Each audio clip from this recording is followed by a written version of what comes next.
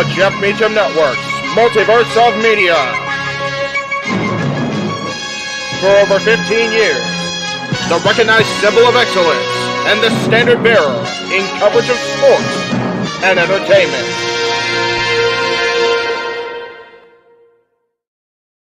We are back live on this Super Saturday as the stars of New Japan Strong return to Southern California out in the high desert. They are in Ontario, California, and we are live across the Jeff Meacham Network Multiverse of Media with our coverage of Resurgence. I am, of course, Jeff Meacham in the control room with my fancy dancy green screen behind me because I ain't using that shit. The internet sucks here. I am joined by our commentary team for the day, the simple man with a spectacular voice calling arguably his favorite promotion, New Japan Pro Wrestling. Noah Foster's here, along with the Renegade, JJ Williams, subbing in today for the unfortunately grieving and ever so busy He-Man James Hebert, who you did not get to see during open mic night or a happy hour or open mic night later. But gentlemen, Resurgence is going to be on the air with their countdown in less than 30 minutes, so I turn the show over to you. I will be popping in the matches in the control room. Have a fun call, boys. I'll see you when open mic night starts. Arigato, boss man. That being said, konnichiwa. Hello, everybody, and welcome once again to Dipner Live. Watch the long event schedule 2024. Hashtag We're Gonna Dash. We bring you immersive alternative commentary as we follow the show live here on our feeds as we cover tonight New Japan Pro Wrestling's latest pay-per-view for the American brand Resurgence. And a little bit over 1 year to the day, the first time that we did this, JJ. Good to see you again. Just against your boss.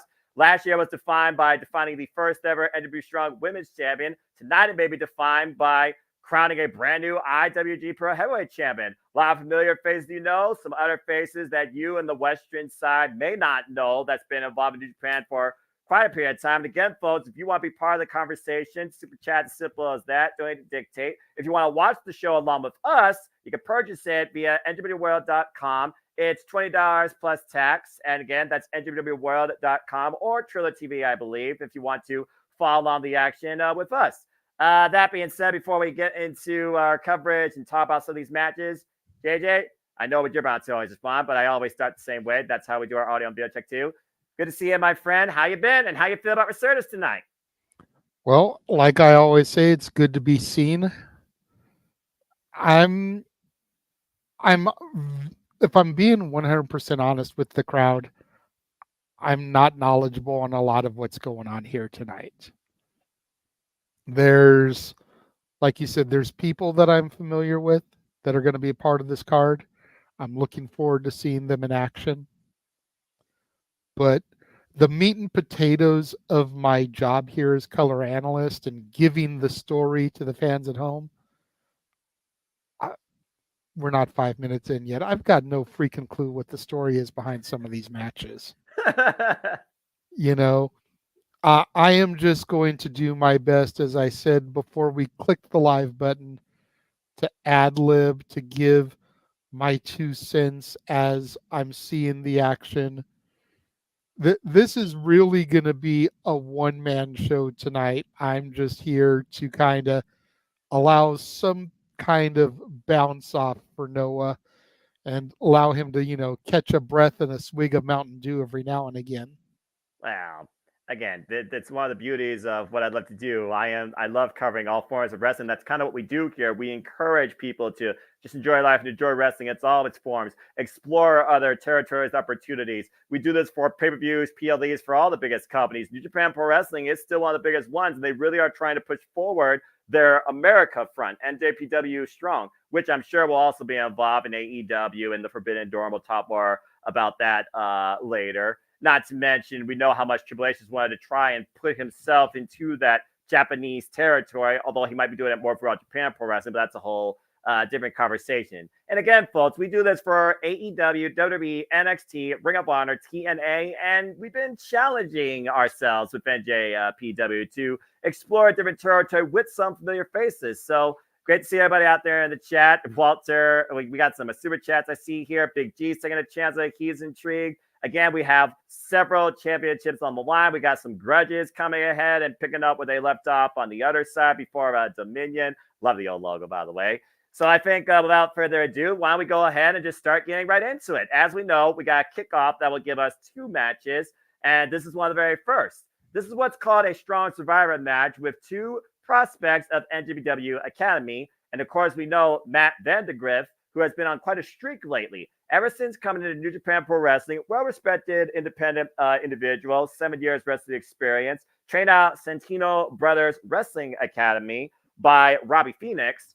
He has right now 4 matches in a row on the NJPW Strong brand. We just saw him win on the kickoff at Windy City Riot last month against Alex Zay.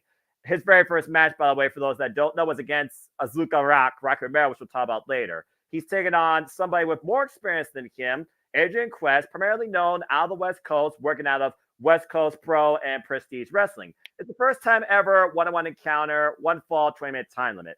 The thing about this match is, again, you're exploring to see how you adapt on the Cerulean Blue, New Japan Pro Wrestling, the disciplinary system of wrestling that they have there. And Matt right now has been owning that again, 4 matches in the row. So while he may be unfamiliar with Adrian, who has also been involved here previously, but has not been involved for a while, I'm curious to see how Matt handles himself against somebody with far more experience than him. So again, you know about Santino Brothers Wrestling Academy, so you're literally looking at a prospect in Matt Vandegrift here.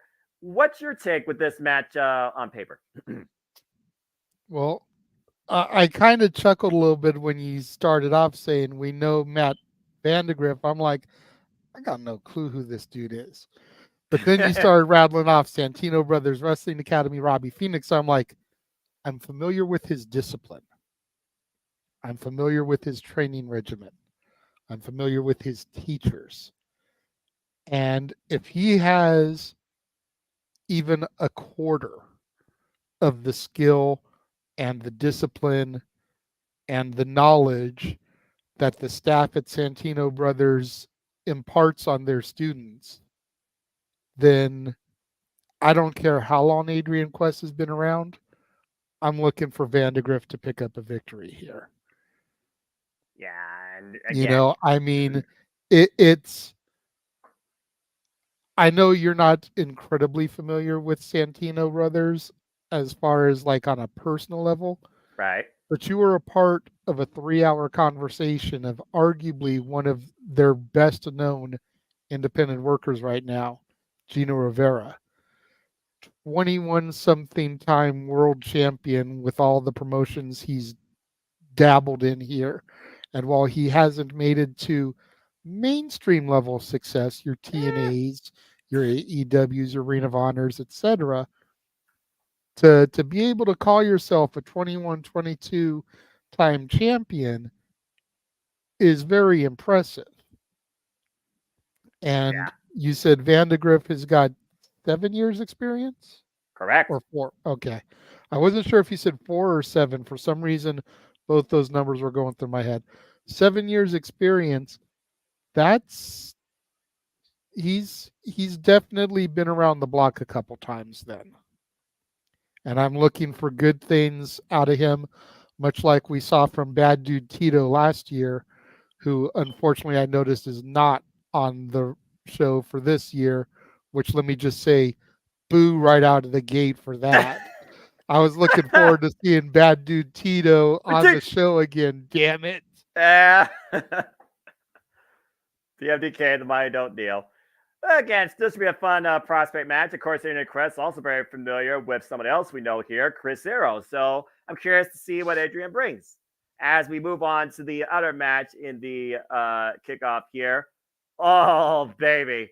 How is this a kickoff match? Ask Mustafa Ali, who asked the same damn thing, that these two have not met each other since 2016, one-on-one. This is the second time ever one-on-one encounter. While Leo Rush, the previous X Division champion, we're looking at him facing the current X Division champion. For Ali, we trust, as Ali is still undefeated 8 months later in his global campaign in making cruiserweight wrestling, and the X Division for that matter, great again.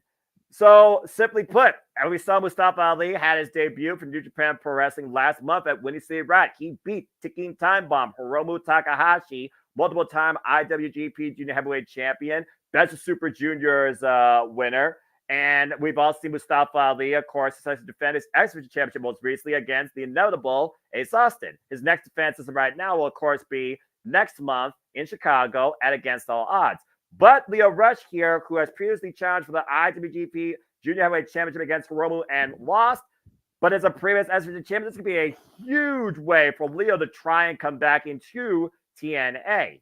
But again, JJ, in Ali, do you still trust, and does his undefeated streak continue? Is the X Division title on the line? It is not. I feel like it should be, damn it. I feel agree. like that would be a huge plug for TNA to have the X Division Championship on the line at this show.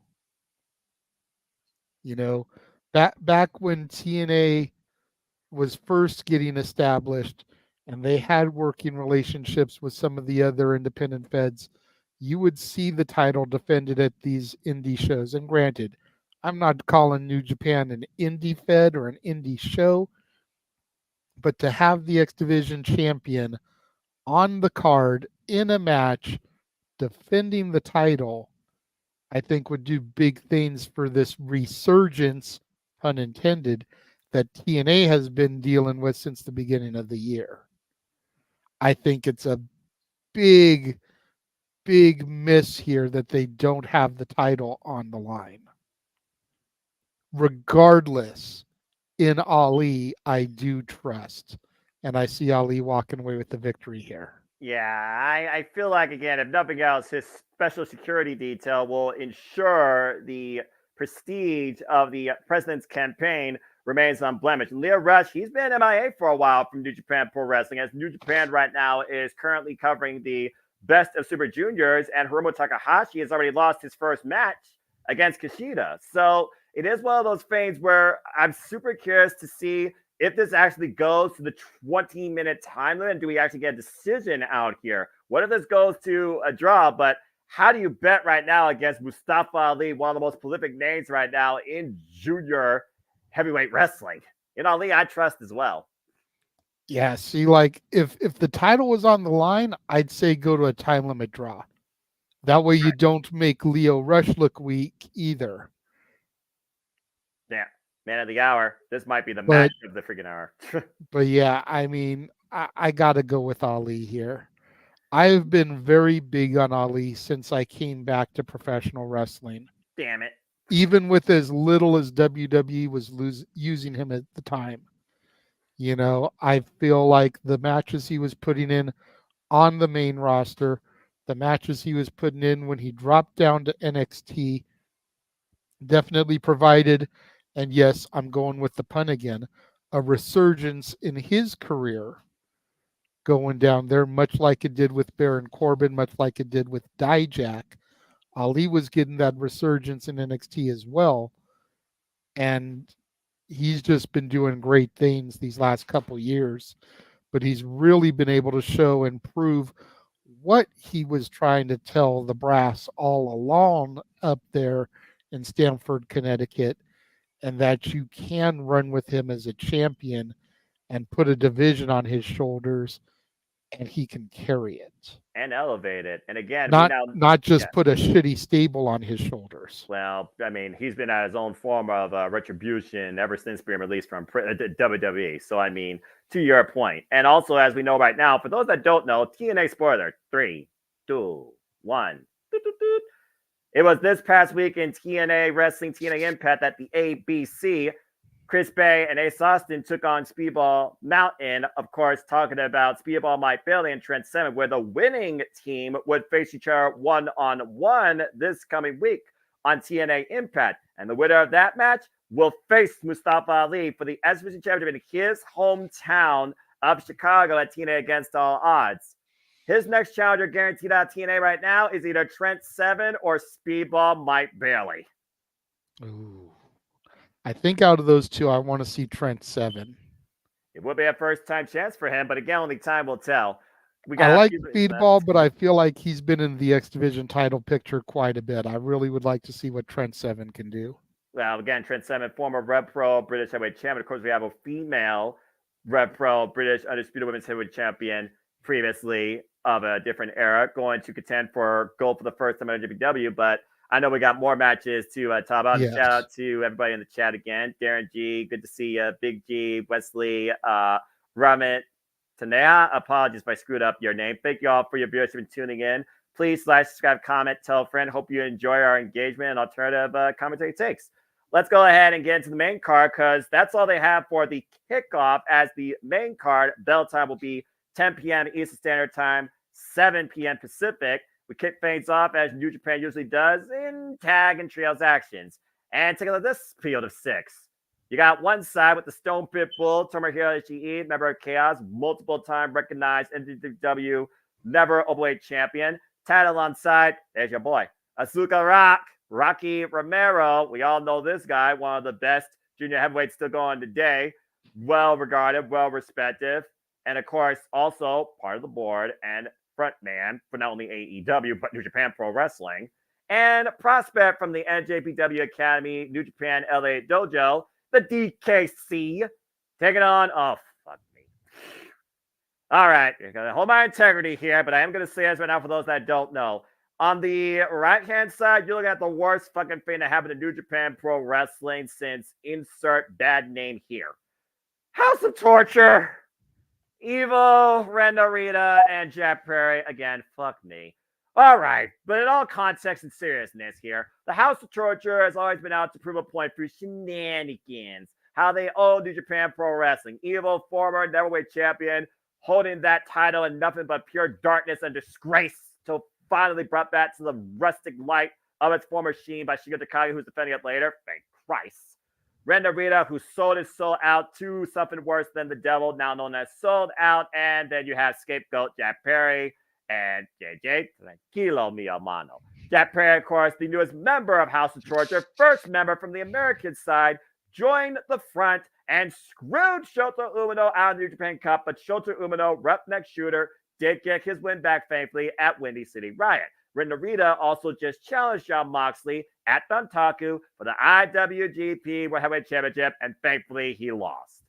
Now, it is a more united front on the House of Torture side, and the one coming in here with the least experience and proverbial fall person here is definitely the DKC. So I do think you look at both sides here and what both sides are out to prove a point. This is House of Torture's first time ever on American soil. I pray to God it's the last.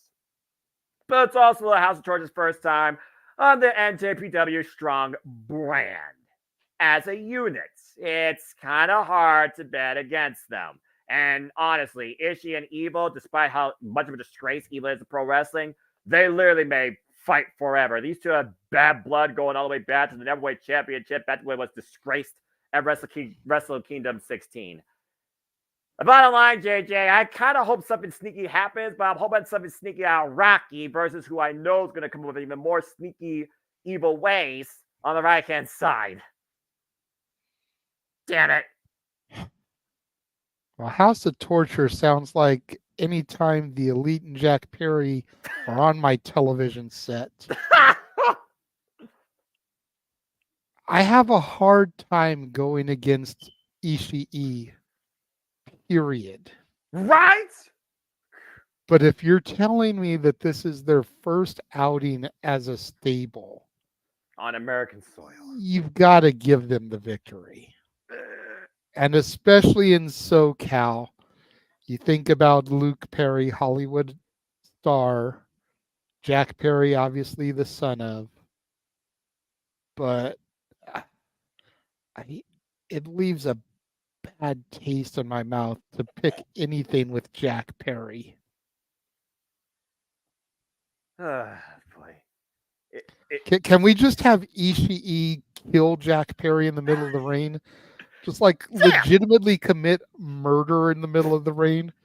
Look, as long as Dick Togo don't show up, I'll make sure I don't rant or bring the show into demonetization. And by the way, before we get underway with the pre-show that's about to probably change airways here, yes, we are strictly covering NJPW here, NJPW Strong's Resurgence. We do know there is other programming on tonight, including Collision and Rampage brought to AEW. Please remain #spoiler-free and focus on the current conversation at hand. Thank you again for your support and engagement here in what we bring to the JMN Multiverse of Media. I pray to God, I actually want to see Ishii just drop Evil on his head Virgo drop Brainbuster. Get your revenge. Get your win back from Wrestle Kingdom 16. But again, I'm not feeling too strong about it. All right. Well, there we go. Nice color change. As we wait for our feeds to change here, which will start off with kickoff action here shortly, I think we can still have time to maybe talk about one more match. Let's talk about something much more brighter side of things. If we can, I was just going to really quickly address Jeff. Murder is not always illegal, Jeff. That's why there's such a thing as justifiable homicides. I feel like justifiable should be in air quotes, though. We're talking about the professional wrestling industry for reasons, but I'm just going to leave that alone because I'm not trying to be political. I've already been a lawyer this week. I'd say ask Jerome Young, but may he rest in peace. So there is such a thing as justifiable. Homicides. So the founder shit thing is not in here, but anyway. And you can't use it anyways because it's a valid point. God damn it! Stop me when I'm telling lies, Meacham. No lies detected. And it looks like we're jumping right into things. All right. Adrian Quest, I believe, is coming to the ring. That is correct. And again, folks, welcome to the pre-show of NJPW Strong Resurgence as we kick things off with a Strong Survivor match. Been a while since we've seen Adrian Quest in the cerulean blue in the NJPW Strong ring. Again, been heavily working out of West Coast Pro and Prestige Wrestling. Now, what exactly is a Strong Survivor match? Are there any kind of special stipulations or anything? When I hear Strong Survivor, I consider it similar to what you would think from a prospect match for the Young Lions. You're seeing what you could do for up to 20 minutes against a prospect of the NJPW Academy, as Titantron shows. And this prospect has been on the road now the last 4 times in a row, as here comes Matt Vandegrift. Of course, we saw Matt Vandegrift last month at Windy City Riot get his 4th win against Alex Zane now. Again, been part of the NJPW Academy since last year, actually, where his very first match was against Rocky Romero. I believe Veda Scott, Walter Stewart, and Chris Charlton are also on the call there for the English commentary, in case people are wondering. Always good to hear Chris Charlton and Veda Scott. Keep enjoying the journey, Veda. Again, this is just a prospect match for those that don't know. As NJPW Academy also trains alongside the LA Dojo to define the future professional wrestling athletes, male and female, to compete in and out of New Japan Pro Wrestling. Other students include, of course, the coach, Fred Rosser, and Trish Adora. Nice deep arm drags there, Steamboat style. So essentially, this is like a proving grounds match. Exactly. Okay. Let's see which one proves more here, as we got a bit of a stalemate here in the early going. So what you've been seeing so far, JJ, just from a style standpoint, you talked about the deep arm drags from Ricky the Dragon Steamboat. Again, another prominent name in professional wrestling. Springboard corkscrew there. Off the ropes. Yeah, I just saw that, by the way. That's all right. Okay, I'm a little bit ahead of you then. Yeah, it's all good. Again, let me know when Adrian Quest lands on the ring apron.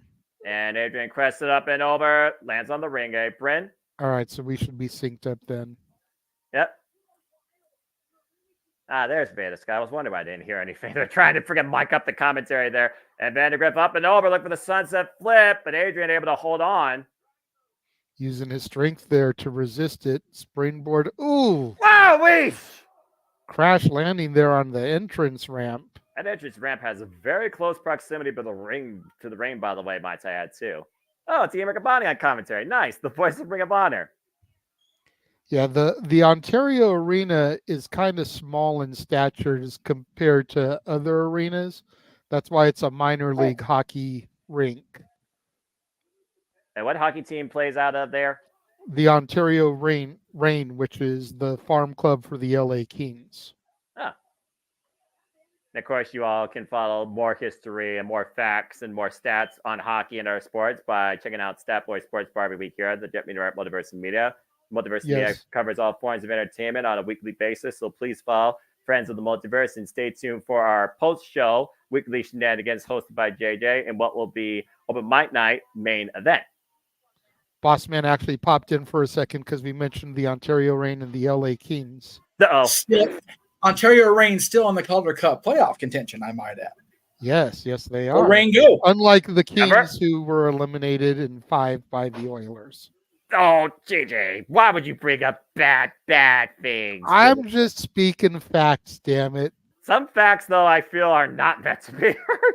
It is what it is. I get that. But yes, the Ontario Reign still in. I actually had a mini plan for a while there. Got to go to a few games for the Reign. Good press kid there. Vandergrift looking for another kick again. Nice scan by Adrian. Waist slot, German suplex.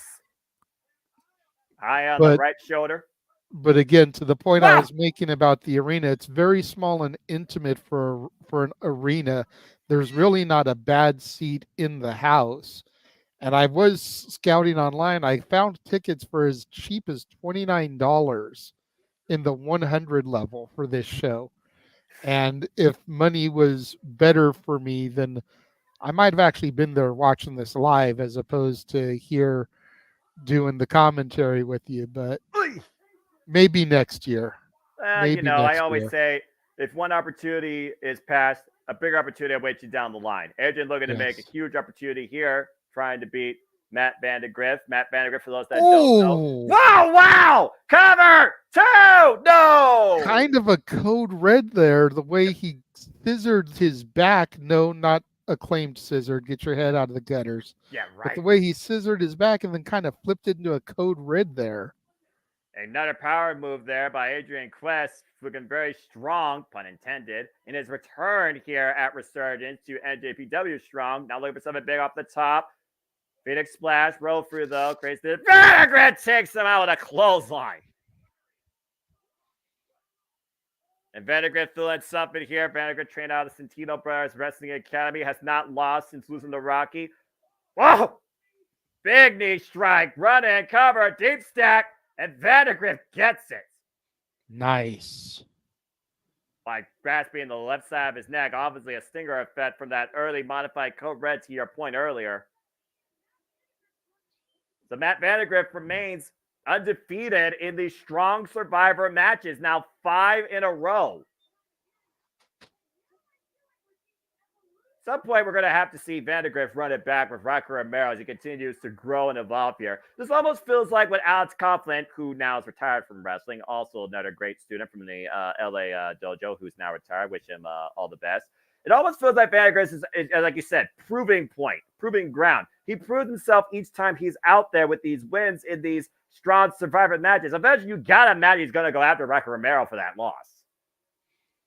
Quite possibly. And you also got to wonder, if he's 5-0, how many more Survivor matches does he need to go through to prove himself before he gets an opportunity to have a normal match, I guess you could say, or even be considered part of title contention, being undefeated? Well, talk about undefeated. How about this woman who remained triumphant with her Red Pro British Women's Heavyweight Championship for over 2 years? Alex Windsor backstage with the lovely Emily Mai.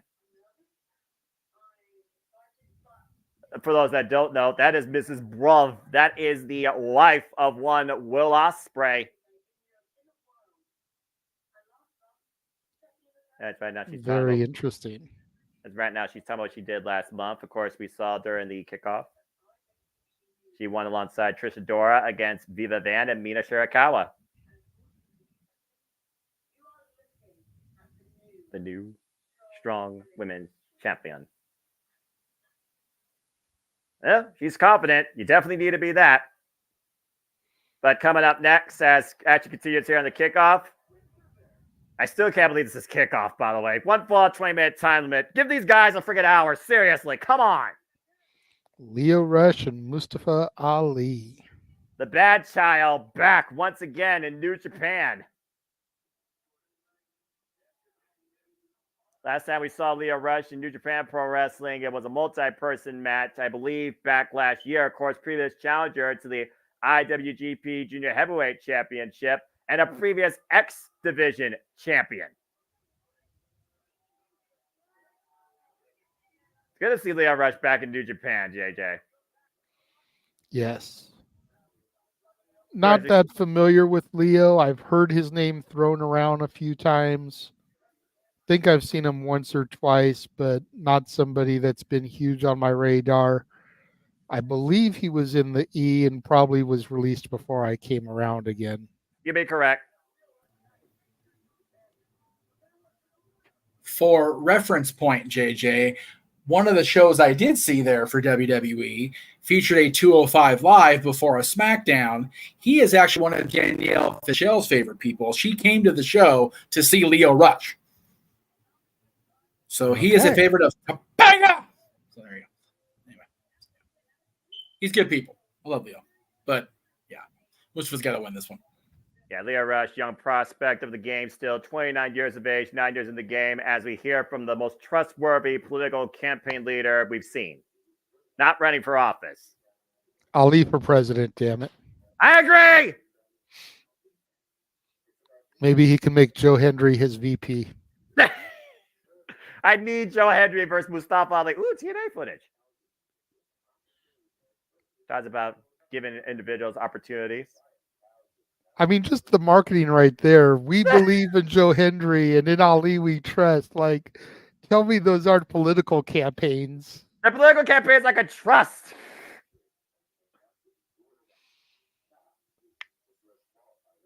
Is Mr. Rush qualified or deserving? Of course not. How dare you?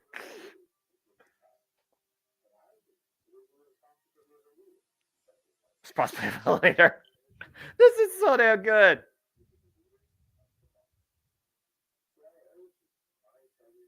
My Phil Scissors. Everything Ali has done has been so good. He knows what it takes to present from his years in WWE, and he knows how to best present himself in the way that WWE never did. So he takes the best and the worst, essentially, and he compiles it for this presentation, and that's why I think it's hitting on all cylinders. And again, this global campaign has been unblemished, unpinned, unsubmitted, undefeated now for over 250 days in and out of all wrestling companies he's competed against and competed in, including most recently TNA. Of course, our current X Division champion, a title that Leo Rush is very familiar with after beating Chris Sabin last year at Slammiversary for it. Whoa! Title that he came out with around his waist. And again, I think it's a miss that this is not an X Division title match. And to your point, I think Leo Rush is looking to make the most of this opportunity here to make sure that he can have a chance to go back after that title. Leo Rush, the aggressor, nearly going here. I think the bell did ring, by the way, so this match is underway, folks. 20-minute time, Leo Rush teeing off against Mustafa Ali in the corner. Ali up and over, though, creating separation, picking up speed. Again, don't blink, by the way, in this match, folks. Whoa. Yeah, you will miss something. And right now, standing switch exchange here. Leo up the second rope, getting the better of Ali, throwing him up the ropes again. Looking to bring him in. Misdirection now by the bad child. Bit of misdirection, though, by Ali, trying to keep up with Leo Rush, which is easier said than done. Using Ali's momentum against him. And, oh, God! Well, and Leo Rush just shot Mr. President with a tope suicida. And again! Good grief. Leo Rush is on fire right now. Well, again, I mean, when you haven't been in a New Japan Pro Wrestling ring for this long, you're out to prove a point. And you're literally looking at a guy that held a title that you once held. And Leo Rush again for the third time. Added momentum with that tope suicida. I was going to say, Leo Rush definitely looking to make an impact here. Leo Rush last involved New Japan Pro Wrestling October 2023. Has not been the X Division champion since losing on Impact 1000 September 2023. Back to Chris Sabin. Of course, Mustafa Ali has been the X Division champion after beating Chris Sabin. Everything revolves around Chris Sabin. Most influential X Division champion of the modern era, ironically. Even though the title was first held by the phenomenal AJ Styles. Mustafa Ali, of course, who has had 5 successful defenses so far as X Division champion. And just like that, Ali has turned the tide of this match, dropping Leo Rush face first. Not going to win out of him. Waistlock here. Ali looking to hoist up Lio Rush. Of course, Mustafa Ali made his campaign debut last month in New Japan Pro Wrestling, beating Hiromu Takahashi and tilt-a-whirl backbreaker. Yeah, that was nice. Great jackhammer there. Jackhammer cover, 2 counts.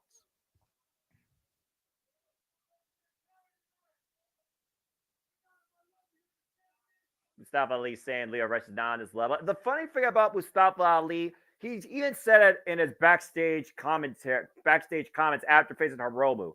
Is there somebody out there that can make me doubt me? Will someone please test me to the point that I doubt myself, that I doubt my own abilities, that I doubt that I can win? Mustafa Ali follows that proverbial chip on his shoulder during this entire campaign. He's looking for somebody to make him not believe in himself. And what you were talking about earlier, and Lio Rush right now trying to get the better of Ali, up and around, beautiful TRS, face first in the turnbuckle. Well, and I feel like that's kind of the way it should be. Ooh. You should be trying to make the champion feel like anybody can beat them. You should be making them try to not believe in themselves. Final hour denied. Ali, great scouting! God! Those knees to the lower back. Ali going up to the top here for something. He might be looking for that 450 splash. Same way he beat Jake Sullivan, same way he beat Chris Simmons, same way he beat Ace Austin! 450 connects, cover on Leo, and oh! What? That's surprising. Lio Rush kicking out of the 450 there. And that's the same way he beat Hiromu Takahashi. Ali going back to the top. Looks like he's going to try it again here. I guess if, go back to the well one too many times. If first it don't work, maybe second time's the charm. Ali again, though. Lio Rush able to escape, though. Rolls inside. And Lio Rush catches a Spanish fly. Cover. 2 and Ali. Well, wait a minute, Ali. Koji clutch. Has him locked in middle of the ring. Submission hold by Mustafa Ali.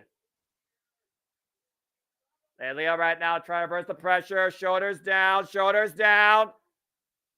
Ali, though, hooking the leg. Ooh. Good sequence there. The referee seemed to take his time with those counts there. That could have been damaging to both competitors. Ali with a sharpshooter, though. Yeah, but right now, again, Mustafa Ali showing far more than we've seen lately out of him in TNA. Lio Rush challenging him a whole different way. Oh, God. Big back heel kick and Lio Rush. Rush hour. We're 5 minutes in this 20-minute contest, by the way. I cannot believe it's only been 5 minutes. Lio Rush to the top rope. He got it. That beautiful split frog splash. Slow the follow-up cover. Lateral press. Ali escapes. Stop wrestling a poison Rana, though. And again, back to the cover. Hook in the far leg. No. Can we address that Matrix-style bridge out of the pinfall, though? Jesus, the conditioning there of Ali. Yeah, I'm about to say, again, now leave it trust. Ali still have to prove a point as well. And I do wonder, does that damage Ali more than benefit him as Lio Rush immediately followed up with a poison Rana? Great near falls by Lio Rush here, back to back. Still able to put away the current X Division champion. Leo, maybe one more time. Going up to the top rope, looking for the final hour, and Ali rolls away. I don't think Lio Rush dares try and clear that distance. And Ali, whoa! Good scout by Leo, though, preventing the face first collision of the turnbuckle. And Ali, what in the hell? Hooks the leg. Trap leg, great pair of levers, followed by, he stole it! Hey, win if you can, lose if you must, always cheat. It's only cheating if you get caught, Noah. In Ali, I trust. Well, I know Lio Rush is not going to trust that decision. He got caught, hook, line, and sinker, and a leg on the top rope for extra leverage. Leo knows what happened, but to your point, the referee doesn't.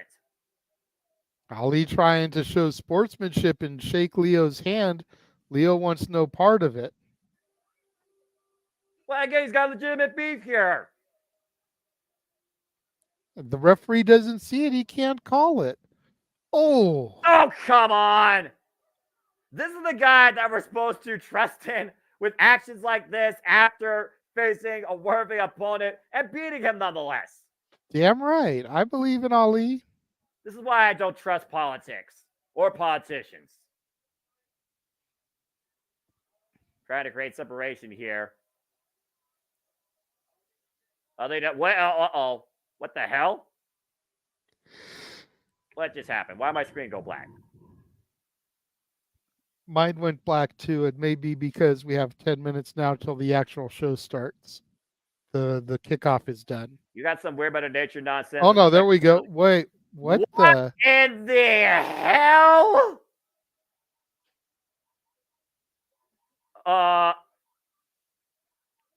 Leo Rush. Why is he bleeding out the mouth? What in the hell? Looking like something out of a zombie movie. Well, clearly Mustafa Ali just brought something out of the bad child that he may regret.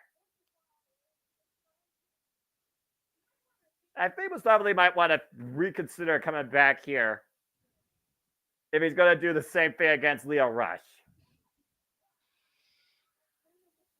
I don't think none of us expected that. Well, Ali fears Leo Rush, and for good reason. Someone tell me this is far from over between the current and a former X Division champion. As we again have just about a little over 7 minutes for the top of the hour before getting action underway.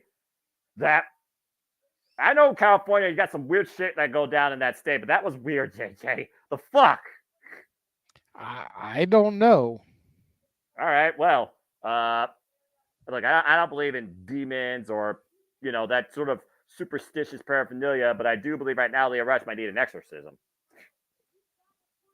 Anyway, we got still so much more to talk about. We got the NJPW Strong Women's Championship, NJPW Strong Openweight Championship, IWGP World Heavyweight Championship, NJPW World Television Championship. So let's go ahead and get back to these matches as everything okay.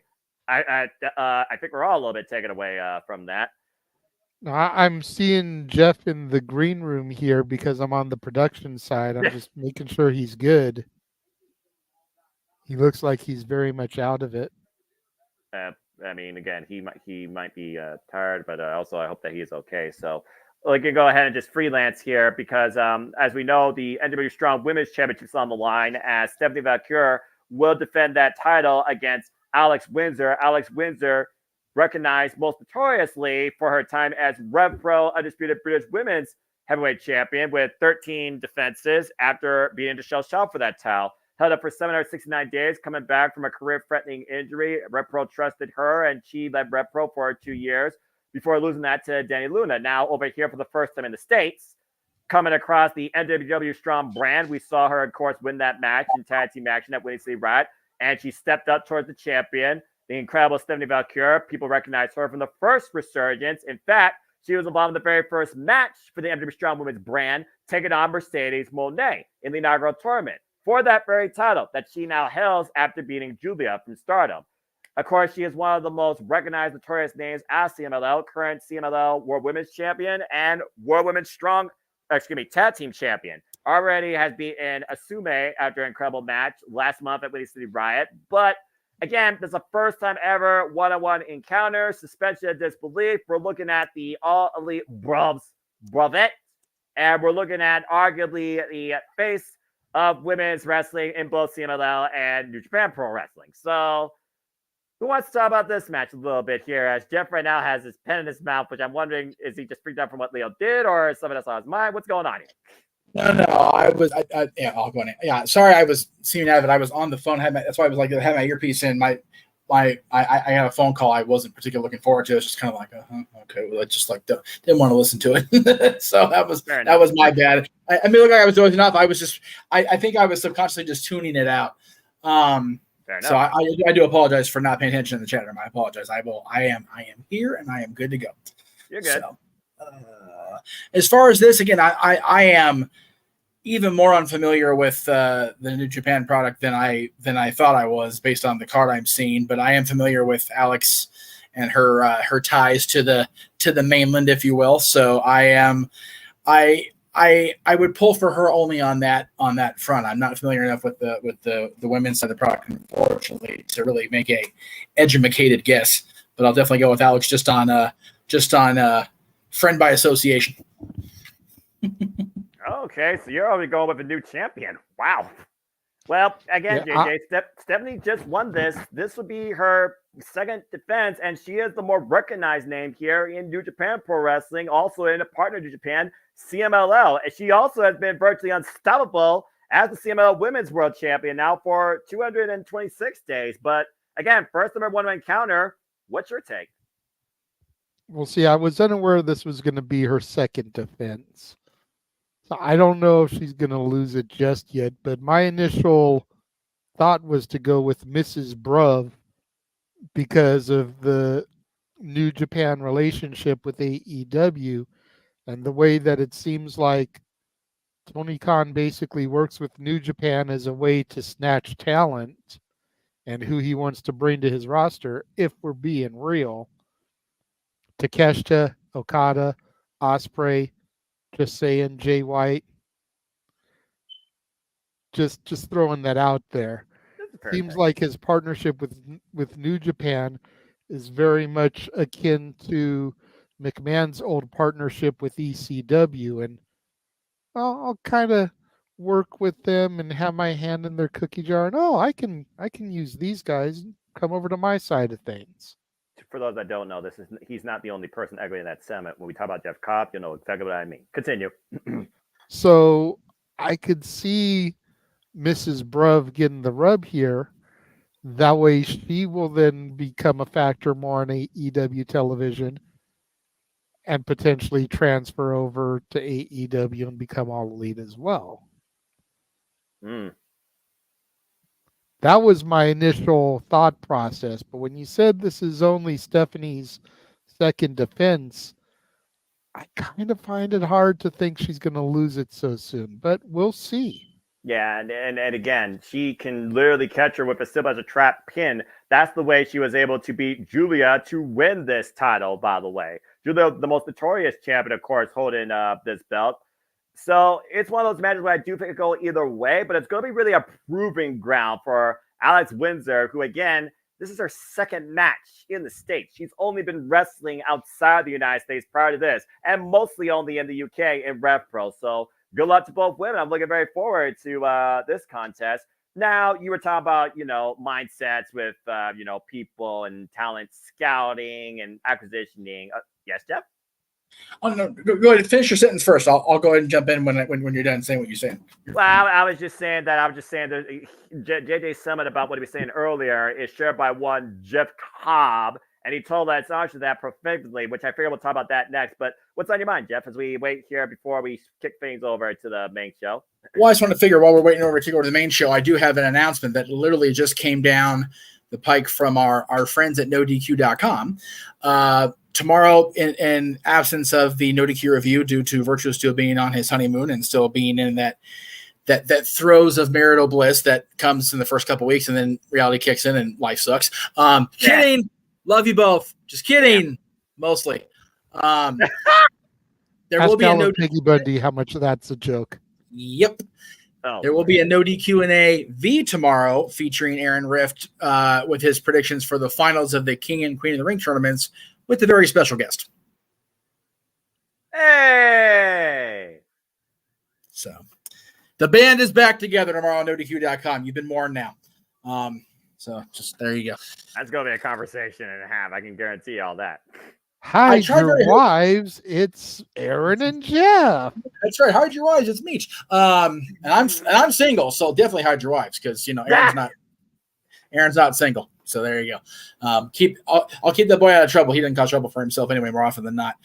But yeah, it's I usually keep Sundays open, and if it's not a watch along, I try to, in case the review comes up and I happen to be available. But there is no review because again, Virtue's enjoying his life for once. So we're gonna go ahead and put us together for a no DQ and AV, mainly talking about the King and Queen of the Ring tournament as far as what the finals may be. But as always, send your questions into Aaron through his email, and you can super chat during the stream. Apparently, I'm getting those split, so that's always good.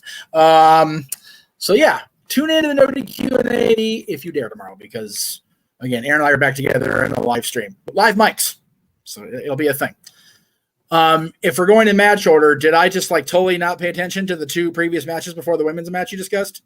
No, that was just the first match he decided to go to coming back from the thing. Yeah, so. I figured we talk more about the title matches because they do have more prolific nature to them. That's valid. Outside Tanahashi and Zack Sabre Jr. Right. But and again, we're already starting things off. They're literally going through the match order here, so you're good. And Jordan, have a good time. And again, folks, hope you enjoy our alternative commentary and conversation here as we engage in New Japan Wrestling Resurgence. Again, the rundown on the card right now. We know that the second match, of course, will be that tag match, Dirty Work, Fred Rosser and Filthy Tom Lawler taking on West Coast Wrecking Crew. Third match will be for the NJPW Strong Openweight Tag Team Championships. TMDK defend the gold against the Gorillas of Destiny, El Phantasmo, and what's his name? Hikuleo. Too many names! Damn it! Of course, TMDK won those titles last month, and GOD have not let it down since. Fourth match will be for the match for the title we just discussed. By the way, Alex Windsor, who's been competing out of Rev Pro still, but also Pro Wrestling Eve, kind of had a mixed bag of luck lately in those promotions too. So I'm curious to see how she bounces back either in the UK or tonight here in America. Don't count out Alex Windsor, folks. That's all I'm saying. I'm looking forward to that. Fifth match, Kenta and David Finlay. Oh, fuck me. Taking on Yota Tsuji and Tetsuya Naito. Tag grudge match. I hate when you do stuff like that because I have no idea why you're saying that. No, trust me. Because of my lack of knowledge on the product. So, well, David Finlay's just the scum of the earth. He's a savage. The War Dogs have literally turned New Japan Pro Wrestling back to the dark ages of, disorderly conduct. Did I just see Tanahashi versus Zack Sabre Jr.? Yes! Okay. You have my interest for at least one match. Seventh match. Jeff Cobb, after beating Zack Sabre Jr. for the NJPW World Television Championship at Dontaku, defends the gold against not the Murder Hawk Monster, but the American Psycho now, Lance Archer. And to your point, JJ, Jeff Cobb talked about too. First person to come challenge me. He's not even working in New Japan. He's working in AEW or Ring of Honor, AEW Dark, wherever the hell you're working at. I don't even know. Jeff Cobb was joshing about that during the NJPW Resurgence press conference. So I don't think your summons necessarily are being echoed alone. But also, again, when Lance Archer was Dallas, right? Teaming with Kid Cash. And of course, I talked about his history as Killer Elite Squad alongside David Boy Smith Jr. in Suzuki-gun. Eighth match. Never Openweight Championship. Shingo Takagi versus Uya Uemura, current KLPW champion, a title that Shingo Takagi held for quite a period of time. He only asked Uya to stand out at the All Together show, which Uya tried, but lost after eating a shiny wizard Shades of Keiji Budo against Kato Kiyomiya. Very curious to see if Uya Uemura's, for those that don't know, the other half of Joya alongside Joe Hendry during this I was excursion. Gonna say I thought so, but Yeah. he's changed his look up some, hasn't he? Well, he lost his hair in a hair versus hair match against Yota Tsuji. He had to shave his head bald. So yeah, it's a completely different look for Uya. Got it.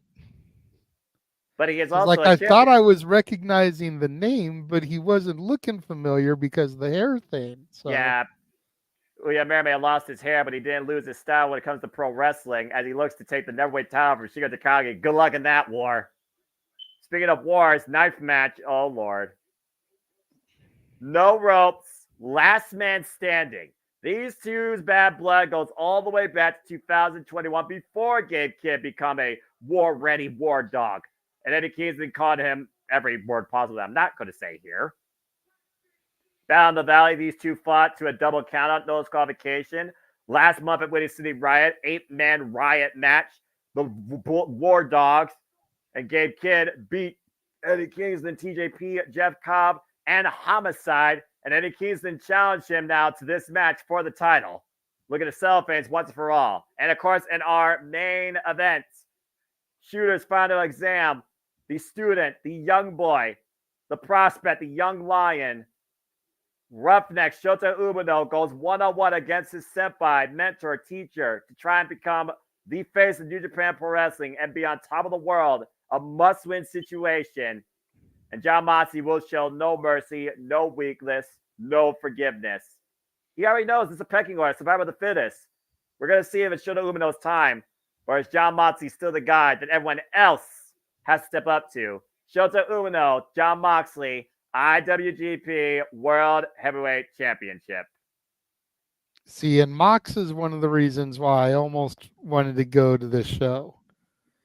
Like, I wanted to go and take Natalie with me so that she could see 1/3 of the Shield, the member that she didn't see come out at WrestleMania when that music hit. Right? Well, as we kick things off and officially get underway, JJ and everybody, welcome to our alternative commentary coverage. Here's JMN Multiverse of Media live watch event scheduled 2024 New Japan Pro Wrestling side. This is NJPW STRONG, and this is Resurgence. We got Ian Riccaboni and the lovely Beta Scott there live at the Toyota Arena in California, while me and the Renegade Wrestling JJ Williams are here with you guys on the call tonight with our reactions, takes, results, and what could this lead to towards Dominion, G1 Climax, the Forbidden Door, AEW, Ring of Honor, who knows what else? Stardom, maybe, if Osmond decides to invade that territory. Should be a very fun night, very fun, fulfilled card tonight. JJ, you ready to go? I'm ready, and it'll be interesting to see how any of the stuff we're about to see unfold plays into Forbidden Door in a couple of months. And there we go with our first match coming down the line as we get ready for 6-man tag team action. Yes, folks, I realize who's on the right-hand side, so please, super chat if you want to dictate the conversation. Super chat, simple as that. At least he's in the curtain jerker. Yeah, that's true.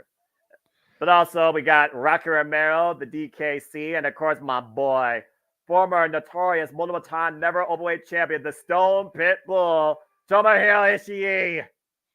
And I mean, to be fair, Noah, Arlene did chant $10 to say, let Noah rant, damn it. But if you want me to rant about the scapegoat, that's going to be another $10 to my channel, not I have channel. To commentate. I can't rant during a match. That takes away my integral capabilities to tell what's happening in the ring for the wrestling. But I understand. No, it does not. If you are being requested and paid for to go on a diatribe, you got to give the people what they want. And here I thought out my blood pressure was not going to be turned up to 11 tonight. Well, so much for that. All right, well, I'll tell you what. The moment that the House of Torture brings out dickish moves, no Dick Togo, please, then you got it.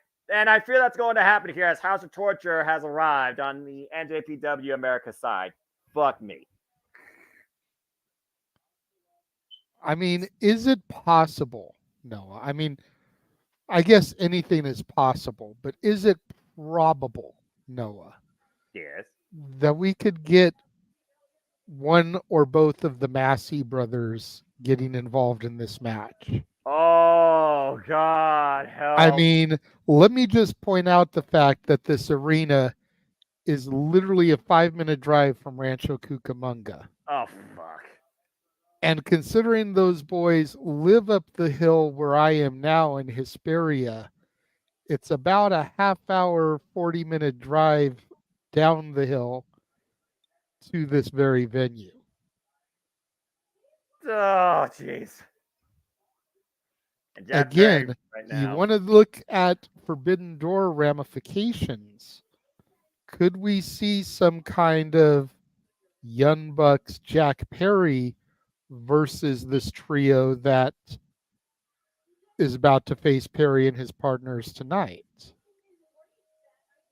Well, but this person that allowed Jack Perry to fully embrace this identity of scapegoat, you very well might be onto a dark premonition, as here comes the leader of the House of Torture and the darkest proprietor, bringing out the worst in New Japan Pro Wrestling, worse than what the War Dogs have savagely brought forward.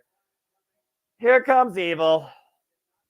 It's We have just not seen... something to think about. I hate the fact that I'm speaking it into existence, or the possibility of speaking it into existence, but as the color man here, I've got to bring these things to light, whether people like it or not. So yeah. Speaking of bringing things to light, this guy was once a shining example of Katsuyori Shibata, the son of Strong Style, sold his soul out to Evil and joined House of Torture after the World Tag League conclusion last year.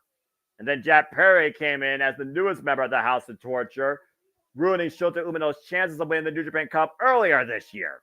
And if you guys want real torture, just give Jack Perry a microphone. Oh, jeez.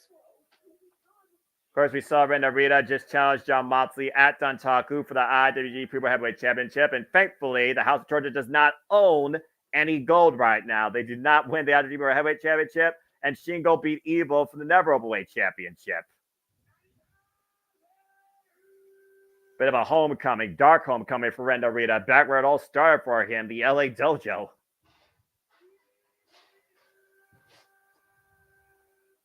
Evil, of course, branching out his own faction, House of Torture, out of Bullet Club. I still don't think House of Torture is part of Bullet Club, but there's more confusing Bullet Club Civil War nonsense than the NWO, if that makes any sense. I completely get where you're coming from. I almost said the same thing. NWO, NWO Wolfpack, NWO B Team, NWO Elite, NWO 2000, NWO fucking WWE version, NWO Japan, NWO Mexico. Blue World Order. Yeah, Blue World Order, Latino World Order. Oh, God. What have I started? My World Order. But anyways. We don't talk about that. New porn order. Yes, that was a thing. I'm sorry to say. What the fuck? This world is going to hell. Oh, God. Lord have mercy on humanity, and Lord have mercy on my integrity of commentary. The rings are underway. Roger Romero and Jack Perry kicking things off here. Oh, look, it's an AEW match. What? Oh, sorry. Damn it. Carnell tie up. Roger Romero, of course, coming off a great match against Kyle O'Reilly more recently. Had a chance to maybe contend for the Trios Championships if he beat Switchblade Jay White, but he lost in that affair this past Wednesday on Dynamite. Also leads classes in NJPW Academy, training the future of New Japan Pro Wrestling. And now Evil and Jack Perry double teaming Rocker Romero in the corner. Knife as shots by the former Never Openweight champion. Ah! Oh, come on again. Typical House of Torture mentality. Find every possible loophole you can in the playbook. Triple team effort here out of the corner by Ren Narita, Jack Perry, and Evil to Rocker Romero. I mean, it's heel tactics 101, Noah. You're not supposed to like it, but for some reason, when it's a heel that you actually despise, like a Jack Perry, it's even worse. It's also worse when you talk about the worst thing in professional wrestling right now being the House of Torture, okay? It's only good for me when the House of Torture has no gold, all right? When they have gold, then it's a whole different level of fuck this group. I don't know if the House of Torture is worse than this new version of the Elite we've got. You might be running neck and neck in that race there, Noah. I'm just going to say this. Exhibit A, Kazuchika Okada. Exhibit B, Evil. Which one do I give a fuck more about? Kick to the hamstring. Okay, that's fair. Gets to the midsection. Of course, Kazuchika Okada, one of the most notorious faces out of New Japan Pro Wrestling, defined the IWGP Heavyweight Championship for over 2,000 days. Whoa! Nice to Harris. By the king of sneaky style himself, Asuka Rocker Romero, multiple-time IWGP Junior Heavyweight Tag Team Champion, alongside the likes of Alex Kozlov and, of course, Trent Beretta for Punky Vice. Tag to DKC. Double team on Jack Perry. Double drop toe hold there. DKC with the accolade. Wrecker Romero picking up speed off the ropes. Both sides here. Evil looking for maybe a cheap shot. Oh! You know, someone told me that Perry had that coming. The Jack Perry right now. DKC cover. Lateral press. Gets a 1 count. And the funny thing is, we haven't seen Jack Perry since that fallout from last year until he showed up at Battle in the Valley and attacked Shota Umino. That was his first time showing up in New Japan Pro Wrestling. Oh! And now Evil and Renarita taking advantage for Jack Perry, taking down the DKC. And this is where our hell starts to break loose in the worst way possible. At least I know that Abe-san doesn't have to worry about Evil ramming the freaking announce table over him. Covered by Jack Perry. Boot over the throat. I mean, at this point, it's just the freaking wash right now. It's just a wash. And Jack Perry again just taking in the ire of the crowd. Crimea River, right? You know, I complain. This would be the one time that James would just have like a screen cap probably up where he just has his back turned to the camera for reasons. Yeah. The snap. I don't. You know what? I don't know if he would do it to this match out of respect for Ishii. Yes. I think he would go ahead and stay faced up just out of respect for the Stone Pitbull. Well, I mean, again, Ishii was on the blunt end in defeat of one of the worst matches in New Japan Pro Wrestling history for the Neverweight Championship against Evil at Wrestle Kingdom 16. Yeah, and you wanted to throw Okada in there versus Evil as far as which one you care about. I say take Okada out of the equation since it's a trio. Ugh! And that leaves the Massies and Jack Perry as the other trio. Yeah, you know what? That's fair because Kazuchika Okada right now is the #1 successful member, being the AEW Continental Champion after being covered by Evil again. Hook of the leg on DKC. Kicks out again. Third cover by Evil. Hook of the leg. 2 count again. DKC refuses to stay down. Evil right now getting frustrated, just trying to force his will and weight down DKC. Cover after cover after cover. DKC refusing to stay down for the 3. And none of those pinfalls was well executed. Poor fundamentals by Evil. This guy's supposed to lead by example. Meanwhile, Renarita's got that push-up bar. That push-up bar literally used as disciplinary training back in his Young Lion days. Only used now as a dark weapon of advantage.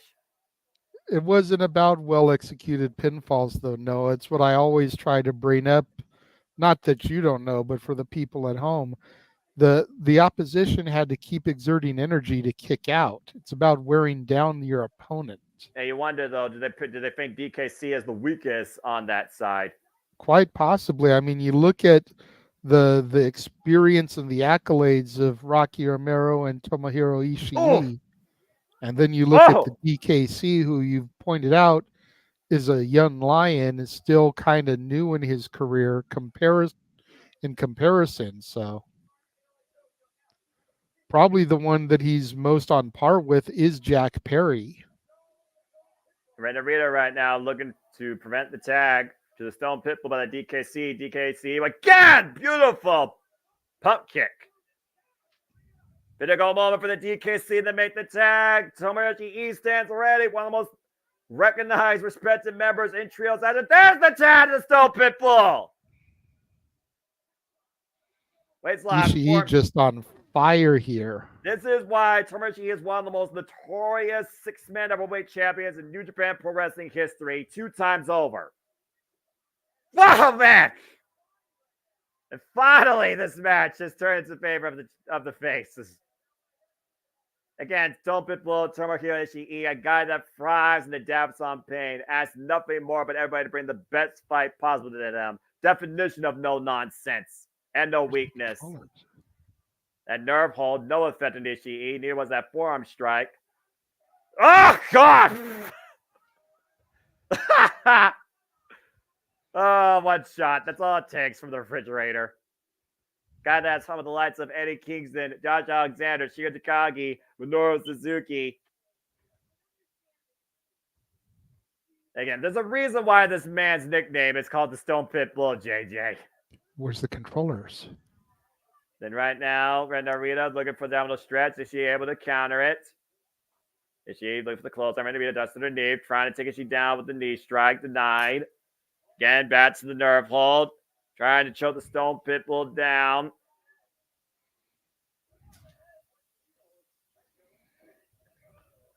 And that kick, no effect, though. The waist lock. Ishii standing switch. Ren Narita throws a roll. Chip shot by Evil. And Ren Narita takes advantage.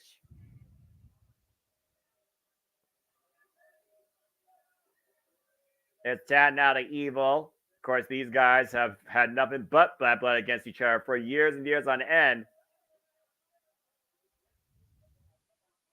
And right now they're trying to push the referee. Wait a minute, what's that? That's a tag rope. What? He was literally choking him out with a tag rope. That is insane. Look at Fisherman Buster. Is she able to counter the hook? Evil up. Nice. Vertical drop suplex. Rocky Romero stands ready in the corner. Tomoyo Ishii, tab to Rocky.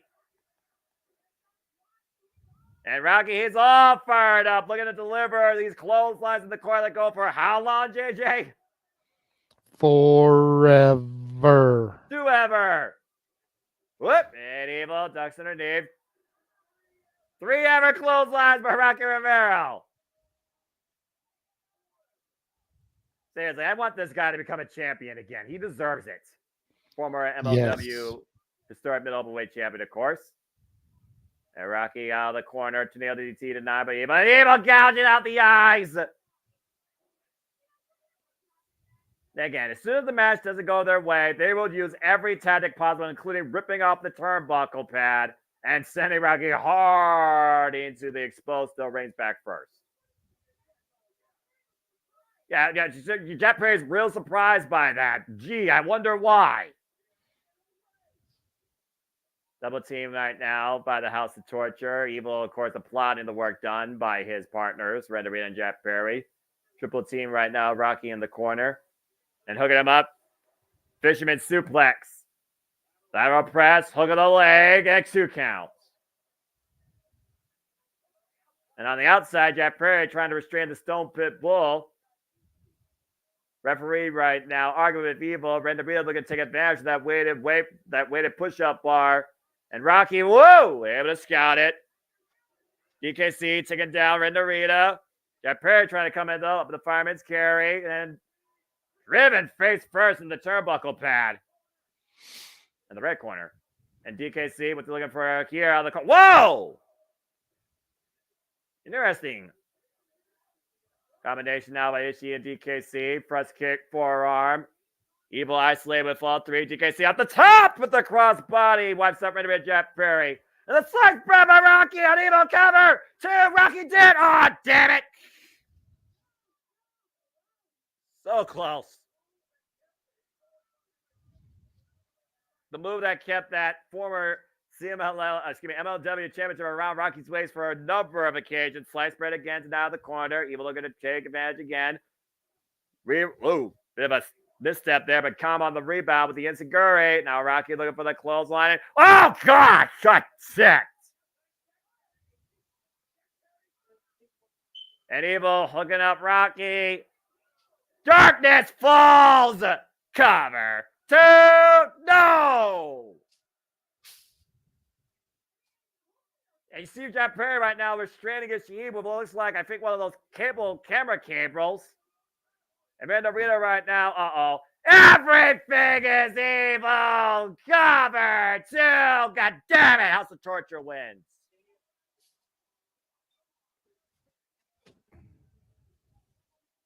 Well, at least this nightmare is over for now, but I fear this won't be the last we see of House of Torture.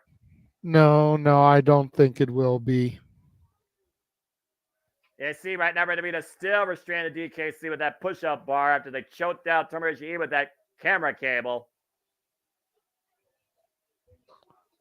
It's the antics that make House of Torture just so damn hateable. Seriously. We talked about Evil one time being one of the most biggest potentials in New Japan Pro Wrestling. Now, obviously, one of the biggest wastes. And he's ruining other talent as we speak, including Jack Perry, who was already ruined to begin with, and Ren Narita.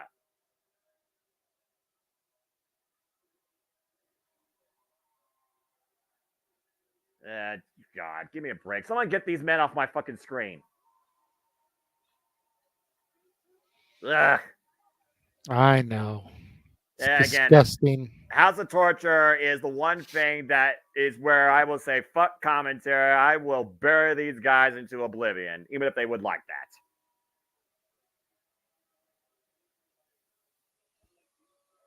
Well, hopefully the worst of the card that we're going to see tonight, that's the last we'll see of them. Hopefully. Evil, Jack Perry, and Ren Narita with the win tonight are opening contests against Racker Romero, Termichi, and the DKC, pinning Rocky, actually. And that doesn't surprise me. That way you protect Ishii and the upstart DKC. I suppose. You want to talk about animosity and enemies? Get ready for this tag team match that literally exemplifies that. Again, the West Coast Wrecking Crew, they were former friends of Filthy Tom Lawler. They were part of Team Filthy back when NJPW Strong was first began. They literally helped Filthy Tom Lawler not only win, but maintain his stranglehold on the NJPW Strong Openweight Championship. At one point, they literally helped this guy shave Fred Rosser bald. But it was last month at Winning City Riot where the West Coast Wrecking Crew could stand no more. How many times have gone after the NJPW Strong Openweight Championship, Tag Team Championships, came that close and failed? The closest they came was last month. And look at the way their jerseys are worn here, JJ. Filthy crossed out. Definitely trying to send a message there. Well, again, no longer part of Team Filthy. Obviously no longer friends with Tom Lawler after literally taking the man's hair and feeding it to him. West Coast Wrecking Crew, Royce Isaacs, and of course, Joel Nelson. We all know Royce Isaacs, most recently from Bloodsport.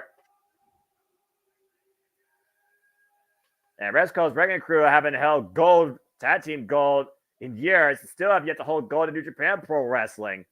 Previous multiple challengers against the former champions now that will challenge for the titles tonight, of course, Grills of Destiny, Hikuleo, and El Fantasmo.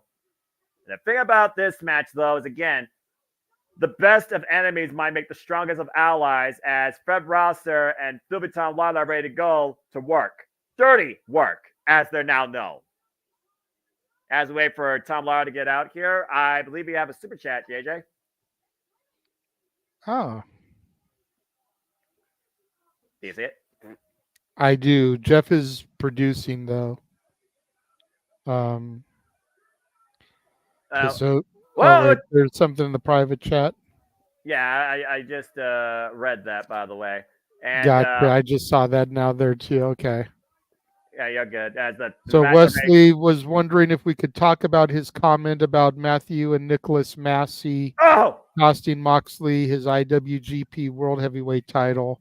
You want to? Yes, he says that he's predicting that they will cost him the title to punish Bryan Danielson for joining AEW at Double or Nothing. I don't think so. Nah, I don't see that happening. Honestly, they got no beef with Jon Moxley. Even if Double or Nothing has Anarchy in the Arena with Bryan Danielson, Eddie Kingston, and FTR. Bell Reigns, by the way, we're officially underway with this tag team grudge match. And you see Tom Lawler right now, newly shaved, bald Tom Lawler, might I add. That's a one for him. Fred Rosser and Tom Lawler going to work. Fred Rosser, of course, the former Darren Young. That's right. Also now a coach. And look at that picture. Yeah, Team Filthy, no more. West Coast Wrecking Crew. That friendship, that partnership is done and buried. Of course, Filthy Tom Lawler coming in with that UFC background. Previous, like I said, NJPW Strong champion. Of course, Eddie Kingston will defend that title. Oof. Later tonight. Again, he formed this team in the genesis of NJPW Strong alongside JR Kratos and Rayo at the Papi Danny Limelight. They were running roughshod over New Japan Pro Wrestling Strong Academy. Danny Limelight, that's another name that I know very well. Let me just reconfirm before I speak on it. Yeah, about to say. Of course, appears involved also in AEW Dark, and I believe also involved right now in MLW. Fred Rosser right now with the hip attack in the corner. Working over, I believe that is Bryce Isaacs. Oh! Tag. Tag made. Filthy Tom Lawler. Of course, Filthy Tom Lawler has been involved in Filthy Wars. Nice teamwork there against the likes of Homicide. And look at this. Oh! A stroke. I can't believe I just called that cover. Damn it. You love it. No, I don't. Yeah, you do. No, I don't. Of all the moves, why the hell did he do a stroke with Tom Lawler? Why not? Hey, Jeff Jarrett was previously involved in New Japan Pro Wrestling too. Dark memories. And trying to ignore the past to focus on the future. But a double team in the present right now, taking down Fred Rosser. Oh, dadgum, I can't escape Jeff Jarrett.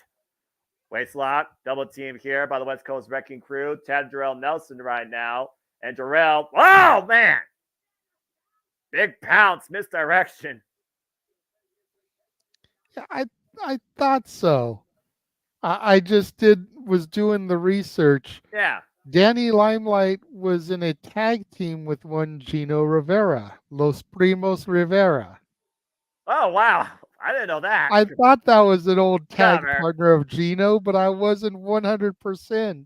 Just a 2 count there. That's actually where the Rivera name came from for Gino. Because Danny Limelight's real last name is Rivera. Oh, okay. That makes sense now. So that's where the gimmick name of Rivera came for Gino, because I'm not going to throw his legit name out there. He did wrestle on the indies under his name for a little bit. So if you know, you know. Fair enough. But tag. In an effort to keep his privacy, since he changed it, right. I'm not going to throw it out there. But what's that? Yeah. Oh!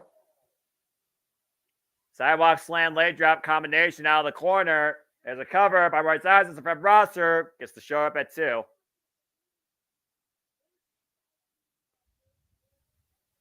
course, Dirty Work. This is the 3rd time now we've seen them as a tag team. First time we saw them as a tag team, of course, was in Ring of Honor. And of course, West Coast Crew, no love lost to Fred Rosser. Big headbutt by Bryce Isaacs. And again, anybody here that does not follow the rules of conduct we expect here in the chat, stay in conversation, donate to dictate, you will receive a warning, and then the ban hammer, courtesy of the man whose name is the marquee. At the end of the day, enjoy life, enjoy wrestling, enjoy our alternative commentary to strictly focusing New Japan Pro Wrestling Resurgence. And again, we know AEW is on, so please remain #free for those that might be watching it later via DVR or stream. And again, thank you for your viewership participation. Yeah, we're still very young in this card. I gotta say, I haven't really watched Collision aside from the Collision Battle of the Belts watch along we did for a minute. Fair. But I want to see the Son of the Dynamite Kid tonight. Yeah. I want to see what Tommy Billington has to offer. Especially against Dax Harwood. That's a hell of a first outing. Yeah, seriously. And you think about the respect FTR has for the Hart Foundation, longtime rivals of the Bulldogs. That's going to be insane. And probably as insane as that ridiculous super play that sent Jarrell Nelson to the other side of the ring as Fred Rosser right now tries to make his way to his corner and makes the tag to Filthy Tom Lawler. And the tag made on both sides. Tom Lawler and Royce Isaacs legal. Royce Isaacs the one that drove Tom Lawler into the ring post and took his hair. And you see, oh man. That mixed martial arts background now. Filthy Tom Lawler coming out here, just literally teeing off against Royce Isaacs. Here's a little bit of trivia about Tom Lawler that you may not have known, because I don't know how much you really follow UFC. But Filthy Tom Lawler's second ever UFC match was on the same show that Brock Lesnar fought Frank Mir, UFC 100. That's crazy.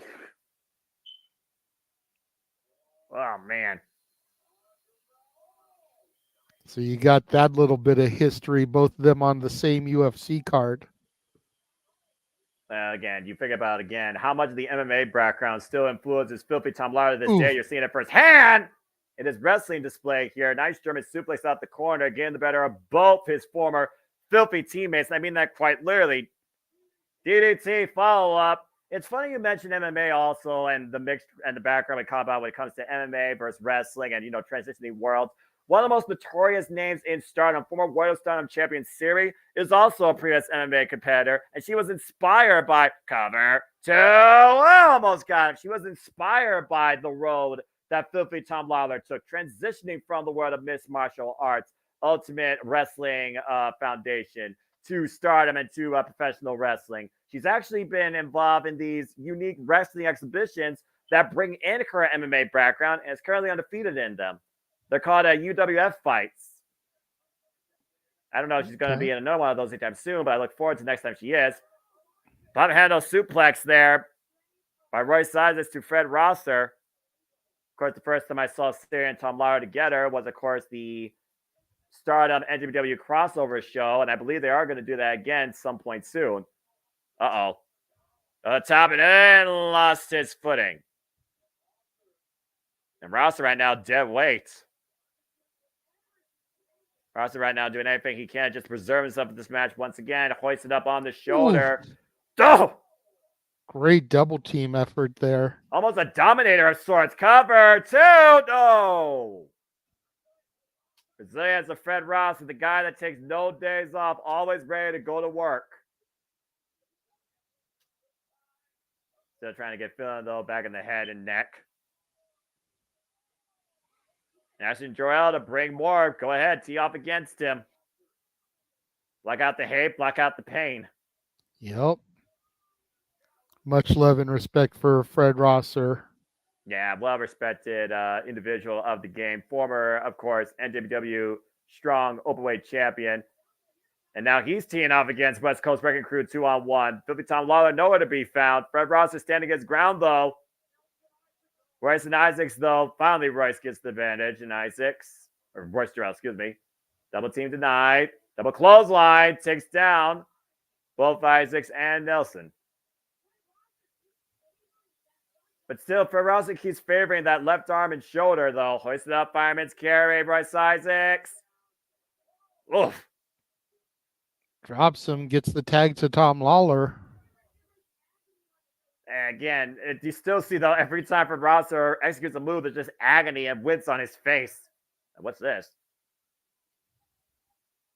Whoa!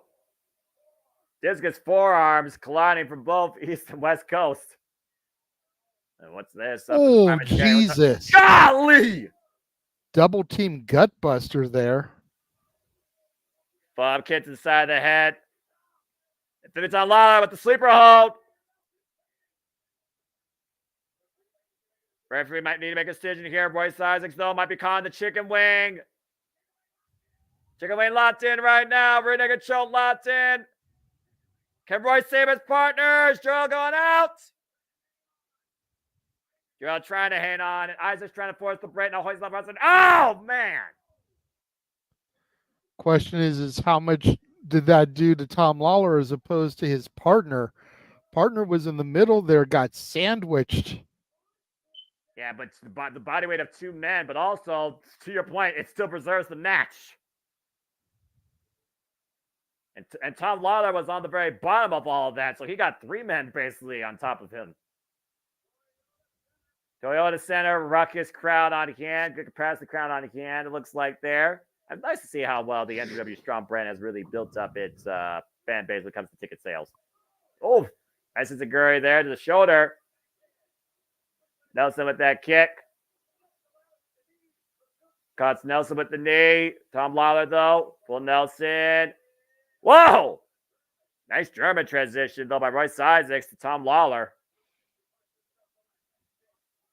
Royce Isaacs and Gerald Nelson once again back in control. Both men standing strong here. Pun intended. And I got to consider also who wins this. They might put their name in contention for the NJPW Strong Openweight Championships. Oh, God, powerbomb. Catapult. And driven down with the power slam by Royce Eyes. It's great double team combination here by the West Coast Wrecking Crew. And again, Tom Lawler is the legal competitor. And right now, Tom Lawler isolated against his former friends. Oh, no, not again. Not again. No hesitation. A pile driver! Tom Lawler's done. Tom Lawler's got to be done. Top rope elbow drop of Joe. No, that's got to be it. Cover 2. The West Coast Wrecking Crew just beat Dirty Work. That's crazy. And in that, buried their past once and for all, I feel like. Good to see you, Sandy. Thanks for deciding to join us. Says, hey guys, first I had no intention of watching this, but chose to because I still like to have that picturing of all that's going on. Well, we appreciate that. Noah does a masterful job calling the action here and painting the picture, much like the commentators ringside there at the events. I just do my best. Y'all nice. Again, that's why he is the MVP of the JMN. Did too many letters. So JJ almost got stumbled there. You're all nice. But appreciate you, Sandy. I hope people are appreciating so far what really has been the undercard when you think about it here. But I got to think about now after they just pinned Filthy Tom Lawler, their former Filthy leader. West Coast Wrecking Crew got nothing but a bright, clear future ahead for them and what they want to pursue. And there will be no more obstacles, nor no older friends either. And we'll see those NJPW Strong Never Away titles next, actually.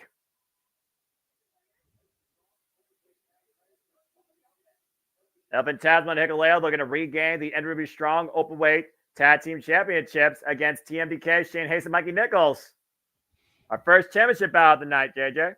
Yes, sir. Gorillas of Destiny 2, might I add, GOD, still led by Jado, of course. Won these titles last year against the War Dogs.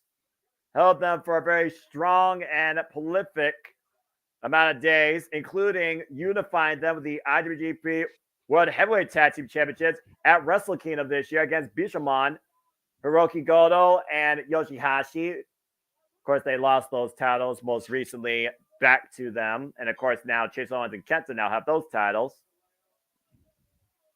It was the Dontaku Tour, though, that TMDK put their names out there after ELP and Hikuleo put out the challenge. They wanted to defend those titles against anybody willing to face them and to defend them in a fatal four-way, which cost them last month at Winning City Ride as TMDK got the better of them. TMDK, GLD, this is their second traditional tag team match affair. Hikuleo, of course, also a previous NJPW Strong Openweight champion.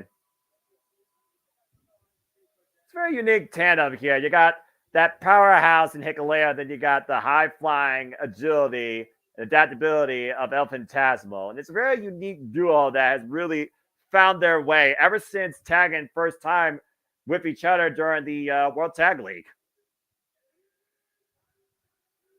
I still go back and watch that ridiculous 46-minute encounter against Bishamon.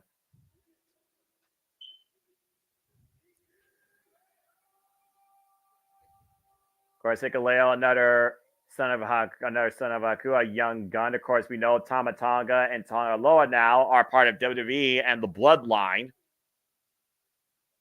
And we, of course, saw GOD beat GOD at the New Beginning, passing that baton of that name to these two.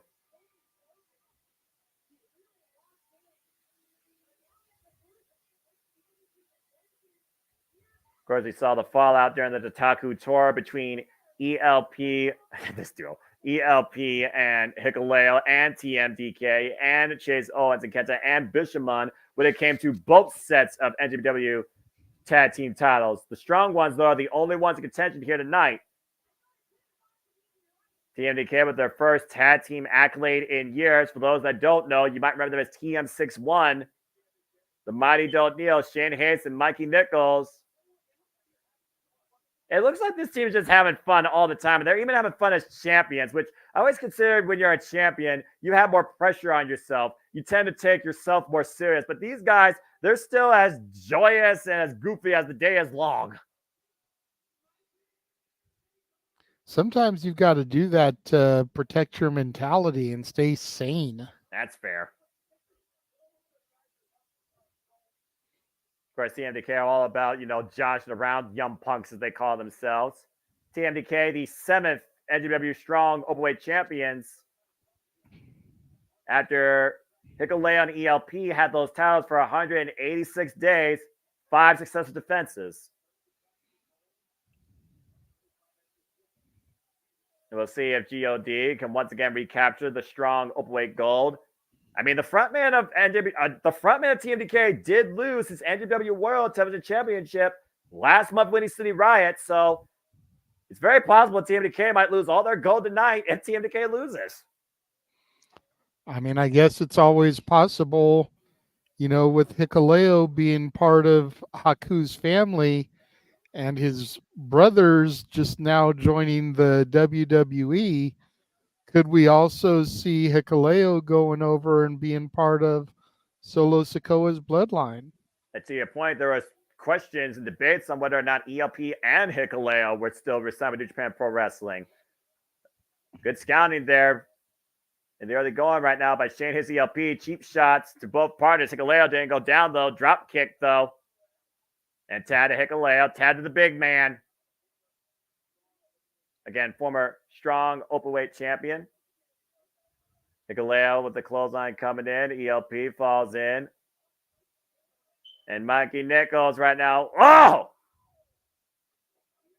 ELP drops the elbow. Good combination offense by the former tag team champions.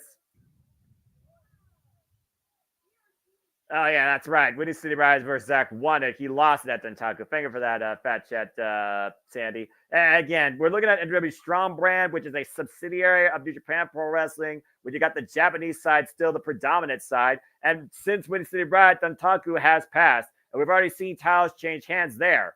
And some defense successfully. Whoa! The power game here coming into play, though.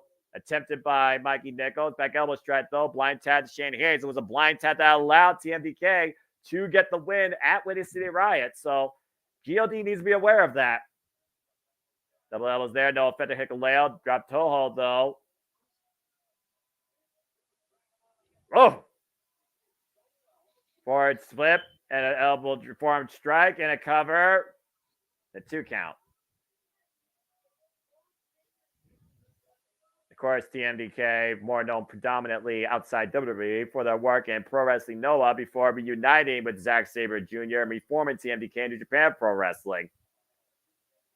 Notoriously known in the Australia area. That chop had no effect on Hikuleo. Yeah, nah, he's like, come on, bring it. Give me another one. Well, I mean, again, ever since Hikuleo, branched out of Bullet Club, and might I add, Hikuleo's the guy that sent Jay White packing from New Japan Pro Wrestling. Japanese, just saying. Just put that out there, by the way. This is the guy that beat Jay White in his last match in New Japan Pro Wrestling in Japan and sent him packing. And again, Shane Haste. Uh-oh. He might pay for that. Oh, God. Well, Shane Haste is dead. Seriously, like these guys by now should know better than to throw hands at these Islanders.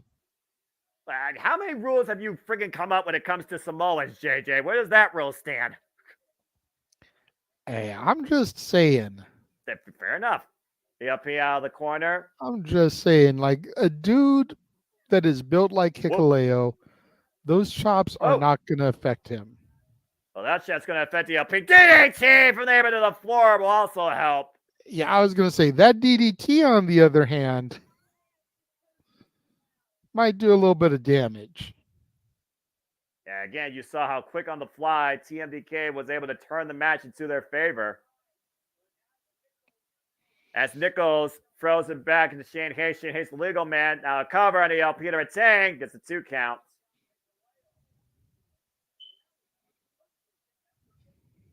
Again, TMDK are so fluent, despite their goofy nature that you might see prior to the bell ringing. They are so fluent in the ring. The fact it took them this long to actually win Tag Team Go to Japan Pro Wrestling is crazy to me. Cover again. Lateral press, 2 count. And Matt, good to see you again. Hope everyone's enjoying our alternative commentary here as we give you all our full coverage of NJPW Resurgence. First championship battle of the night. Big PK by the not the last by any stretch of the imagination. No. Again, this card still has yet to truly pick up, and this match is definitely trying to at these 4 men over the Strongweight Tag Team Championships. Shane Hayes ready to attack. Drop kick. Beautiful drop kick. I love the way he took that stagger bump too. Yeah, he didn't take him immediately off his feet, but ELP eventually lost his balance. Cover, hook of the leg by Shane, and gets a 2 count. CLP still grabs the back of his head with that whiplash effect from earlier. Still feeling the effects of that DDT. Tag now to Mikey Nichols. Mad Mikey.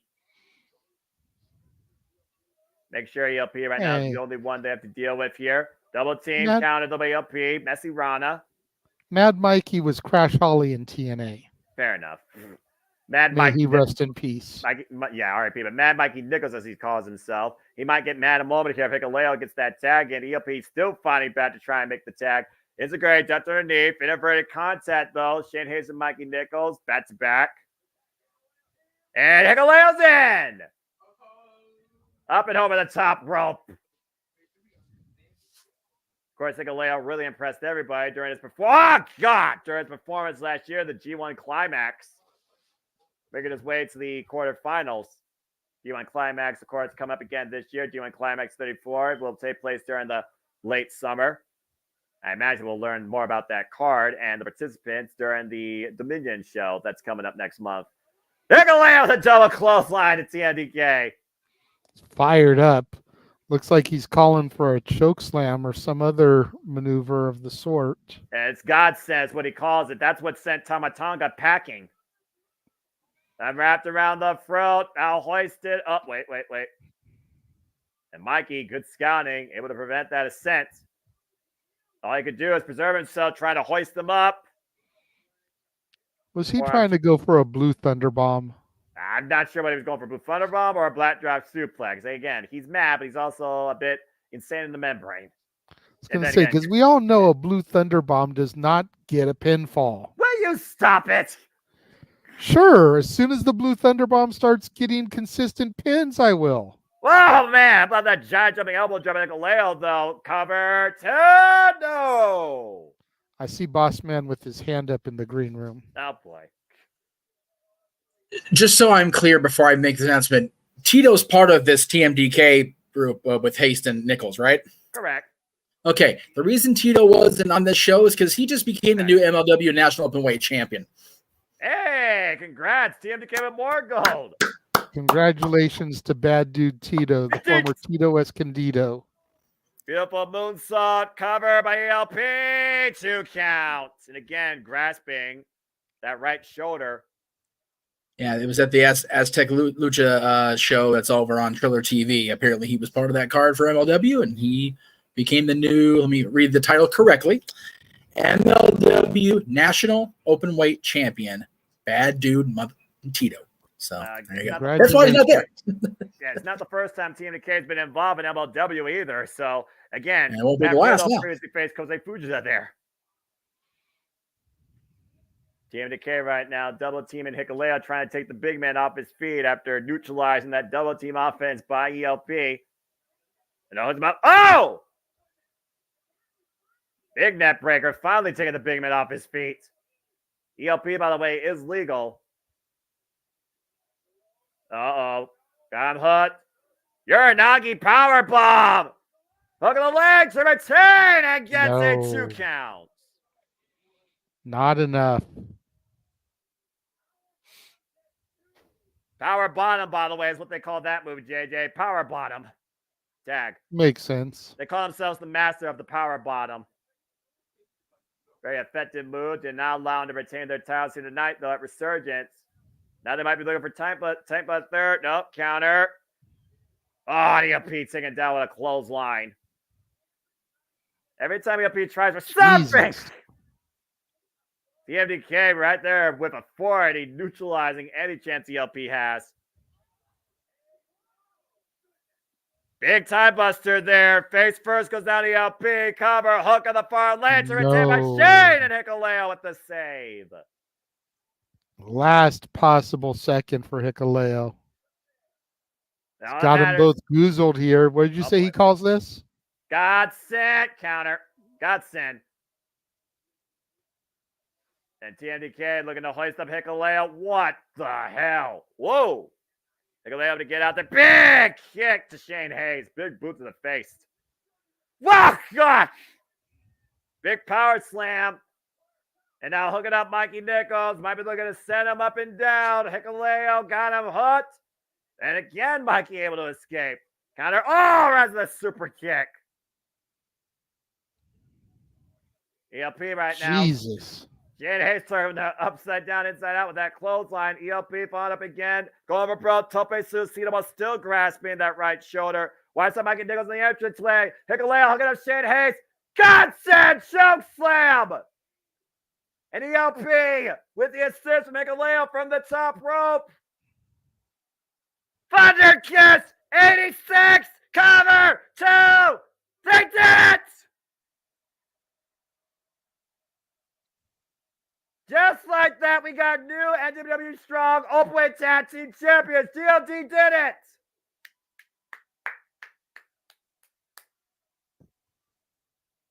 First title change tonight. Revenge found for the former tag champs. Well done by ELP and Hikuleo. Been a tough couple of weeks for TMDK. Big moment here, though. Two-time NJPW Strong Openweight Champions, Gorillas of Destiny, GOD, Hikuleo, and ELP.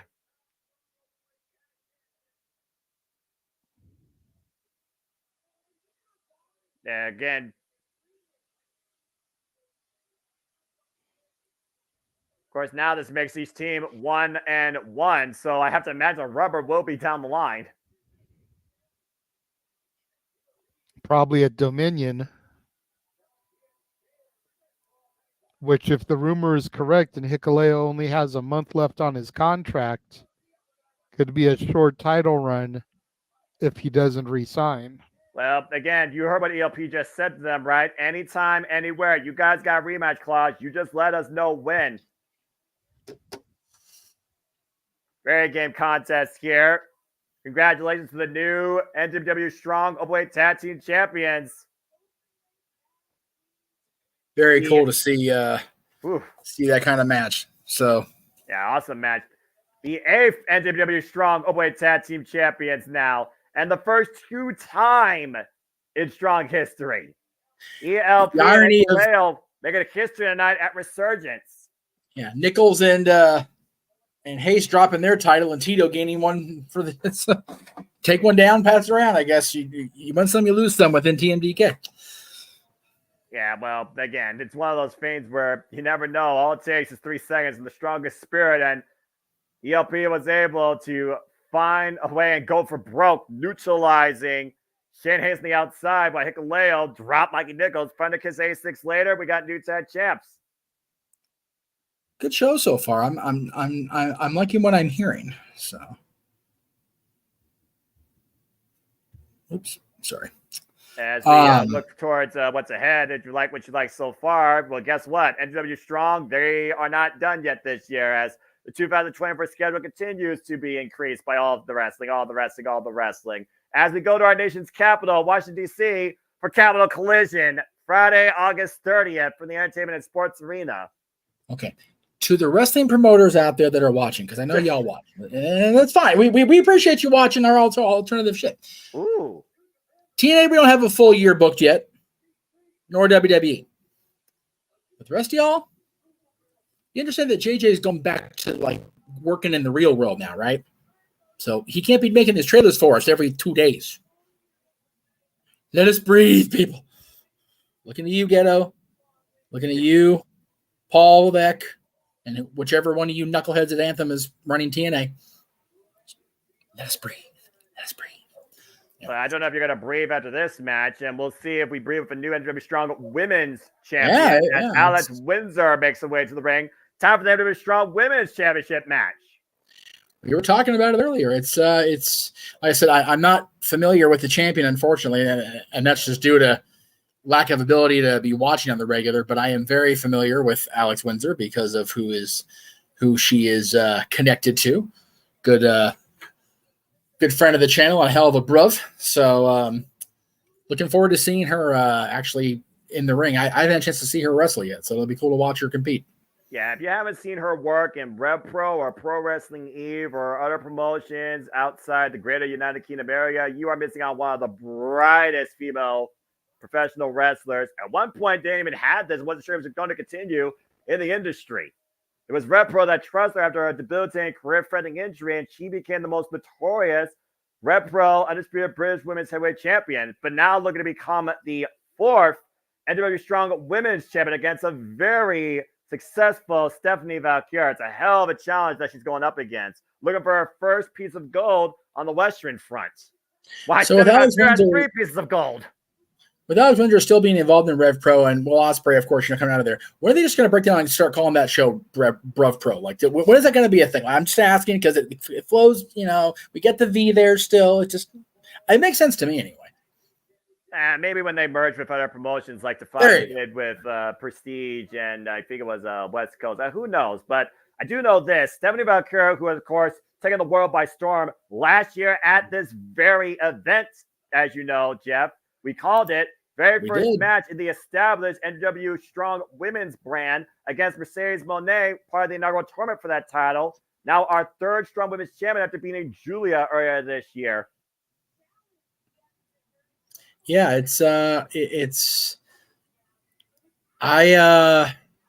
still think about what could have been had Mercedes not gotten hurt in that initial final bout and she had gone on to carry the championship. Where would we be standing? Would she be in AEW? Would she, what would Willow have the standing she has now in wrestling, period?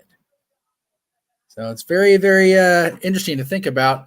Again, the butterfly effect is real. I know now I'm talking about the butterfly title. The hell with that thing. I'm glad it's retired and dead and buried. The butterfly effect in life is very real as it is in professional wrestling. So now we have the current champion and we've got Alex Windsor challenging. And the butterfly title is the one that my daughter has.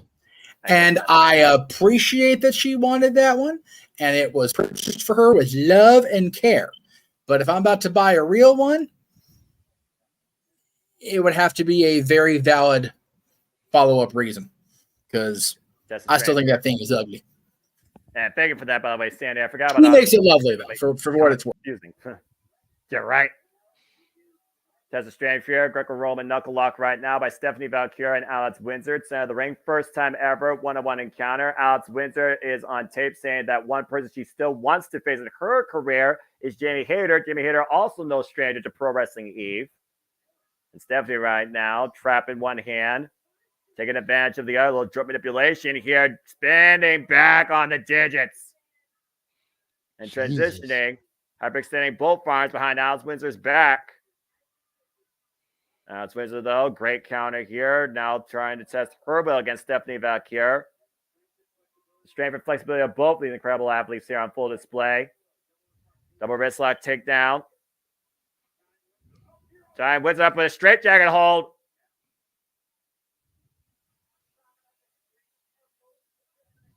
Again, Stephanie Valkyrie is so methodical in her approach, breaking down her opponent. Alex Windsor, great escape, though. Fighting through the pain. And again, both women right here. Very smart wrestling. Right now, tit for tat, move for move. Both women working the neck. Stephanie Valkyrie looking to try and break the grip. It's about from underneath. They'll hook up the legs. And again, a deep hook, cover. Whoa! Whoa! Forearm fake out, waist slap by Stephanie here.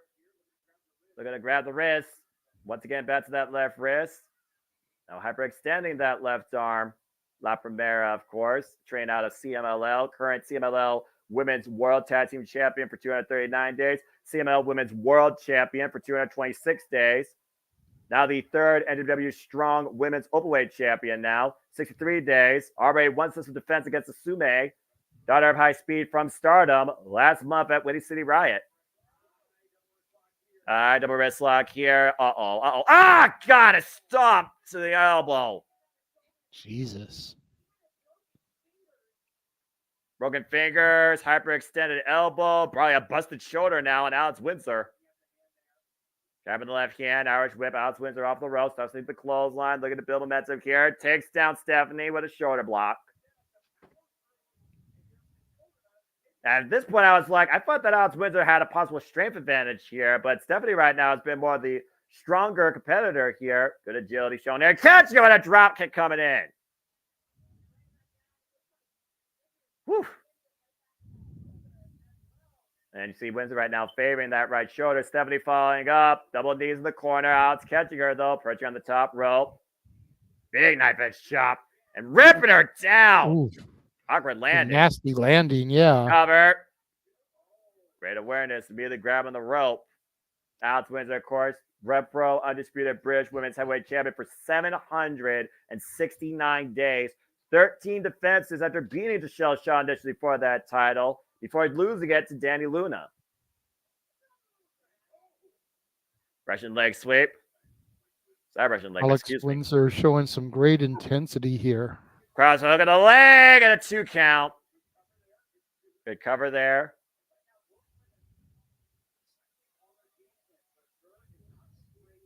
So far, we're seeing both of these women execute their game plan. Of course, we know how Stephanie Valkyra was able to retain her title at Windy City Riot. That ridiculous modified Ushi-Goroshi on the Sume.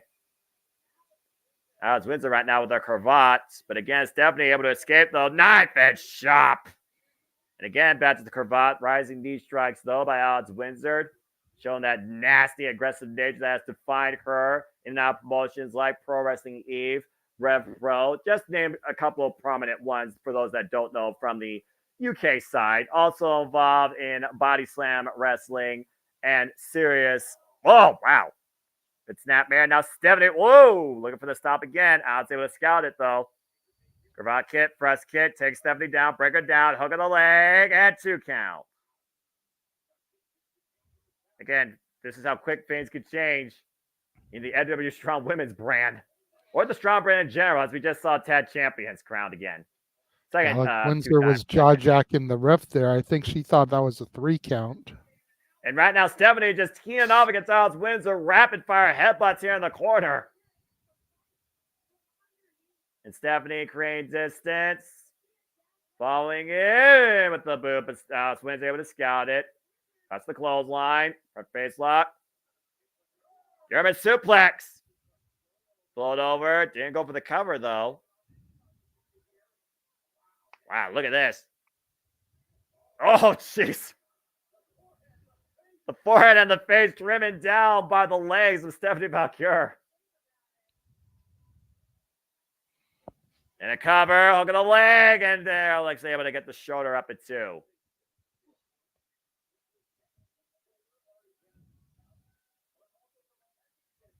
Windsor's neck and shoulder currently being worked over by the champion here. They have a face wash there with her boots. Falls in. That drop, that leg drop, that running leg drop. Hooks the leg. 2 count again. Both women look like they're starting to get frustrated. Well, who's more they need frustrated? to not lose focus. Yeah, who's more frustrated at this point? Alex Windsor or Stephanie Valkyra? Stephanie's the one in control. The headbutt by the Brit. What is with British people and Australians and headbutts? Seriously. Again, talk about using your head. Stephanie falls in and meets her. All right. Both women create separation. Big kick rocks Alex Windsor. Alex, though, didn't go down. Takes Stephanie down with a clothesline. And both women down. Breakneck speed, pace, and style demonstrated by both here tonight at Resurgence. Perhaps the crowd will appreciate what they're seeing. Of course, this match is a 30-minute time limit. It was last year, of course, Resurgence again, where this title, this brand, this division was defined by Willow Nightingale, the first W Strong Women's Champion, before losing it to Julia last year at Independence Day. And Julia, of course, losing it to Stephanie earlier in Stardom. Champion to the apron, caught coming in though. Oh, God, DDT. And Stephanie hung up to dry across the second rope. Alex Windsor now. Got in the champ out of the corner. Big missile drop kick side of the head. Just that could do it. Side of the ring. Hook of the leg. Hook of the leg. And 2 counts. There was nothing wrong with that cover. It was just a matter of Stephanie's resilience saving her title. Uh-oh. The front face lock. Fisherman the right and left leg. Into feet. Shout out to Gail Kim. Armringer, hoisting her up, glancing her with a backdrop driver. Backdrop suplex. Leg hook to retain, gets a 2 count. Shoulder didn't even look like it was down all the way. The left shoulder was partially up the entire 3 count. Yeah, that might have just been the referee's position there, but either way, match still continues. Shout out to this referee. I think she's been the only referee the entire show. Like, I haven't really noticed anybody else. There has been other referees, but this is the only female referee, to your point, though. Got it. I just feel like I've seen her a lot tonight. Cover, we're not even that deep into the show. Yeah, I think this is her 3rd match right now in the 2 count, by the way, off the Olympic Slam. So they may only have 2 referees and they're alternating matches. Possibly. And Alex Windsor alternating her offense here. The sharpshooter. It's got it sat down deep.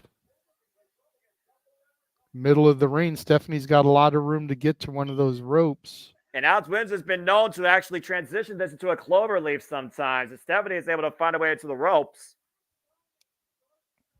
Moment of perseverance here demonstrated by the champion. Again, preserving her title. Oof, jawbreaker. The super kick again. Rocks out Windsor. And now the double underhook. Uh-oh. Package pile driver denied. I was like, the headbutt to the heart. Looked like she was setting up for one of Kevin Steen's old package pile drivers. Rolling lariat. Cover. No. 2. No.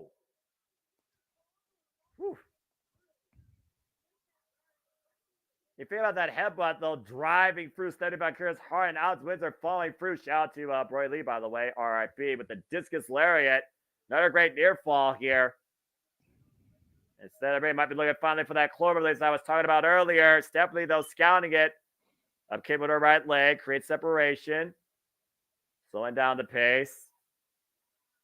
And now it's following in, though. Stephanie able to roll all the way, and Stephanie catching Alex. A dragon screw leg whip. Damn, that move has to suck. It definitely can. This is bad. Double knees driven in the corner to the Alex Windsor. Challenger is stunned and rocked and might only be one move away. You were talking about earlier. Got her hooked. Package Uchi cover 2, and Stephanie retains. Damn.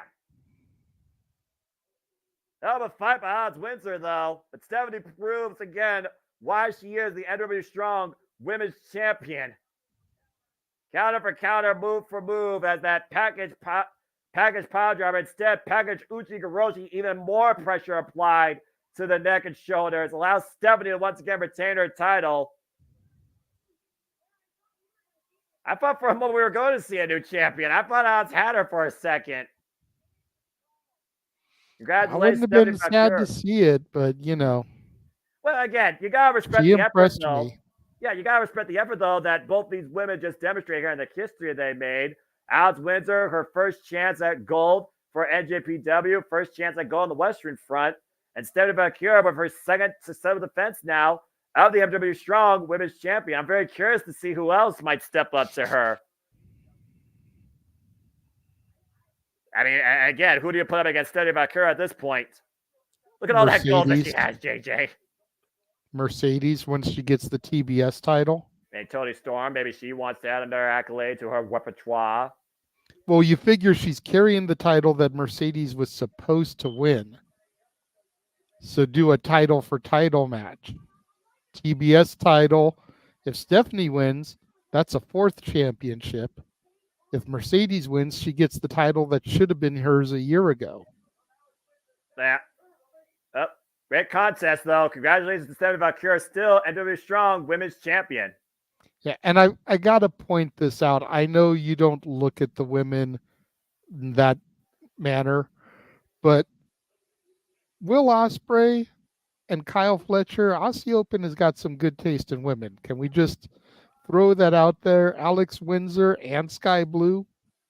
Well, I mean, to be fair, Just, the women also just saying. the women know how to take care of themselves too. So respect yourself, respect one another. So I mean, I'll give you that. As we go now to a bit of a tag team grudge bout here. At the heart of it, no titles on the line, but it could have title implications. As the current D5 champion now is about to make his way to the ring, it's Los Ganabas de Japón versus Bullet Club and Bullet Club War Dogs. As Kenta is once again back in the States. And the last time he performed in California at Resurgence, he had the worst match of the card. Hopefully that doesn't follow him again here this year. Oh, that was a dark note. You're not wrong, though. You're not wrong. And Sandy does make a point. Willow's got to get through Tam Nakano, but we all know she's going to retain so that we can get to the match with her and Mercedes at Double or Nothing. Yeah, Tam Nakano. I appreciate you trying to present the allure of Willow possibly losing, but let's be real here. Again, weirder, stranger things have happened, but the history is there with Mercedes Moné and Nago. Just to your point, the history is there with Mercedes Moné and Stephanie Valkyria. Again, it was the very first match that Stephanie had in NJPW and the NJPW Strong Women's brand. And the boss, the CEO, was the winner. I'm just saying. I could see it. I'm thinking ahead, and I don't even know all the history. Still, you know enough history, though, to put the dots together, and I applaud you for that. As they're going to see a bunch of history come ahead here, as David Finlay renews hostilities with Yota Tsuji, a guy he already beat in Dontaku. Oh, and in case you don't know, he also has just beaten the Watson man Ryan Nemeth Nick Nemeth, botch, and regained, the IWGP Global Heavyweight Championship. Inaugural, now the third IWGP Global Heavyweight Champion. After forcing Nick Nemeth's will and goading him to put the title on the line on the second night in Dontaku, after beating Yota Tsuji the first night.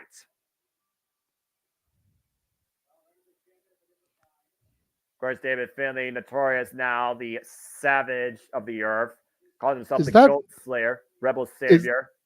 Is that Walter in the front row with the freaking marijuana leaf lucha mask, marijuana leaf championship, and marijuana leaf t-shirt? Is that Walter? That better not be Walter. Seriously, bro, what's wrong with you? Nah, I don't think he's made his trip out to SoCal yet, but damn it, that would be hilarious. Yeah. Of course, David Finlay made his intentions known when he took over Bullet Club and turned it into a Savage War Dogs at Battle in the Valley, literally last year. After Jay White was excommunicated. Title. Yeah. No, I was just saying after Jay White was excommunicated with that shillelagh to the head. I was going to point out the shillelagh here. I was going to say coming out with his title and the shillelagh, and we all know Finley's in their shillelaghs. Yeah, of course, fourth generation wrestler to your point. Son of Fit Finlay. Oh, well, there you go. I hope that they have a great time. I hope people are also having a great time here. And for those of you that aren't able to attend, we hope you're enjoying our coverage. It's support from people like you that make us want to do this more and more. I'm just waiting for the week. I'm waiting for the year where we literally have a watch along every week of the year. Yeah, it might be sooner than you think. And welcome, by the way, to the States for the first time ever, Yoda Tsuji. And of course, his partner, no stranger to the States. The unguardable one himself, leader of Los Economics de Japón, the former IWGP World Heavyweight Champion, before losing it to John Moxley last year at Windy City Riot. And of course, prior to that, he defended that title against Yoda Tsuji, this year's winner of the New Japan Cup at Sakura Genesis in a 34-minute bout successfully. There is not a more resilient professional wrestler, in my opinion, than this guy that truly sums up his life in one word. Tranquilo. Tetsuya Naito.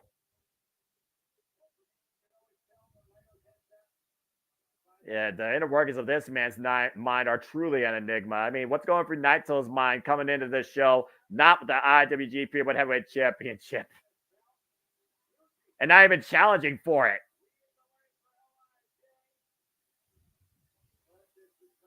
Of course, Yoda Tsuji came back from excursion and literally joined Los Ingobernables de Japón after his training in Mexico, where he wanted to be trained. Prior to that, though, he was trained out of the UK.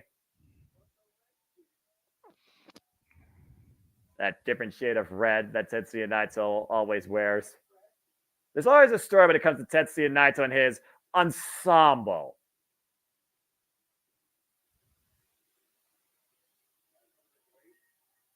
Tranquilo, JJ. Tranquilo. I'm tranquilo. The ungovernable one himself. Yoda Tsuji, of course, literally over 1 year now, he has returned back to New Japan Pro Wrestling. He's also been very vocal about the IWGP Heavyweight Championship and the fact that it's on John Moxley. That being demonstrated, showcased in Japan in a New Japan Pro Wrestling ring on natural soil. Also was very vocal about Kazuchika Okada leaving. And the way that he did leave, not a one-on-one match, but a group tag affair alongside his partners. He's like, are you proud of yourself? Is that the way you really wanted to go out? Is this what you wanted to do? Wanted to lead New Japan with? The LIJ fans capacity crowd on hand.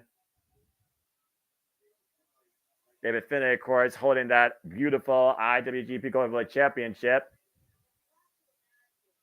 I imagine Yoda Tsuji, he might want either title at this point, but again, he did just lose to David Finlay a few days ago in Dontaku.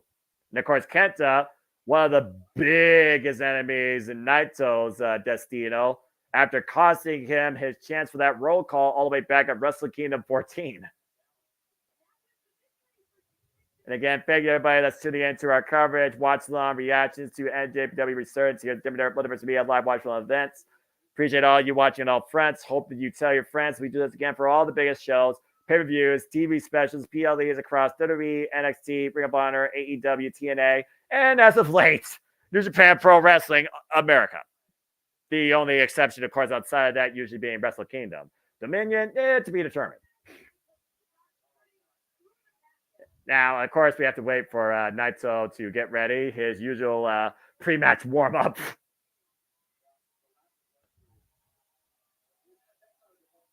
The mind games that Tetsuya Naito puts his opponents through. The tearaway pants. And Kenta right now just taking a siesta. David About to join him here, Jesus. Yeah,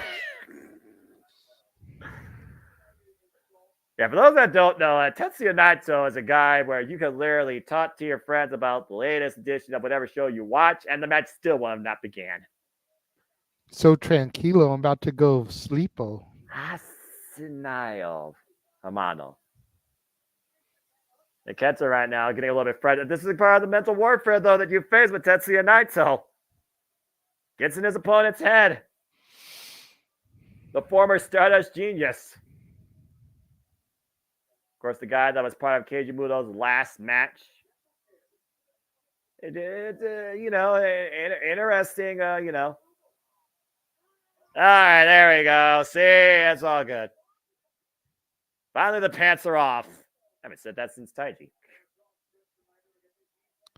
Not sure if I ever thought I'd hear you say that, Noah. You don't know me in New Japan Pro Wrestling. There's a certain customary tradition with one holy emperor named Taiji where he has these like weighted ensemble.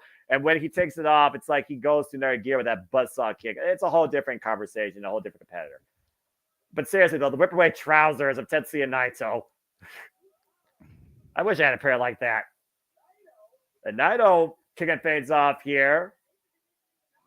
The bell is finally rung. This is a 1 fall, 30-minute time limit tag team match, folks. Yes, this is a tag team match. Just a simple tag team match, if I could be quite honest with you. And after this, all the other matches except for one are for titles. Okay. And Kenta and Tetsuya Naito, of course, traded wins and losses. Never mind. Again, Naito's like a tranquilo, you know, they go Yotasuji. Yotasuji and Kenta now going face-to-face for the first time ever one-on-one.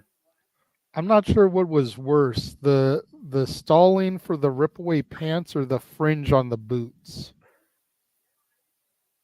Yeah, again. What is this, 1987? Different style. And tag now to David Finlay.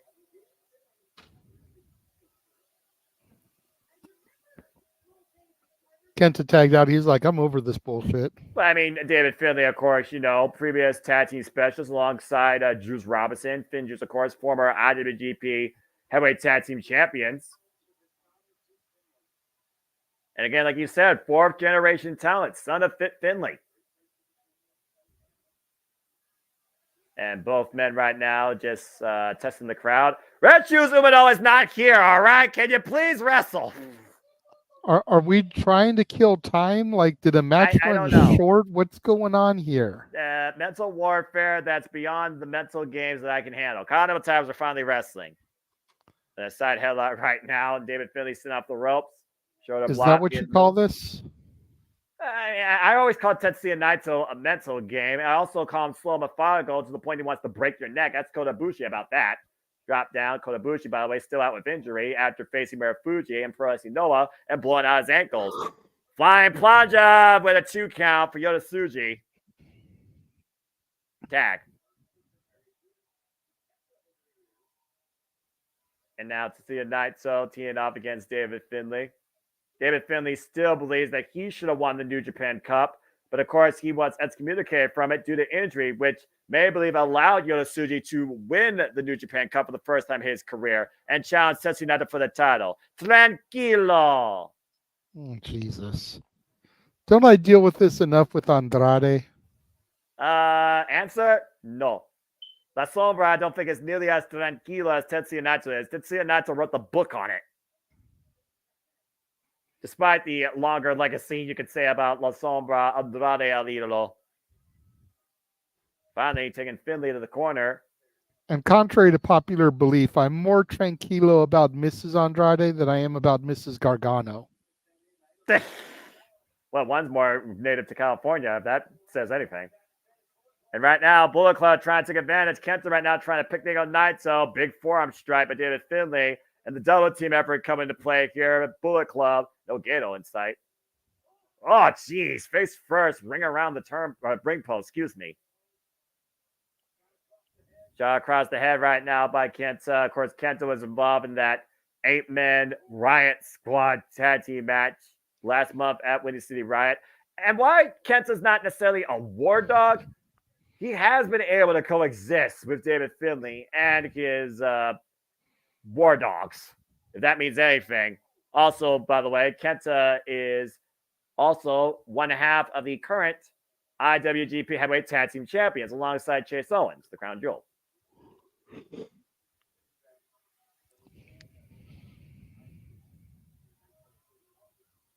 Yeah, Tetsuya Naito owns that little mocking nod that you saw there by David Finlay and Kenta. Basically owned that since his excursion when he became ungovernable. Again, this guy was formerly the Stardust Genius, wanted to literally mentor himself after Keiji Muto. And Kenta again with the wriggly eyes. Dragging the official towards center so Kenta can continue to take advantage. Kenta let go of the eyes. Naito trying to fight back, though. And now David Finlay raking the eyes. No regard for the rules. Typical Bullet Club mentality. With a little bit more restraint than House of Torture, if that means anything. The show I out don't there know by if it Kenta. does. Well, again, I asked myself, would I rather watch War Dogs or would I rather watch House of Torture? War Dogs. Because they actually have some capability. House of Torture has none. And the spine lit up by Kenta with that vicious kick. Cover by the Defy champion. Gets a 2 count. Shout out to Burt Vixen, still the Defy Women's Champion, I believe. I actually read something that Swerve Strickland, also known out of Defy Wrestling, Seattle area, recently showed up in Defy Wrestling promotion and offered every fan in attendance there a post-show meetup. Yes, he did. I was actually just reading about that myself. Oof. Very noble gesture there by a former Defy Wrestling competitor. Very like it is covered by David Finlay. 2 count again. The arrogance right here being displayed. You still see that shillelagh, though, looming in the corner.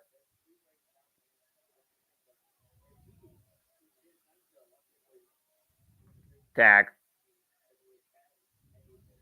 Of course, Kenta, previous never Oboe champion.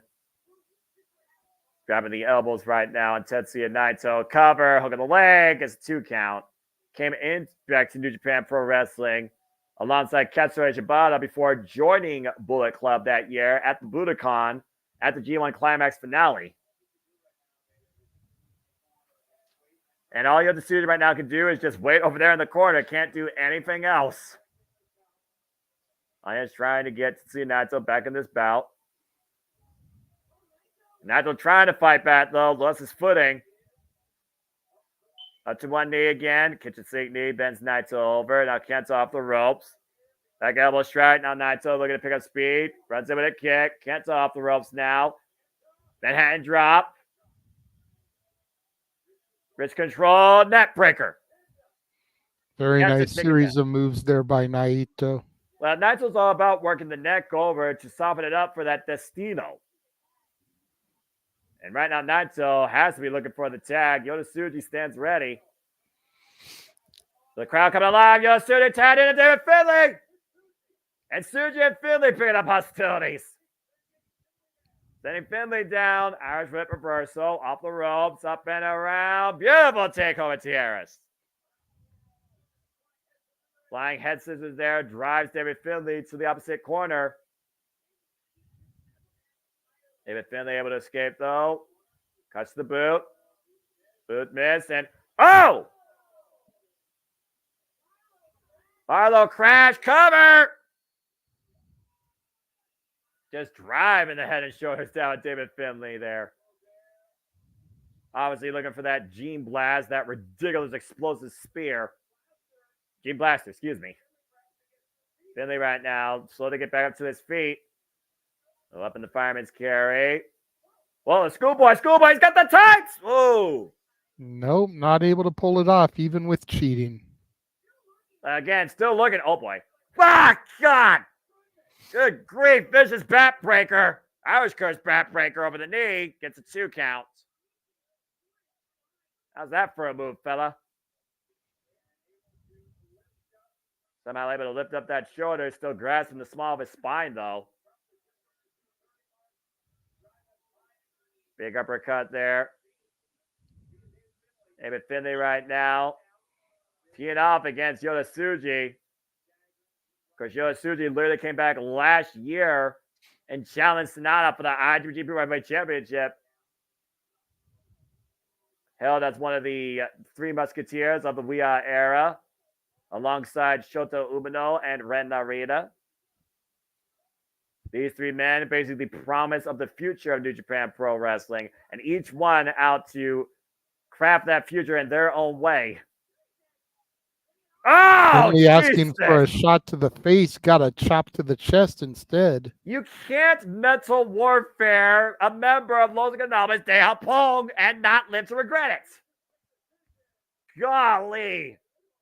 Look at the blood vessels popping up on David Finley's chest from that, to your point, JJ. Freaking purple and red. Damn. Uh-oh. Uno más? Oh, no. God! Well, I'll put some hair on your chest whether you want to or not. I think officially the crowd and David Finley has officially woken up from this match. Tsuji in control and Finley going right after the eyes and buying his head. And Finley right now on the offense, caught though with the backslide. Tsuji rolls him through, front face lock, hooking him up. Up and over, Finley able to counter. Oh, discus elbow. Tsuji with one of his own. Follows up with a press kick. Finley rebounds the ropes, takes him down with a clothesline. Both men stagger, both men down. 10 minutes in this unique grudge bout here. 30-minute time limit. And Finley right now, dog on the prowl. David Finley sees his target. Big elbow strike. Short range clothesline. Tsuji up and oh! Big counter. High angle suplex to Finley in the corner. And Tsuji right now might be looking to take the tag to Tetsuya Naito. Desperation offense here by both men. Counter offense here. Naito just walking in. And not spending any energy whatsoever. Then whoa! Then he gets caught in the arm drag. Back elbow strike. Fall. Kick to the back of the head. Of course, Tetsuya Naito, huge baseball fan, still wants to, of course, lead a roll call, and I believe the the Yamada Arena, and oh God, standing blue thunder bomb, keyword standing, JJ, not for a pin, covered though by Kenta, gets a 2 count, cover again by Kenta, now third quick cover, trying to exhaust Naito here, 4th quick cover, nothing but a 2 count. Literally just rolling his body in that pin, trying to force Tetsuya Naito to stay down to the mat. Jackknife, cover. Oh, and Naito, reversal! Whoa! And closer to the bell ringing. I thought that was it. Yeah, Kenta making sure that wasn't it. And we have a DDT! Spiking him. Yeah, that was a stiff DDT. Stood him up on his neck. Kenta right now, of course, could do so much, though, from the top rope with that vicious double stomp. I'd be scouting Naito, though, for a missile drop kick instead. And just comes off with a clothesline. And Tsuji dreaming down. And here comes David Finley. And the boos rain out, as they should. Irish whip now. Double team efforts here by David Finley and Kenta. David Finley throwing Kenta in. Position there. Front face lock. Falcon Arrow. Has it done the deal? 2 count. David Finley was already posed as if he already won the damn match. Uh-oh. And Kenta might be looking to send Naito to a siesta. Go to sleep tonight. The waist lock. Pushed up into Tsuji. Shoulder tackle. Gets the midsection though. David Finley now in. Hooking up Tsuji. Uh-oh. Whoa. Powerbomb denied. Runs off the ropes. Caught. Done. Oh, God. Jesus. Big stomp. Almost like a curb stomp there. Yeah, big stomp. Big boot. Get to the midsection. Satellite. DDT to Kenta by Naito, though. Kenta and Naito legal. Naito plants Kenta on his head. Now we're looking for something out of the corner. Man, what the hell is this? Oh! Planting Kenta on his head. The cover. 2 counts. Might be just one Destino away from putting this thing away. And he might be calling for it. Bringing the arm up. Kenta, though, immediately scouting it. Whip for a kick. Not able to scout it. Waist lock. Trying to break down here. Go to Tsuji, though. Oh, God! What a run and jumping knee strike. Just clot Kenta. And Naito got the arm. No! Cover! Two! That's the win for Naito. Tranquilo. I can't tell if David Finlay is a single bit irritated by that, and if Naito is a single bit just glad to have gotten that. Right? Well, it's a win regardless. For those who know as Pong, big win for Yota Tsuji and Tetsuya Naito. Naito just pinned the D5 champion, if that title means anything to him. Of course, this war is far from over with Los Ganabes de Hapong and Bullet Club and Bullet Club War Dogs. Bullet Club in general. I'm just going to say what it is. Bullet Club in general. Yeah, come. Gotta consider either of these men going to be involved once again in this year's G1 Climax. And kudos to Yota Tsuji. He got the win in his US debut. I do wonder, though, is both Naito and Yota Tsuji going to stick around for our main event for the IWGP World Heavyweight Championship? Good question.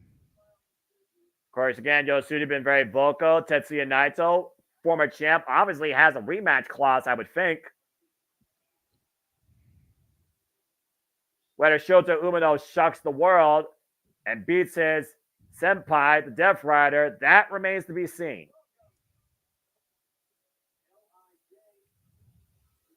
New Japan faithful welcoming in LIJ back to the USA.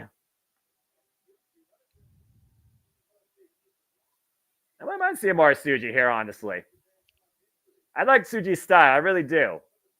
Got a heck of a smile. LIJ. Internationally infamous. Of course, Naito will be going one-on-one with Jake Lee coming up here shortly at the All Together show. Of course, we know New Japan is going to return here to the United States. Not only, obviously, at Forbidden Door, but, of course, Capital Collision. So still probably more of this ungovernable nature to be brought to the airways here. Probably sooner rather than later. Still a lot more matches left. Ugh. Looks like we got a special announcement coming up here from Veda Scott and Ira Kabani. Naito lost his hat. What's this announcement about? Special event just to why? What? Uh-oh. Sorry, JJ, in advance. What's going on in July? July 13th, San Jose. Oh, okay, never mind. It's the that's a little bit of a whole different type of show. CMLL and NJPW with their long-standing relationship. And normally in February they host what's called the Fantastica Mania. It's a tournament and an international showcase of the luchadors. So they're bringing Fantastica Mania to San Jose July 13th. Okay, that's pretty cool. Fantastica Mania being presented by New Japan Pro Wrestling. Oh, but this is going to be fun here. The president of New Japan Pro Wrestling, Hiroshi Tanahashi, the Ace, taking on a very familiar foe, the frontman of TMDK, Zack Sabre Jr. These two men have been in the same ring now, JJ, 12 other occasions. Jesus. 7-5 overall, 4-3 in singles competition. The first time Zack Sabre Jr. and Hiroshi Tanahashi met was G1 Climax 2017. Zack Sabre Jr. won. The next time they met was over the IWGP Intercontinental Championship. Tanahashi beat Zack Sabre Jr. 2019, they had 3 bouts over the Rev Pro Undisputed British Heavyweight Championship, traded victories and losses. And the last time that Zack Sabre Jr. faced the Ace, he lost his NJPW World Television Championship to Tanahashi this year at Wrestle Kingdom 18. Of course, Zack Sabre Jr. won that title back, but just lost it again. Now Zack Sabre Jr. has set his sights on the IWGP World Heavyweight Championship, but he believes if he's going to pursue the richest prize in New Japan Pro Wrestling, he has to get this win back over Tanahashi. That's fair, dude. And to think if I had attended, I'd be seeing this match live. Well, get ready to call your first ever Tanahashi and Zack Sabre Jr. match and enjoy it. Tanahashi also coming off an incredible match against Nick Nemeth for the Global Heavyweight Championship, in which bout Nick Nemeth won. Here comes the Ace! I still can't believe I haven't met this man live or seen him wrestle live. Still hurts me to this day. The guy that brought New Japan Pro Wrestling out of the dark ages, breathed new life into it, has done every possible accolade in this company. 8-time IWGP World Champion. There's only one ace in professional wrestling, folks, and that's Hiroshi Tanahashi. And a must-win for Zack Sabre Jr., it feels like. The guy of 1,000 different hairstyles and still holds up that founded youth to this day with bad knees. The most recognized face in New Japan professional wrestling history. And now the president of the company, Hiroshi Tanahashi. There's something about Tanahashi and just that presence, that mega global rock star persona that the Ace exhibits, JJ, that is just undefined by anyone else in the game for as long as he's been doing this. There's nobody like him. Presentation, charisma, and he just screams superstar. I vote for this guy against Mustafa Ali, I'm just saying. Go Ace.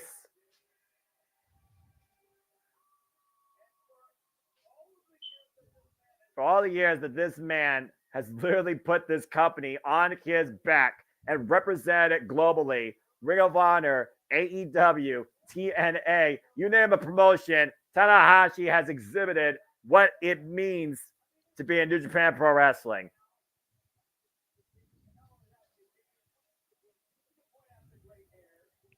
Again, how many different hairstyles has this man has, by the way, too? Good grief. I don't know.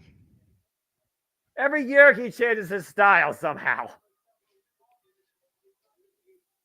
Again, the win-loss record has favored Tanahashi. 7-5 overall every time these two have been in the ring, whether it's singles, tags, trios, or faction warfare. Of course, Hiroshi Tanahashi, leader of Hontai. Zack Sabre Jr., leader of TMDK. And, of course, Tanahashi has to show off the work done to his body. Nobody goes harder in the gym than Tanahashi. Of course, now getting used to his new role as the president of New Japan Pro Wrestling. Those wrong, and we are underway for this unique special singles match. No championship on the line, but clearly championship intentions, primarily for Zack Sabre Jr. on the line. Imagine what it would mean for Zack Sabre Jr. to get the win back from Wrestle Kingdom here and once again beat a multiple-time IWGP Heavyweight Champion. Got to be first and foremost in Sabre's mind there. And we already seen Zack Sabre Jr. and his work regimen earlier this year against the likes of Bryan Danielson. Finally getting the win against the American Dragon via pinfall, but Bryan has already endorsed this man as arguably the best technical wrestler in the world because no one wrestles like him. Great wrist lock here, taking the Ace down again. Tanahashi, though, great wrist manipulation and control. Take over there by the Ace. Trapping the left arm, though. Head scissors, though. Ooh. A little bit of a stalemate here. What's funny about this match, though, is up to this point, most of Zack Sabre Jr.'s matches have only been contested under 15 minutes because he was the NJPW World Television Champion, JJ.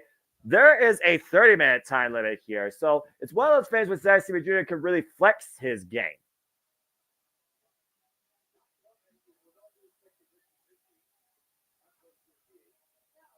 Of course, Tanahashi, though, looking to give the audience a concert to remember and a performance as well. Ace still showing why they call him the Ace for a reason. Greco-Roman knuckle lock here.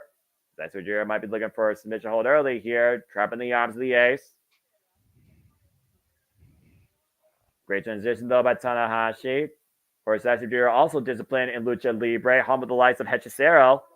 And into the neck bridge. Look at that. Zack Sabre. Nobody is as fluent as Zack Sabre is in that ring when it comes to transitioning.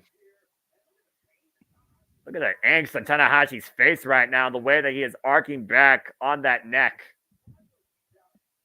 Now trapping his arms between his legs. Tanahashi, though, able to finally the ropes. Clean break. As Ace would say, clean break.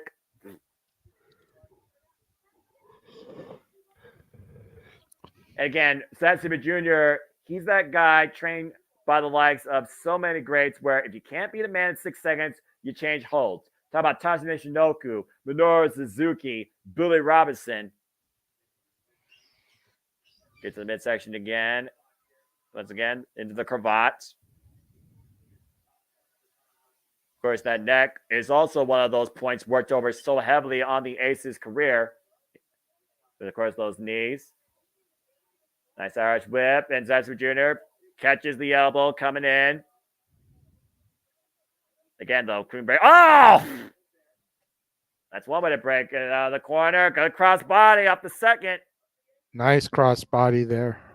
There's the air guitar. Someone got a souvenir.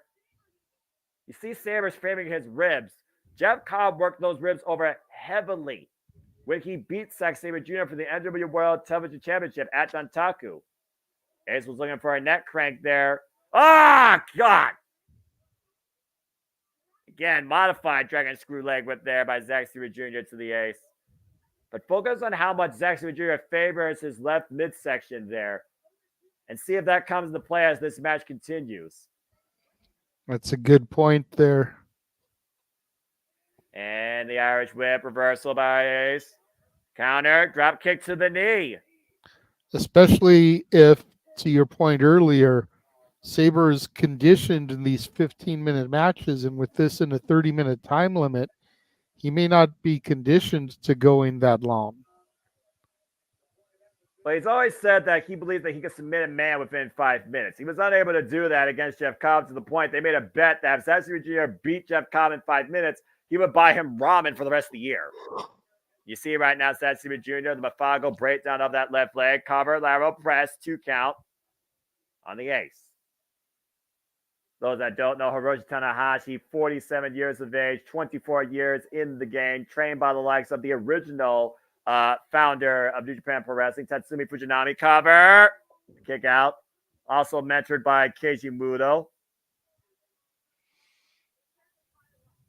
Of course, these injuries, they have to pile up eventually. Again, the Ace always lives and walks in pain. He just doesn't show it.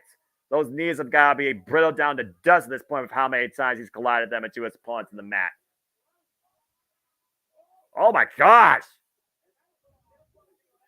Death lock into an ankle lock as the Ace desperately finds his way to the ropes. You hear the angst right now of Hiroshi Tanahashi here. Hard to believe that Tanahashi and I are the same age. Yeah. Uh-oh.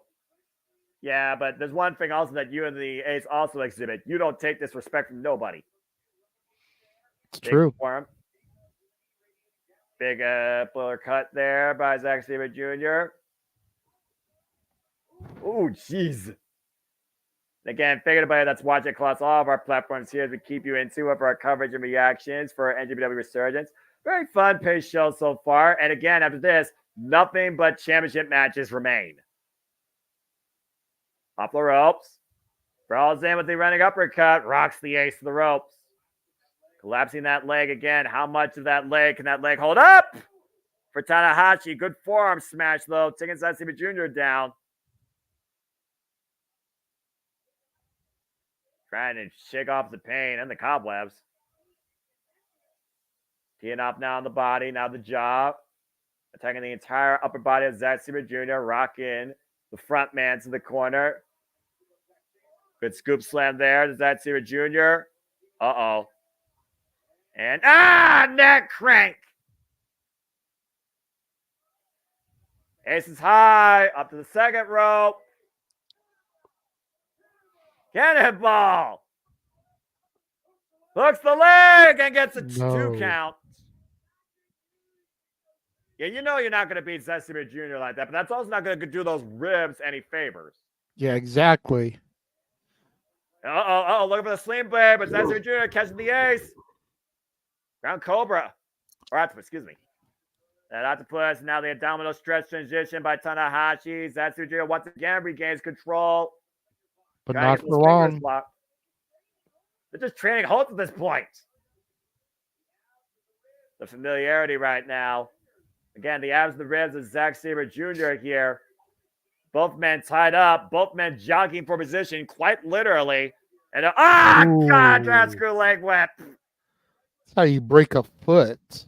And that's how you also hyperextend all 3 muscles in the leg and the knee. And that is a huge turning point move if you follow Tanahashi's career when it comes to his matches. Ask Kazuchika Okada about that.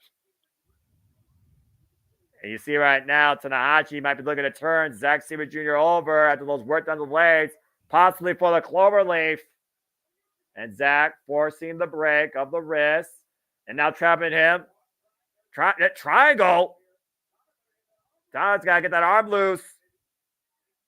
He's keeping it, though, well above the mat. Good leverage by Tanahashi here. The submission. Shoulders down! And Zatsura Jr.'s got to watch that. Make sure he's not caught blindly on the mat. Shayna Baszler said it best. In position now, trapping the arm, hammer locking it in between his right leg. Looking to extend the wrist and the arm of Tanahashi. Uh-oh. Oh, boy. Benny Betages now trapping the other arm. And now the shoulders and literally trapping the leg. Jesus. 3 of 4 limbs of Tanahashi are literally trapped in this hold. 1 foot free for Tanahashi. Not for long. And you see Gia playing. Zatsura Jr. transitioning here. STF!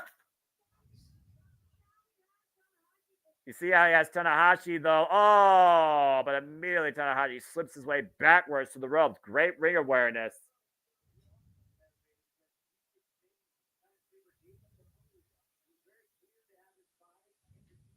What I love about Zack Sabre Jr. is how aware he is. Not only when his opponent has a free limb, but where his opponent's position is. You saw the way Zack Sabre Jr.'s body was in between Tanahashi and the ropes. He had to forcefully move his body backwards to find the break.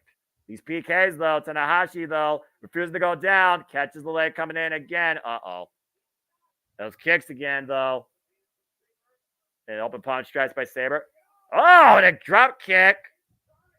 Inside to that left knee. Tanahashi with the twist and shout, front face lock. That second one. The third one, trio twist and shouts here by Tanahashi. Twisting and shouting all night long. And the sling blade finally connects. Leg hooked. Just a 2 count. We're 10 minutes in. I don't know if I like the way that Sabre got up there so quickly after 3 of those twist and shouts. Again, damage done. Wear and tear back of the head and neck. Looking for air right now. Ace is high, though, off the top rope.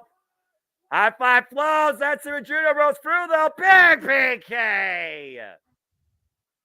And it's good. Right for the chest of Tanahashi. Knocking the wind out of him. Using his opponent's own momentum against him. Now might be looking to hook him up. Zack driver denied the roll through. Ace traps the legs. 2 count. And Zatsura Jr. reverses. Now Tanahashi reversal again. 2. Deep hook by both legs by Zack. 2 again. Reversal by Tanahashi. Got it down, man. I thought that was it. I didn't see Sabre's shoulder come up, but the referee apparently did. Yeah, that 2 and 9 cents. Full Nelson denied. Waist lock now applied. Slips out from underneath it again. Zack Sabre Jr. Euro clutch. Euro clutch. Shoulders down. Oh, God, nearly got him. I still don't understand how people somehow find a way to escape out of the Euro clutch. Unbelievable.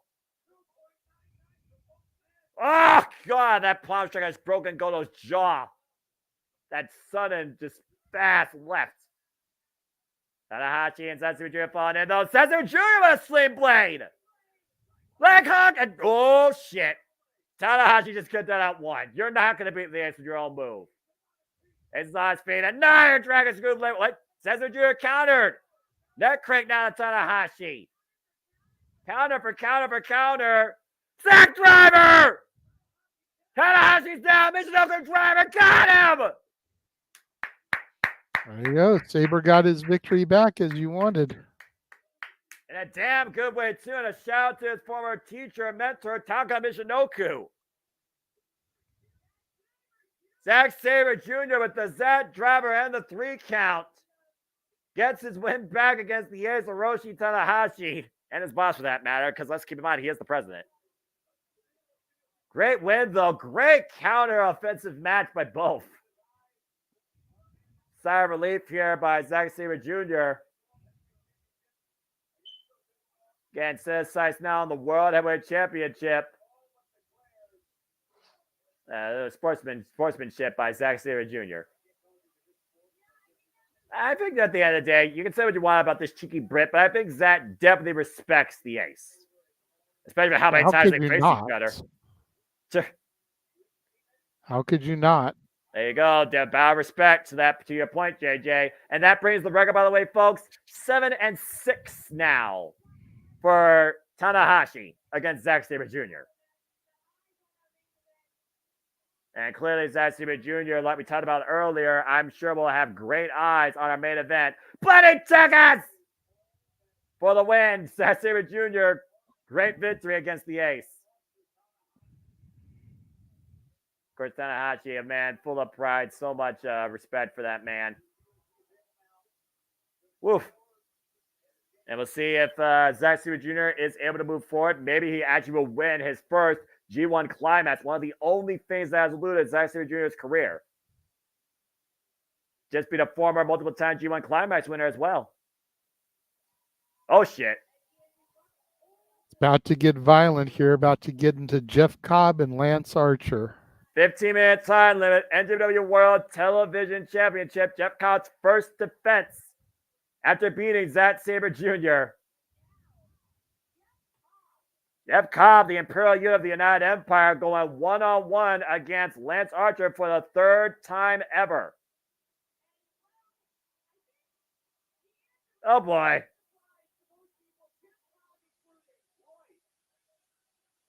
Lance Archer, of course, coming out now as the American Psycho.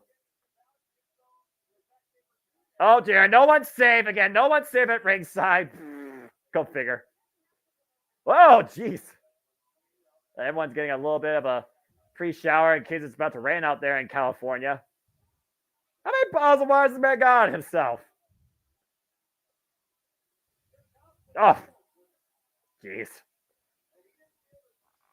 That poor guy. Man down, I'm still man here, down. Noah. I just had dinner brought to me, so I don't want to eat on camera. Oh, you're fine. Oh, jeez. Anyway, for those that are wondering, the NJPW World Television Championship is literally TV-ready title. Bouts only last for 15 minutes. If it goes to a draw, champion will retain. Jeff Cobb, of course, now the 5th NJPW World Television Champion after beating Zack Sabre Jr., but it took 13 minutes and 28 seconds. That's a little crazy. bit close there. Wow, this is the first time in 5 years Lance Archer's without his braids. Going all the way back to his old school roots. Oh, boy. Lance Archer, of course, no stranger to New Japan Pro Wrestling. If you remember his time as Suzuki-gun, Killer Elite Squad alongside Davey Boy Smith Jr., former IWGP Heavyweight Tag Team Champion, former IWGP United States Champion. First time he faced Jeff Cobb was the New Beginning in 2020. That bout went for 17 minutes. Second time these two faced each other was G1 Climax 2022. That bout went for 11 minutes. So Jeff Cobb knows that he can beat Lance Archer within 15 minutes, but can he beat this American Psycho version of Lance Archer? These two have not faced each other now for probably 2 years. Of course, Jeff Cobb, one of the most notorious Ring of Honor World Television Champions and also a PWG champion. Allowing him to enter the ring. Jeff Cobb, though, has a hell of a ride, though, to own up to, as Zack Sabre Jr. defined that title literally for 1 full year.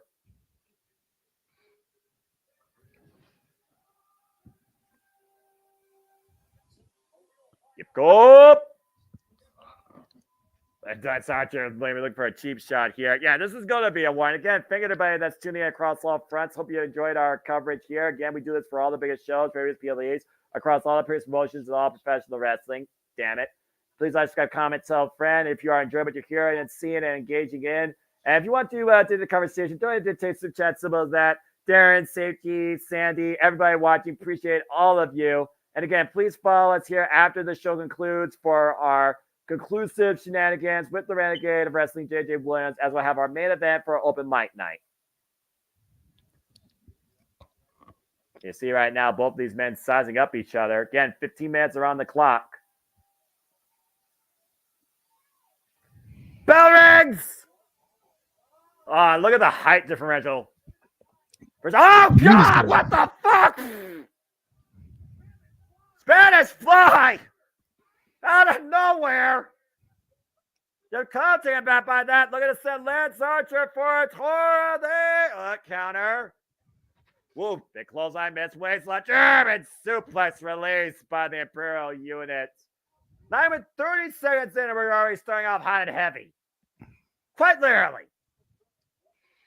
I mean, I expected it to be hot and heavy. I wasn't expecting a Spanish fly as the first move. Yeah, let alone Jeff Cobb landing on his head on that. Good grief. Again, you see the height differential there. He nearly didn't get the man up and over for that. Jeff Cobb, of course. Again, this is his first singles title, by the way, folks, in 5 years. Shoulder block in the corner. Connection to the midsection. Arrows with to Lance Archer. Up and over. Then off the ropes and looks for the closeout again. Jeff Cobb with a duck underneath, though. Jeff Cobb coming in. Sidestep by Lance. And now we're on the outside here. Lance Archer on the apron. Whoa! Just launching himself into Jeff Cobb. Rolling forward through the Imperial unit. Oh, God. Why is he going after the security guard? Why not? Everybody dies. Oh, and I see also why. Here's why. To use it as a weapon. Oh, God. You know, I always say I like Fine him for that. I always say I like the tag teams that use their partners as, you know, weapons. I don't know if I agree with Lance Archer's methods, though, as using the innocent bystanders for crowd control here as weapons. But hey, you do what you got to do to win a championship, right? I guess. I bet chop. Forearm connect, racking the jaw of Jeff Cobb. Again, Jeff Cobb opened up the challenge to anybody, and it wasn't somebody from Oh! Choke slam on the apron. It wasn't somebody from New Japan Pro Wrestling that answered the challenge. It was somebody from All Elite Wrestling. That's what happens when you do an open challenge. Just ask Adam Copeland about that. Well, what does that mean? What does that say, though, before it comes to the friggin' hunger and the drive of the New Japan Pro Wrestling roster? And Jeff Cobb right now, driven face first, driven torso first in the barricade. For those that don't know, by the way, matches in New Japan Pro Wrestling have a 20 count on the outside of the ring. And the title can change hands via count out. Whoa. 18, Jeff Cobb able to roll back in, and Lance Archer can't believe it. Entire torso of Jeff Cobb driven face first into that barricade. And Lance Archer right now. Pushing up Jeff Cobb up in the corner. Open palm strike. Of course, we've seen Lance Archer lately work, and Ring of Honor alongside the Righteous might be in contention sooner rather than later for the Unified Trios Championships. I can dig it, man. Yeah, absolutely. Oof. Oh! That bitch chop by Jeff Cobb. Gets rocked with a forearm, though. Jeff Cobb, of course, stands 5'10", 262 pounds. Former Olympian, represented Guam, 14 years of wrestling experience. Hey, leave the referee alone. Leave the referee alone. She didn't do anything wrong. Oh, dear. Now, Lance Archer can intimidate anybody, male or female. Careful. Yeah, the open challenge does not involve the official. I'm just saying. Respect the zebras, damn it. Yeah, damn right. All the zebras. Well, not all of them. Off the ropes. Let's go. Oh, God! Big crossbody, jumping crossbody. Takes down the champion. Lance Archer stands 6'6", 264 pounds, folks. 23 years in the game. This unique hybrid, super heavyweight athlete with agility. Cover. 2 count only. The springiness, though, of Jeff Cobb allowed him to quickly kick out of that. We all know Jeff Cobb can do crazy things himself, with including a standing moonsault. Proceed with caution around Lance Archer, referee. Definitely. And that goes for anybody, actually. 5 minutes in this 15-minute contest. Again, 15-minute time limit for the NJPW World Television Championship matches. Of course, we've seen this title contended the likes of Speedball Mike Bailey, Yuji Nagata, Filthy Tom Lawler, and Cobb Go, man! Able to fight for the pain and drop Lance Archer. Virgo drop suplex. You see right now Lance Archer favoring his hips and lower back. And I'm not sure how much it took out Jeff Cobb here, though. Of course, Jeff Cobb's been underneath the new MO of the United Empire, led by the captain, TJP, divide and conquer. Both men up to their knees. These 2 bulls right now ready to lock horns. Jeff Cobb talking about, don't even know where you work, man. Oof. Bulls is a good description for these two, and the Toyota Arena is their China shop. Yeah, I'm about to say, what's the most fragile thing, though, in that ring besides the referee? Again, Lance Archer, he's a man that demands you to bring the fight, though. He's one of those that lives off pain. Of course, when you got the name Murder Hog Monster or American Psycho, I mean, you got to have some sort of pain threshold. And Archer falling into Jeff Cobb. Jeff Cobb meeting him, though. Oh, but palm strike. Oof. It's really starting to kick off here. I love heavyweight slugfests. Oh, big meaty men slapping meat. Meat, yes. I had bacon earlier today and ribs. Bullseye. Hey, I heard a meat chat. People get it. Meat division. Both these men right now just colliding in the middle of the ring. How fitting on a Saturday night. Saturday. And both these men refuse to go down, JJ. Not even giving an inch. Kick to the midsection. They've been face first to the knee, though. And Archer right now getting the better of the exchange. Taking a moment. Oh, I got caught with a super kick. Lance, though, still on his feet, though. Looks a bit irritated by that. Both men still standing. Cobb. Whoa! Sending Archer down, driving his forearm down. Gets a 1 count. Standing moonsault! God! Cover and a kick out. Sheesh. 2 count only, Cobb. 2 count only off the standing moonsault. Big man should not be able to do that. No, not at all. But it just goes to show the agility of these young performers today. You say young, and we talk about how long these guys have been in the business and their age. It's such an oxymoron. What's funny about this title, it was first meant for the young and hungry talent. Oh! Driving Cobb down, Bossman slang. It's a 2 count. I remember when the Neverweight title used to be about people 30 and under. Now it's about the grittiest head and oldest veterans with the strongest spirits. You very well might say the same right now for the NJPW World Television Championship. Of course, Lance Archer has been hungry for gold since losing the IWGP United States Heavyweight Championship. And the blackout might be on the way here. California knows a thing or two about those. Right? There's no way. There is no way. Cobb realizing the danger that he was in, fighting back, creating some race with Lance Archer, still pushing the top turnbuckle. Ay! That knee caught Cobb flush underneath the jawline. And Lance hooking up Cobb. And Archer, good God! Blackout! We got him champion! We got him champion! Wait a minute! Crucifix! Reversal! Oh, man. Man, I thought he had him with that crucifix pin. That quick cover, though, nearly caught Lance off guard. As Jeff Cobb survives the blackout. Usually that's a done deal for the Murder Hawk. We think about the people that Lance Archer has competed against, let alone who he's beaten with that move. In and out of New Japan Pro Wrestling. This guy was on a rampage during last year's G1 Climax, only to be halted by Kazuchika Okada. Charging in, Jeff Cobb catching Lance, though. Spin cycle. Landing Archer down.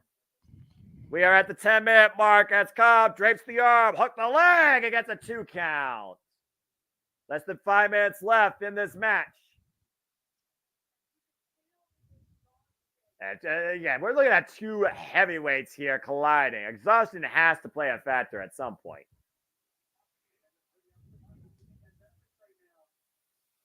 Again, we talked about Jeff Cobb and Lance Archer, their conditioning, their capabilities here. This is the deep end, though. Deep waters here for champion and challenger. Drove him down with his boot. Less than 5 minutes away from Lance Archer losing if he does not pin or submit Jeff Cobb or get him counted out. And might be signaling the end here. And wrist control right now, grabbing the right wrist of Jeff Cobb, locking it. As we approach, I believe now maybe the 11-minute mark. Clubbing shot, though, and Lance Archer going up to the second rope, still maintaining wrist control on Jeff Cobb and teeing off on him. Archer here in firm control of the champion. Now up the top rope. What in the hell, Lance? Walking the rope, old school style.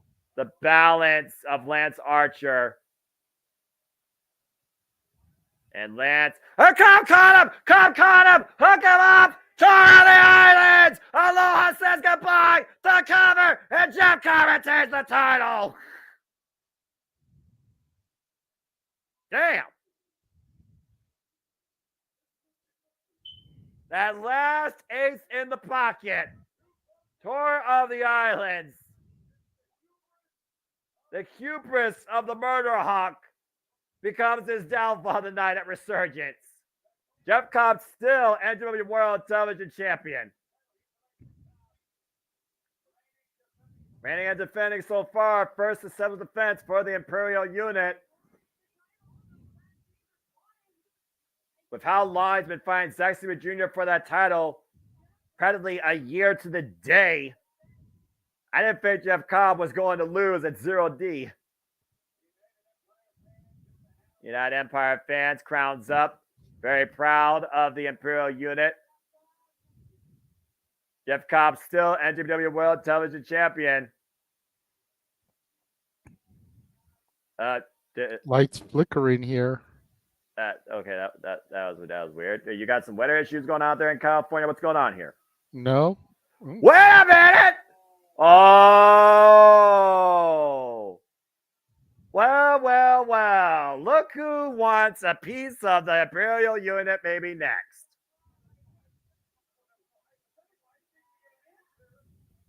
Hey, JJ.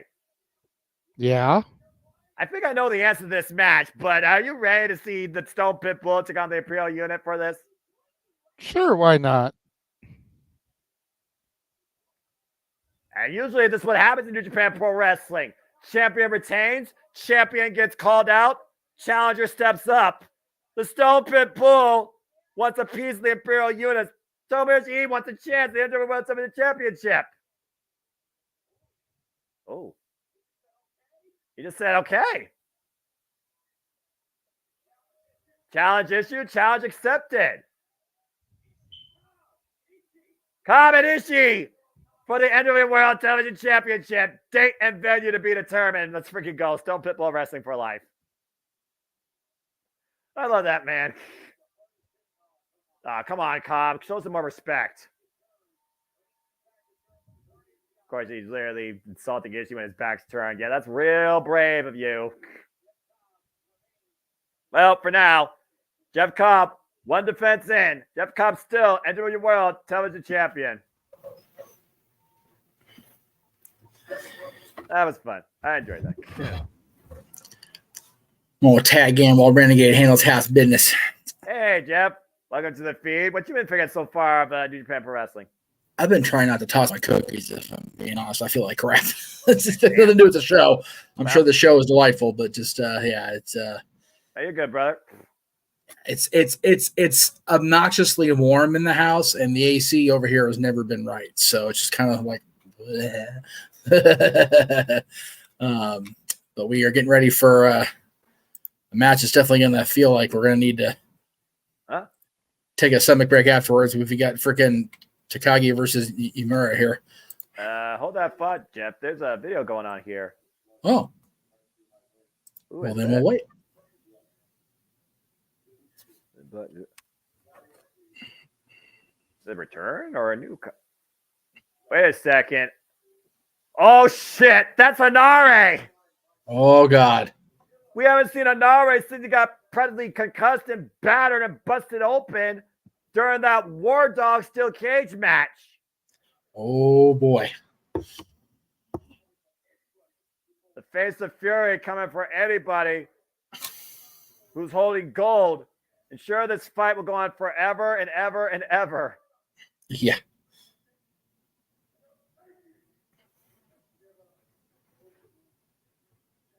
Oh, shit. I understand this challenge. Agree to it. Hinare wants the winner of the Never Openweight Championship match. Jeez. Shingo Takagi, Uyo Yamura, you've been warned. The face of fury is coming after you and the gold. Speaking of which, you have to get ready for a Neverweight Championship match. It was Shingo Takagi who defended it successfully against Gabe Kidd. And of course, experienced the war of his life against that War Dog after being driven on his head, somehow able to pull it out with the last of the dragon and still hold on to the Never Openweight Championship. Although he does wonder if some people are annoyed of this old timer holding this title, but he's not looking to slow down yet. I dare somebody to call Shingo Takagi an old timer and somebody that's out of style. Arguably one of the best professional wrestlers on the planet every match that he brings.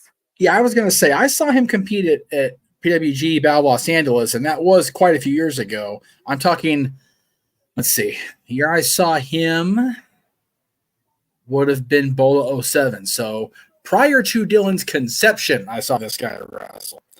And he's still as dangerous and as able to go as ever.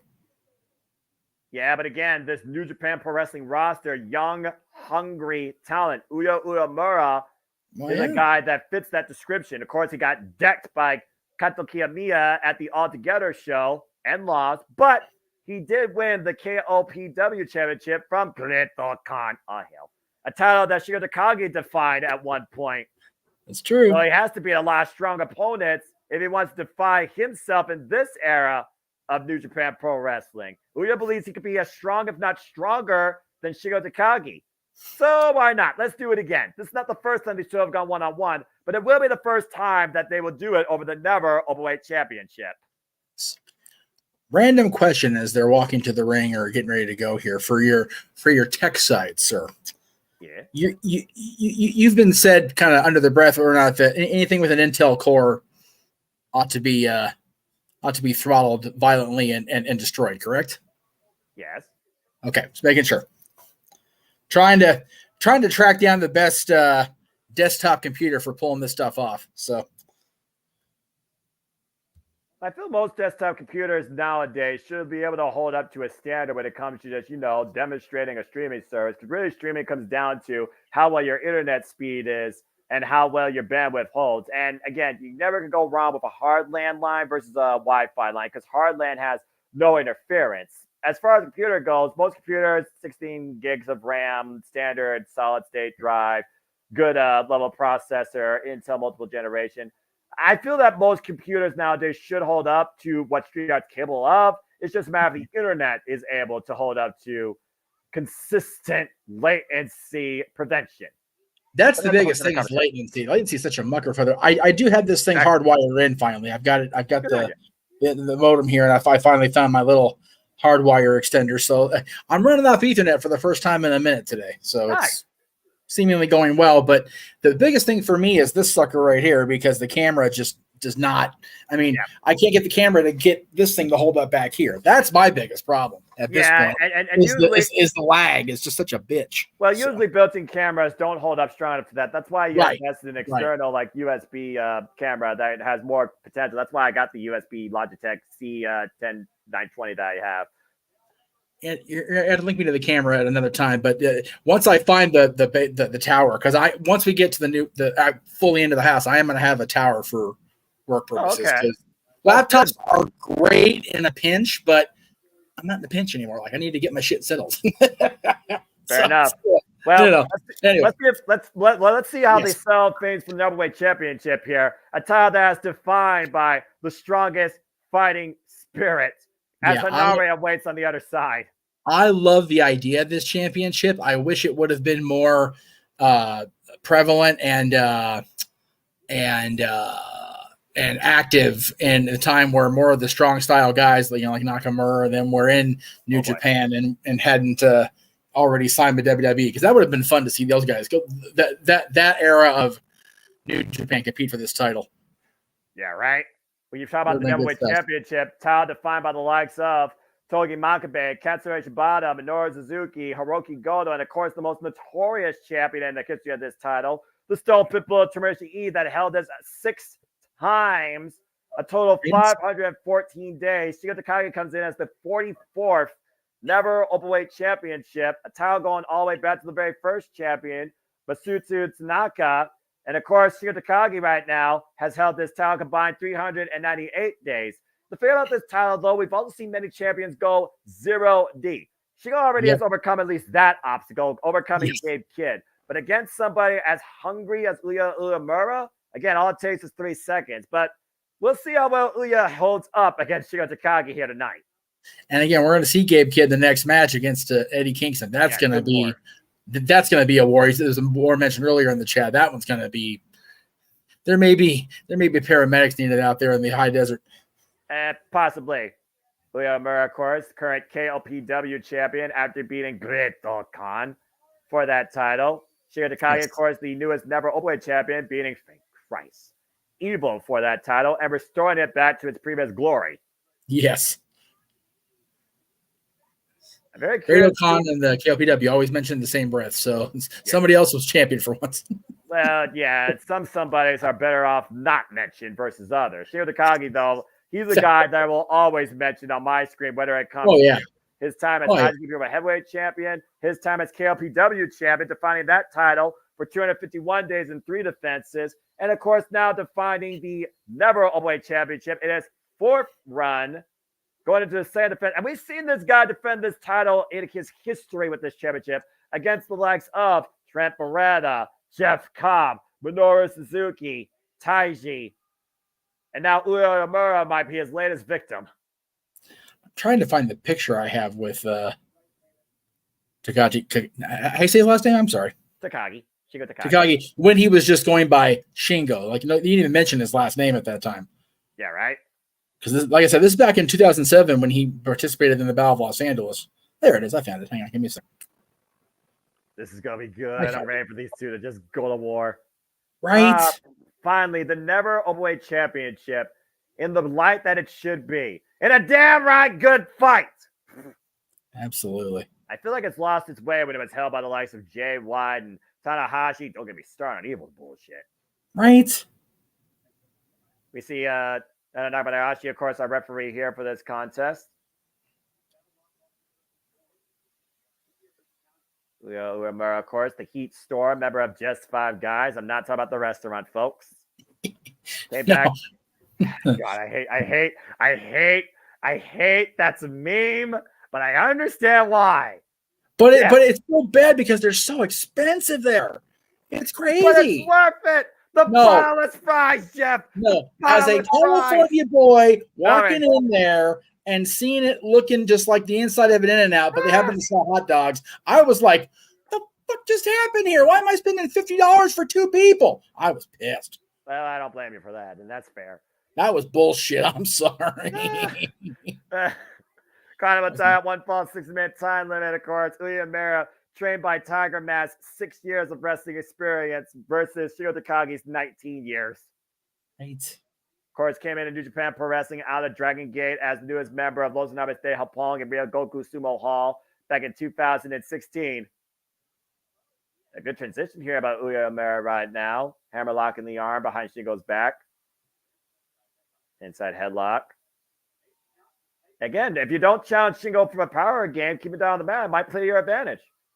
Yeah, and again, both these guys, he's still a younger man, but he's been around the game enough to know and to have that little bit of that veteran instinct. Whereas Shingo, like I said, he's been around at least 17, 18 years that I've known. So I'm sure he's been around longer even than that. Again, he was going with what he knows as well. Right. No, that's valid. He's not trying to fight Shingo on his level, or he's not trying to fight Shingo's match. And again, that might play to his advantage. We'll see.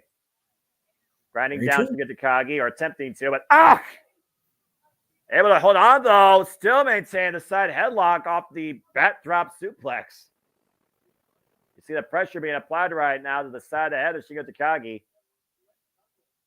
That left knuckle, of course, underneath the jaw line and the impaired vision right now on the left side. The side headlock here. Shingo still fine back though, forcing the break. Notice the heavy bandaged up left arm, by the way, too. Oh yeah, that's going to come into play with these two guys, no doubt about it. And Yuya and Shingo right now, this is unlike their previous two encounters. So again, I think this is very smart strategy by Uemura. He's not going out there guns a-blazing, trying to ground the dragon. No, that's fair. You have to approach cautiously. Well, especially against like Takagi. Whoa! Hey, the forearm strike works though in the corner sometimes too. Counter offense that. Well, then again, you've got 24-and-a-half-year-old Jeff Meacham approaching with a smile on his face in this picture, so there is that. Oh, headlock again, headlock takeover. That's really awesome. Going after the headlock again. That's a jab. Yukon special. That 3-move combination by Shingo Takagi, always a difference maker. Definitely different time. Claudio Castagnoli with hair. Yeah. Chris Hero, not quite Cassius Ono weight yet with his hair in a ponytail. Yeah, right. Somewhere back there is Nigel, but I don't think he's pictured in the background himself with his white spiky Bart Simpson hair. Yeah, Nigel is my favorite color commentator right now. He's just too damn funny. I love Nigel, man. Yeah, and then Brian Danielson, including an eye patch accessory from the injury he suffered at the hands of 07. Oh hell. Kazuchika Okada. No. I'm talking 07. It's the midsection. Infinity! Who's the big heavy set Japanese guy? Got that thing that bug me. Give me a second. You got it. Oof. Remember it distinctly because it was that took him out of the NWA Championship tournament that he was going to be the champion. Jeez. And by the way, I don't hate Five Guys. I love Five Guys. And I also love the restaurant, Sandy. I'm just saying. Bombless fries! And also, yeah, Walter, good point. Of course, we also know that Uemura came from excursion from Impact Wrestling alongside Sanjay. Morishima was who Ryan was fighting when he had the eye injury. Ah, gotcha. Yeah, 14. There's a reason the eye injury happened with Okada is because freaking Morishima detached his retina completely in a match in 2007. So it's a pre-existing condition. I figured something like that you never recover from. I mean, you had to literally attach part of your eye back to it. Like, that's crazy. Yeah, that is beyond crazy. Yeah. But again, Uemura able to get back in at 19 and a half, only to get caught with a suplex and a near fall. Now Shingo going. Yeah, he just barely made that. Again, the technology, folks, sometimes is the bug, but he's fine. Again, latency and buffering issues, only possible for your internet provider. All the injuries. And all the inconveniences. It is. It's gonna be, now that I said something about it working so well, it's gonna go completely to shit during open mic night and the rest of the show. Oh yeah, I mean, that's just a formula waiting to happen. I mean, what I may do is go back on this and hook the tripod back up. That way I can use the phone for open mic night. That way I can actually be heard coherently and clearly. That's fair. But we'll see. And we'll see if Uemura can figure out a way to out-wrestle Shigeru Takagi and outweigh his fighting spirit and claim their weight championship. Now the cravat applied by Shingo. You see Shingo right now working the neck. And Uemura right now, that is a nasty way that his head is turned. Uemura though with the body shots, able to break, force the break. Oh, God! Oh my God.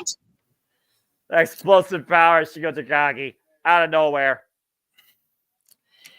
To answer Emmanuel's question about the cash goal for Noah and Chase U, I will get those numbers for you, and I'll try to read them off during No DQ and AV tomorrow, because I'm not going to have them by the end of the night tonight, because there's too many streams to go through and look. Uh-oh. Oh, no! Catapulted up first to that bottom ring rope. That's still cable across the throat of Uemura. We saw Trent do something similar like Orange Cassidy the other night against the corner of the ring post itself. So that's not a fun move no matter where you get in the ring. No. Unforgiving. It doesn't suck as much as the dragon leg whip, though. Look, we saw what happened with Zack Sabre Jr. and friggin' Roshi Tanahashi. I'm just saying. Yeah, that Alex Windsor, for that matter. Alex Windsor, Steve Bakura pulled that move out. Of course, that package Ushigoroshi finisher once again allowed Steve Bakura to retain her Enter a Strong Women's Championship. Very game contest, though, by Alex Windsor. But those ribs you see, though, once again, Shingo, though, attacking the Rizzo Uemura, keeping in close proximity. And Uemura with the counter! Vertical drop suplex. It's been a pretty game show all around from what I've been hearing you guys say, so. Yeah, unless you don't know how to handle Tetsuya Naito's mental warfare. Well, that's just your own problem at that point. Yeah, exactly. Especially if you're in the ring with the man. Yeah, if you haven't figured it out by now after watching Naito, as long as he's been around, that's a you thing. Yeah, that's when you don't know how to do tranquilo. Right. Uemura right now still favoring the neck fall again, though. Shingo gets the boot up. Beats him there, and whoa! Beautiful arm drags. Bringing the Dragon Steamboat as in the drop kick here. Fundamentals on full display by Uemura. And again, still favoring that neck, though. Feeling that pain that just rise up your spine. Yeah, it's going to be a thing when you watch content like this, matches like this. You're going to feel it up every party. I mean, again, the Neverweight Championship, some say shortens careers. That's very likely. The backdrop suplex, the cover, hook of the leg. It's a 2 count. Shingo dropped hard on the back of his head now. Man. It's one of those things, though, Jeff. You know, as well as I know, you know you're hurt during a match, but that adrenaline drives you forward. It's after the match, though, you feel even worse, and you never see how a competitor feels or how they deal with that. No, that's in sports and anything competitive, man. When you're in the moment, you feel the adrenaline. It takes you over. It gets you through. It's very much the body's defense mechanism, survival technique. But then once you're out of the view of the cameras or out of the view of people that are going to worry about you, your body goes, "Oh wait, I'm hurt. Ow!" and you shut down. Ow, shit. They're still not shut down enough, though, after that high cross body. No, it's true. You see right now, Uemura again, trying to find his own form of wrestling, trying to claim his first never openweight championship. Again, Shingo Takagi, the 44th never openweight champion. That goes to show how many times this title has changed in its history. And it's still a pretty young title, no? Well, I mean, originally it was known as the U30 title. Back elbow strike, the jab, and fake out. DDT! Nice. He faked out Uemura and drove him down again on his head and neck. Every time people forget that duck down just means instead of getting clothesline, you get a DDT. Which one would you rather get? Can I has I been seen do neithers? You're talking to Shingo Takagi here. You're gonna get hit one or the other, so you might as well just accept your fate and be like, this seems like the lesser of the two evils. I was gonna say, if you're in clothesline DDT, it's like there's not a happy landing there. Yeah, exactly. To your point, this title has only been around since 2012. Yeah. So I mean, 12 years is a long time nowadays, but God. Driven face down onto that neck, and Shingo driving his knee into the back of the head and neck of Uemura. And again, some of these people have held this title, or should I say, regained this title 5 or 6 damn times to make sure he's the most notorious. Yes, she's definitely the most prolific, strong openweight and never openweight champion. Excuse me. John Games is the next one. Yeah, I'm about to say again, Hiroki Goto, Minoru Suzuki, Togi Makabe, Katsuyori Shibata. Oh God, another clothesline. Will Ospreay, Jeff Cobb, yeah.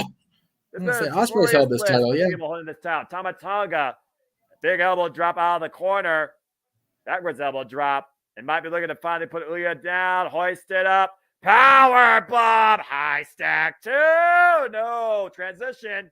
Almost lost his foot in there. And an STF. Wow. Chono style STF. And Chono taking it. If you're doing Chono style, you're taking it back because Chono learned it from the master. Yeah, exactly. And Chono, of course, passed that down away towards Shota Umino, of course, we'll see in our main event. You see right now, though, Shingo transitioning, though, to the cross face. Uemura, though, crawling his way to the ropes. Leg no longer trapped. Still, though, affecting the breathing and the vision of Heatstorm here. Making great progress, though, the ropes. And Shingo sees it, though. Just a fingertip away. Can Uemura restrain? Take the pain right there. And got it. It's funny. I've been around long enough to remember when Thez wrestled Chono in one of Thez's last matches. Back in like 1991, I think it was. Yeah, that was prior to back and look, but it was a while. But prior to my time, you would think about Tetsumi Fujinami, one of the original founders of Japan Pro Wrestling. He's the reason why we got the Dragon Screw. And he should be heavily condemned for that. Damn him. Yeah, and then of course Fujiwara, of course, notorious for the Fujiwara. Oh yes. Big headbutt. Oh boy, I sense disaster. Yeah, this is not going to end well. Oh God! No, he bounced off that fucking superplex. And it's remember right now, Shingo hooks the near leg and a 2 count. You remember when he was coherent? I remember. He doesn't anymore, but I do. Shingo though is coherent enough to might know that it's time. Is it time? Might be time. Check it out. And right now, Shingo within the spirit of the dragon. Wait for it. It's time. It's time. Yeah, I knew it would be. You gotta know these things. The Rampage Dragon fired up here. Uemura unable to even get up to his feet. Crowd. I mean, again, that boy bounced off that ridiculous superplex. Yeah, that was not pretty. Shingo, that's the dragon. Wait, counter. Counter, hug the leg. Whoa. Whoa. Almost caught him sleeping. Again, though, you see him immediately going back to grab him in the back of his head and neck. And Shingo right now looking for the waist lock. Oh! good God. The shot you don't see coming, but you sure as hell feel it.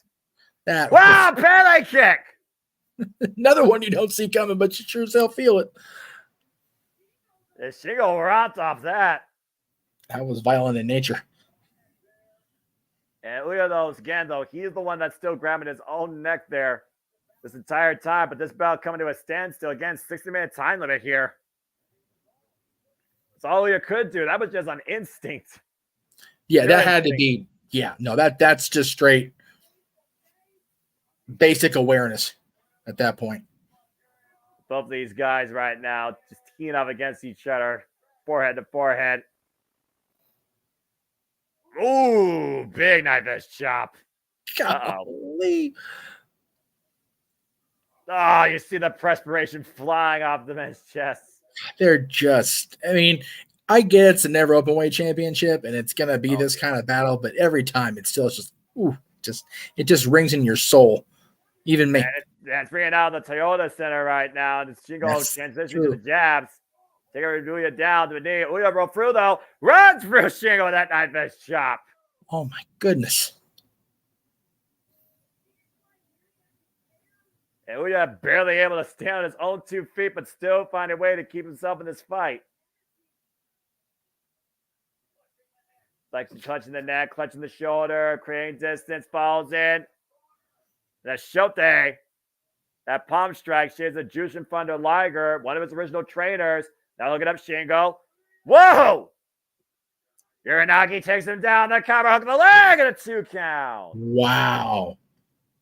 That looked like it could have been, it would have been closer than it actually was. Again, nothing wrong with the cover. It's just, again, the resilience of the never openweight champion. This is the spirit we know out of Shingo Takagi. The guy that beat Kazuchika Okada to win his IWGP World Heavyweight Championship. Looking for that suplex here. Both men face to face. Shingo's right now. Whoa! Nice rebound. Belly to belly. We got Dustin underneath the clothesline, though. And the strength of Shingo takes control. Ketchuguya coming in. Hoist the Farmer's Cake. Demi driver! Man, oh, man. That's Piccoli driver right now. Great countermeasure. Shingo unable to capitalize, though. You would think so. that's the way it's going to be there, unfortunately. Again, right now, scanning his opponent. We up to his feet. Taken down with a lariat. Pumping bomber, short range pumping bomber. Now hook it up, pump handle. Might be looking for Made in Japan. It's this time instead, Messi Ushigoroshi. Tested Made in Japan. Now the pump it'll hooking him up. Got it, cover to Shingo. No! Wow, I am surprised. Uya escapes the first time, Made in Japan. Only 2 count, though. And again, Uya still grabs me in the back of his head and neck. What's going to take at this point, though, with these guys? Well, Uya still has yet to do that ridiculous bridging belly-to-belly German suplex, which he was trying to do earlier. And Shingo has yet to do Last of the Dragon. It might take one of those 2 tools. Back again, once again, looking to hook up Uya. Now holds to the shoulders. When Uya slips out the back door, trying to bring Shingo down. Ah, the neck crank! Oof. Oh, great scouting though by Shingo. And again, very, very bad moment for Uya Uemura. Man. Bringing him up to his feet and now teeing off with those elbows, the lefts and the rights. Uya might be out on his feet. Shingo just driving those elbows forward. Oh, God. Only reason. Whoa! Wow. Gosh. Headbutt connects the sliding lariat. Kick out 1. Kick out at 1. Oh, here come the crazy fans bitching about it. And Shingo pumping bomber. Damn. Inside out goes Uya Uemura. And Shingo hooking up Uya up on the shoulder. Uya counter. Oh, I got the German with the press, the cover too. No. Nearly saw the changing of the numberweight title. That's about as close you get without having the bell ring, brother. Again, the damage to the neck had to be the only reason Uya was unable to hold on to that cover. The muscles have to be right now on fire for Heat Storm. And we again, though, look into the high-risk district. Up to the corner here. Shingo laid out in the middle of the ring. What's he looking for here? All the way. Split leg frog splash. Oh my goodness. Cover. 2. No. How? How in the world are these guys still kicking out at this point? And perfect position, perfect execution, perfect cover, all the body weight over the shoulder. Shingo still finds a way to kick out. That's crazy. Look here, though, refused to be denied. Now the full Nelson applied. Shingo breaking the grip. Back elbow strikes, though. Shingo still has that fight left. Ooh. There's Shingo, though, right now. Uh-oh. Shingo has that face. You're in trouble. Yeah. Oh, my goodness. Oh, God. Oh, God. Yeah, my Counter guess. headbutt by Uyo Yamura after that one by Shingo. And right now, bringing Shingo up to his feet. Shingo falls in, though, with the lariat. And Shingo off the ropes again. Uyo does underneath, though. Looks for the rope. Okana roll. Looking for the cover. And the bridge to Yano! Man, oh, man. Again, Shingo finds a way to escape. 20 minutes. Yeah, it'd be We've got the contortionist to do 20-minute this. mark in this 60-minute contest. I warned you, we were going to start at 10 tonight. Damn it. And Shingo, oh, man, collides. And cover, hook of the leg. No, I got him. Finally takes him down. Leon able to kick out of that ridiculous pumping bomber caught in the cover. Wow. And Shingo did everything possible to make sure he drove all his body weight down in that cover. You saw the way Uya was fighting. Yeah, he was. Yeah, Shingo was done.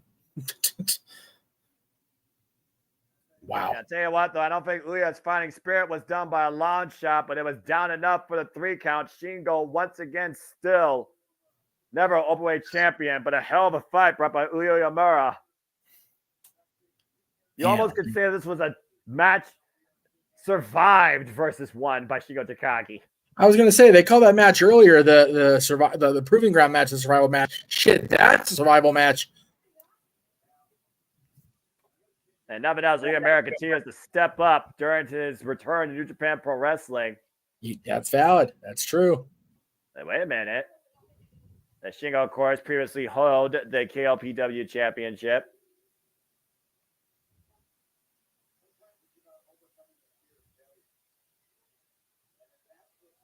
Yeah, right now, Shingo talking about this title or this title.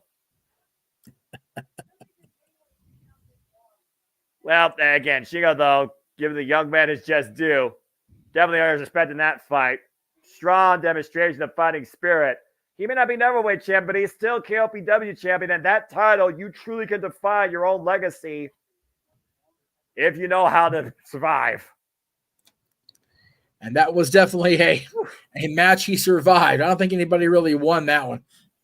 The fans did. I know we did. I was going to say the fans did. I was going to say yes, the fans and us on the call had that win. That's fair. And let's keep in mind, guys, Henare is back, and he wants the never openweight championship. That means Shingo Takagi now has the face of fury to deal with. He made that more than clear before we started tonight. Or before we started that match, I should say. Yeah, you see Shingo right now nodding Uya Yamura in case he wants to go one-on-one again. But for now, Shingo remains still the never openweight champion. I think Yamura will oblige him down the line if need be. Well, is he going to face him or is he going to face Henare? Let's not count Henare out of this. No, I'm not counting anybody at anything. That's for damn sure. So congratulations to Shingo Takagi, still our never openweight champion. That was a hell of a fight. Crazy to think we saw this guy first come up teaming up with Joe Hendry and, great matches, yes, but for lack of a better term, the ha-ha. And now here he is. A very, very serious encounter he had just now. So good on him, man. And again, all it was just literally he was unable to get those shoulders off the mat for 3 seconds because Shingo kept driving his way forward off that pumping bomber lariat. That is the goal at the end of the day, to get your opponent to not say his name and he shall appear. Go ahead, Rick. Caught me off guard. Yeah, well, Not paying attention. You did say his name. I did say his name and he did appear. That was 100% me. Well, you did the thing, brother. I did the thing. I did the thing. That's right. Well, we know we got a couple minutes now here as they prepare the ring for our next match, because there will be no ropes involved and there will be 0 Fs given to either man. After their first encounter in 2021 in a previous life, Gabriel Kidd took on Eddie Kingston one-on-one in an NJPW Strong ring at Nemesis. And Eddie Kingston says, get some more matches under your belt, get some more experience, and come at me again. Gabe Kidd, once very prominent, humble, still very hungry, determined, unhinged more than ever. Oh, yeah. As we saw, now part of War Dogs, always known as War Ready. We saw how bad this got at Battle in the Valley when both men went to a double countout over the Neverweight Championship. Of course, previously before that, they were supposed to face each other at Collision, but due to an injury, it got canceled. Last year at Dominion, we called that, of course, Jeff. It was Gabe Kidd that joined David Finley's Bullet Club War Dogs and made it was so at Lone Star Shootout last year. That was so infuriating to see this kid do that. Oh, it was so bad. Right. And of course, David Finley has influenced his MO, bring gold and bring bodies. He was unable to bring either at Battle in the Valley as the war raged on, but he still put Eddie Kingston down his head in the end. And Eddie Kingston, of course, a guy that knows what crazy is, why everyone else thinks they could be more war ready than him. And we've seen how bad these press conferences, how volatile these conversations have gotten between these two. It's never friendly or pretty when these two guys get involved, and I have a feeling it's only going to get worse. I felt concerned for Emily May, if I'm being perfectly honest with you. No, for real. And I've known Emily May for a while. She is the wife of a longtime wrestler out here that turned into he's still working out here. He's also a great trainer. His real name is Brandon. I'm not going to disclose who he is. If you know who he is, then that's good on you. But like we said about Gino's real name, keep it to yourself. There you go. So yeah, that's definitely worth Emily May being around these two yahoos. And regardless of how you feel about Eddie Kingston, again, I'm never going to feel all warm and fuzzy about the Mr. Kingston, but there is no denying how tough and how legitimately crazy he is. There's absolutely no disputing any of that. Yeah, we saw last month at Windy City Riot how far these two were willing to go during that Windy City Riot 8-man tag match, and Eddie Kingston threw out the challenge. Yes. Last man standing, no ropes for the Strong Openweight Championship. Yeah. What the hell is going to happen here?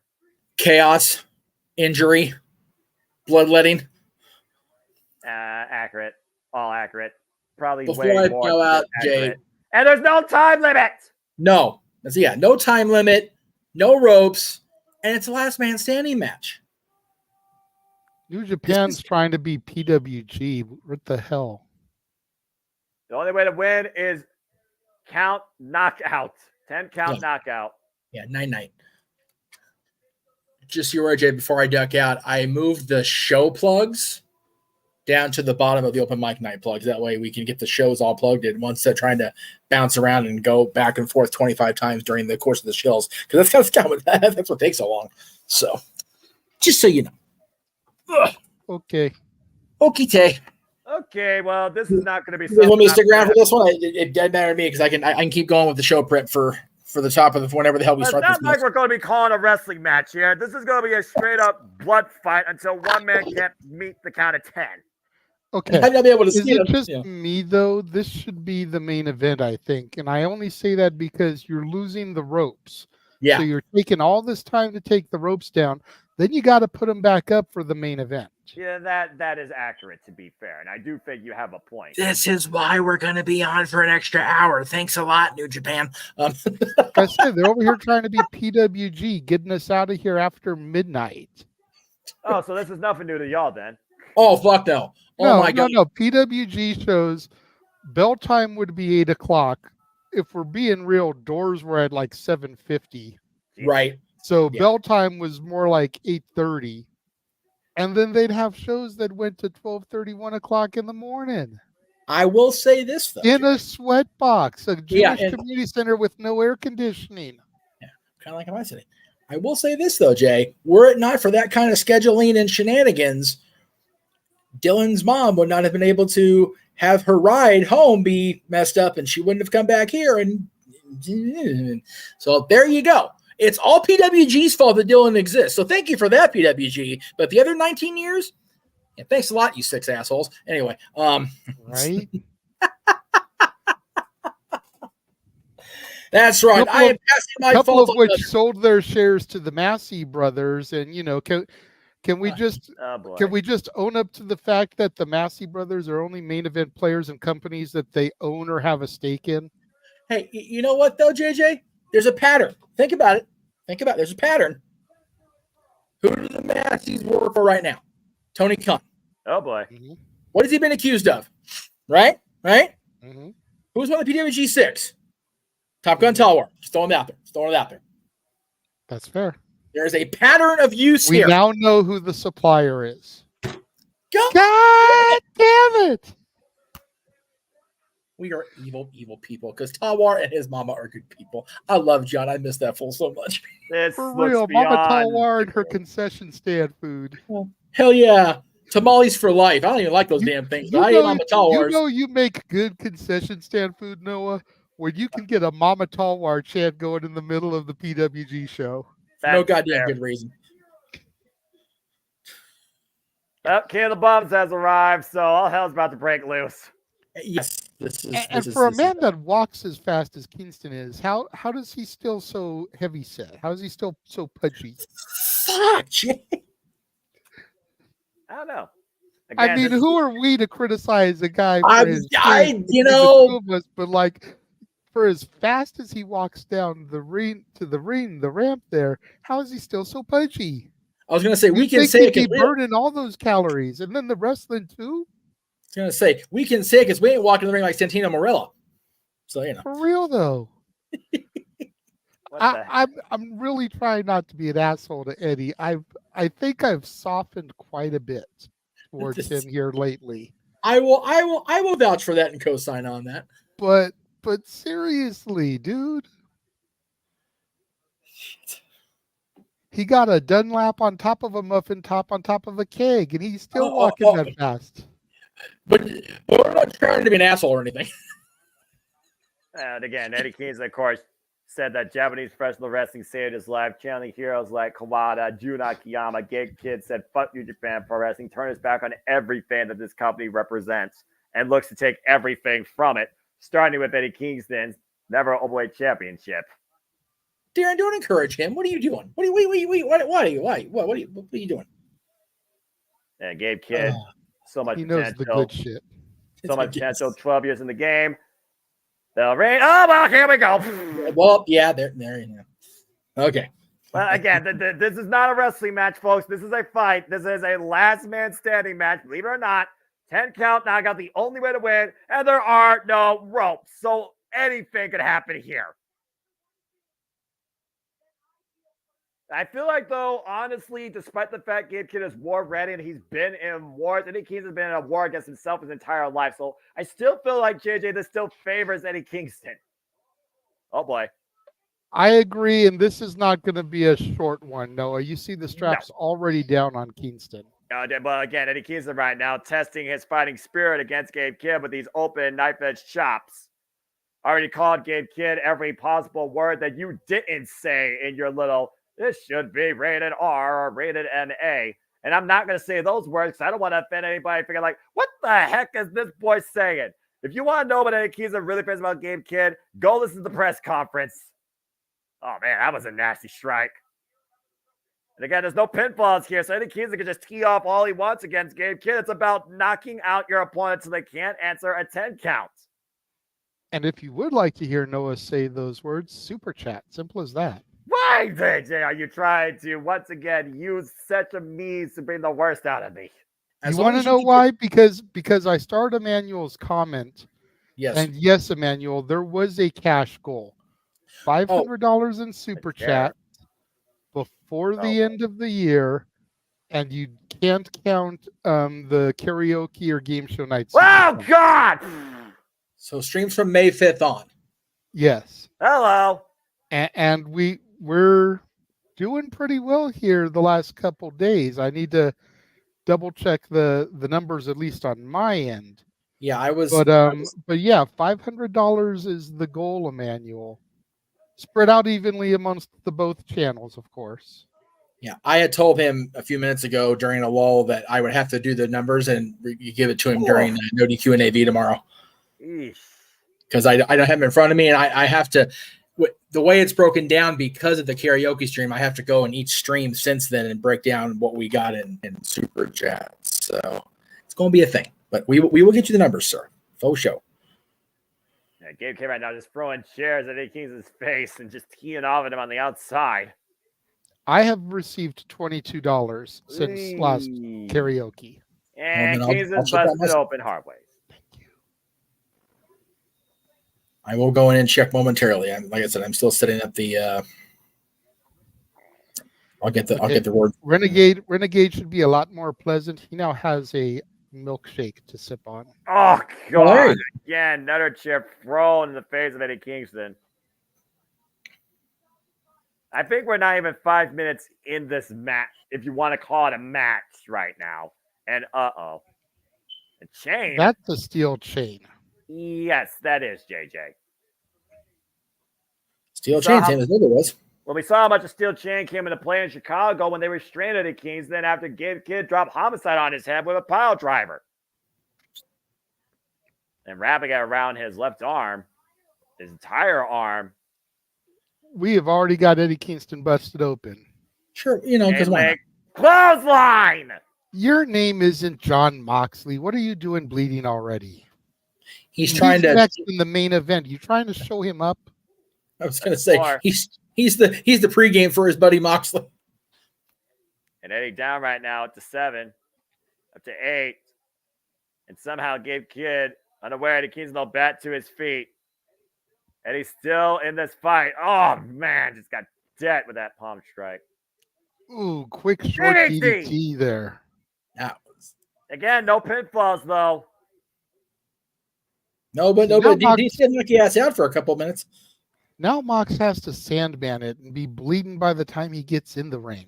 Well, again, there's a different. And considering they have to take time to put the ropes up, like he's got plenty of time. Just let Wild Thing run and smash some beers over his head.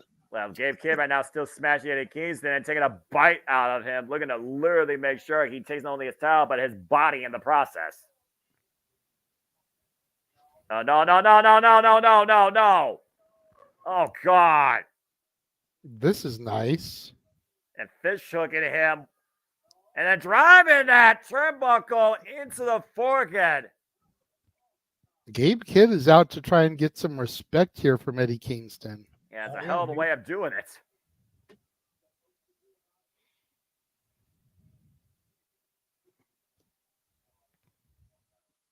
Yeah, about to say, was that in his eye? I hope that wasn't in his eye. The blood might be pouring into his eye, though, impairing his vision, though. And then Gabe Kidd looking for the having half suplex. And oh!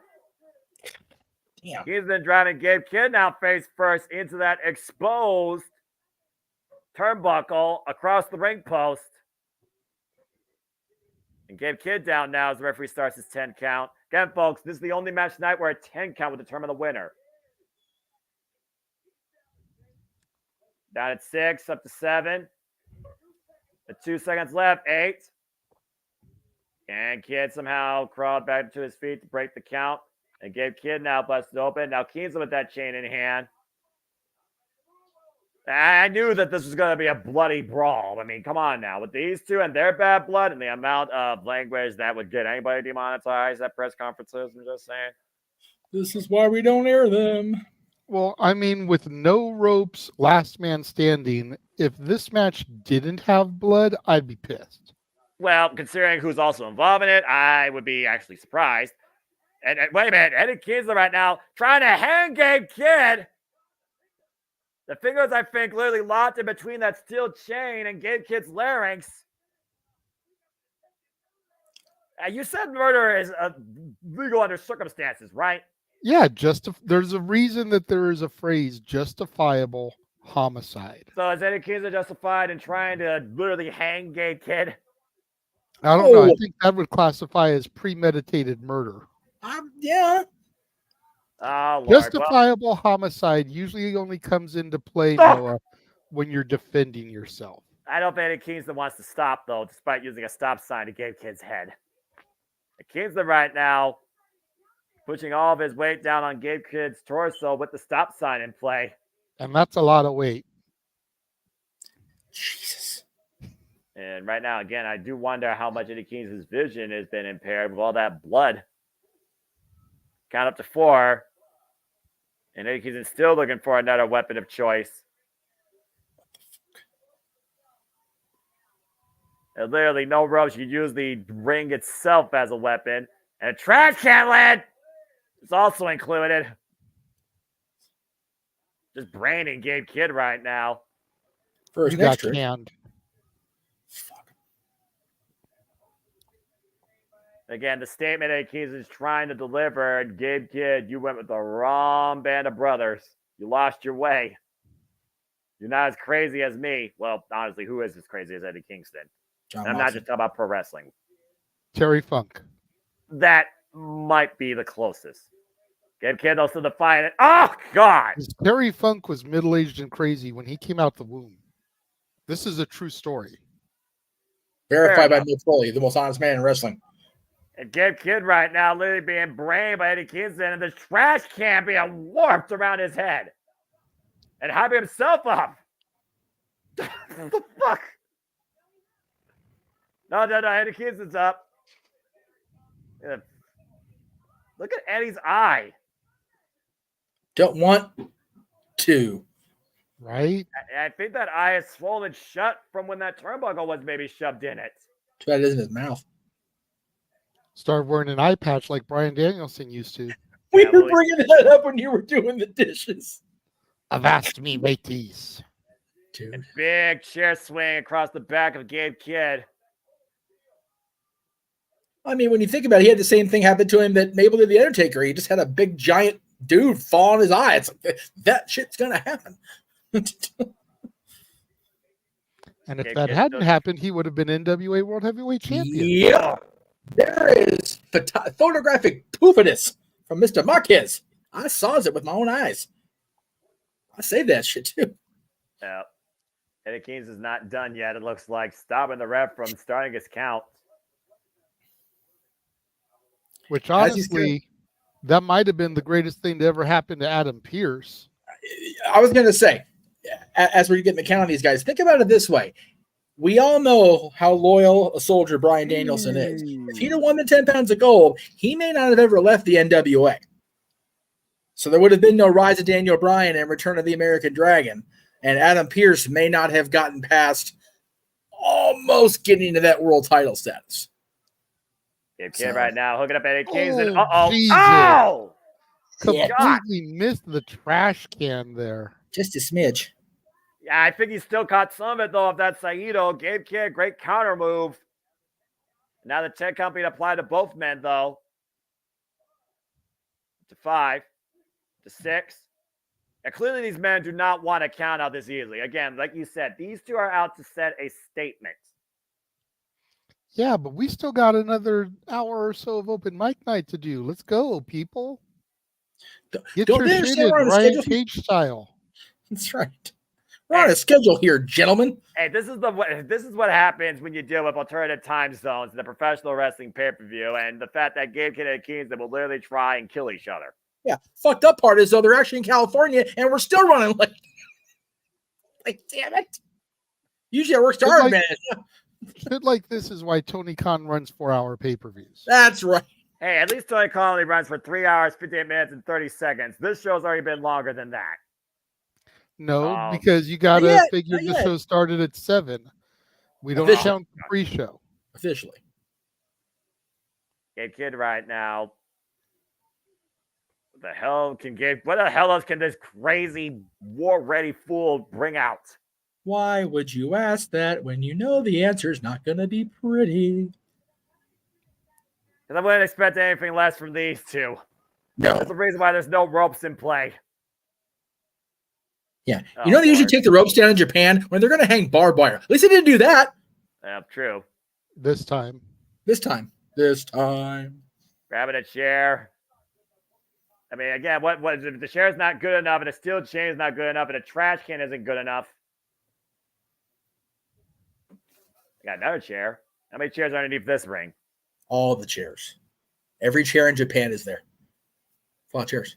Oh, the chairs are all made in Japan. That's too easy. I'm gonna let that one go. The ladder coming into play. At this point, the only thing Game Kid hasn't found is the proverbial kitchen sink. I'm sure I'd share it too. Oh, God. That was in the side of the head. I mean, at this point, I do think Gabe Kidd could actually win the title here via count out. Eddie Kingston's barely able to bring it up to his feet at this point. He's moving, though. At least he's conscious. He's partially blind, and he's got a screwed up back. And literally using the referee to try and get up. And the referee needs to be careful not to fall to the outside of the ring. That would mildly suck. Oh, dear God. Oh, no. Yeah, well, War Dog Special, barbed wire steel chair.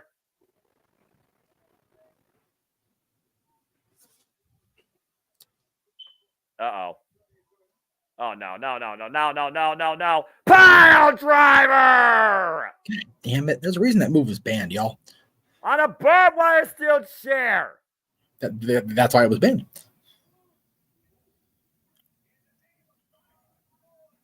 Driving that punctured skull into the barbed wire. That's an 8. Gabe Kidd still wants to exact more punishment. I was an asshole right now. What did you do? I went over to the X tab real quick to kind of check on things for open mic night. Uh-huh. And I saw a tweet from Mr. Tony Khan that started off with AEW were the best wrestle. Oh, no. And I replied to it and I said, is that why you haven't given Mercedes Bernardo or Boy Myth Legend matches since their debut return yet? Teeing off right now. The palm strikes here. Gabe Kidd literally teeing off. No, it's just calling the match. Just calling the match. I'm just focusing on the monitor. I don't know what you're talking about. I'm not one with social media. Dude, he is the best babyface commentator with the heel mentality. I didn't see it. What happened to my monitor went out? I didn't see it. Oh, Gabe Kidd, though, looking to hoist Eddie Kingston for that bed of chairs. Eddie Kingston, though, armbringer counter. Oh, wow, damn. Rapid fire chops from Kingston. God, I hate when he does that. It finally takes Gabe Kidd down to his knees, though. Oh! Jesus, I guess. And the hair's driven down to that barbed wire steel chair. Kidd may have protected his head, though. Double stomp, messy double stomp. And I think the side of Gabe Kidd caught the barbed wire. Yeah, at no point has Gabe Kidd's face caught that barbed wire, which is what they were trying to do. Right? You sure that's what he was trying to do? Yes, that is exactly what he was trying to do. That's why they fixed the chairs and tried to position Gabe Kidd's face back on the chair right before the stomp. Well, and they still botched it. Well, I mean, at this point, if it's a fight, is it really a botch as long as you're hurting your opponent? He makes a I feel fair like point. I'm watching a Sin Cara match. That's not true. Neither one of them wear a mask. Yeah, there's nothing pretty or aeroacrobatic about this grueling affair. How much more are you willing to break a man's body? Ah! Well, Jump off it.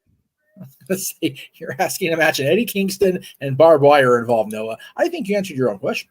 Well, that Northern Lights bomb of sorts, so that freaking exploder, driving Gabriel Kidd again, ribs first of that ladder. To your point, Jeff. And somehow Gabe Kidd still crawls his way to his feet and falls over, but forces the count to break. Whatever it I takes. still don't think Eddie Kingston would have taken that. No, probably not. Wait, what's he asking the referee for here? I feel bad for this official, by the way, with what he's dealing with, the various levels of destruction that both these men are willing to go to. Oh, there's a table.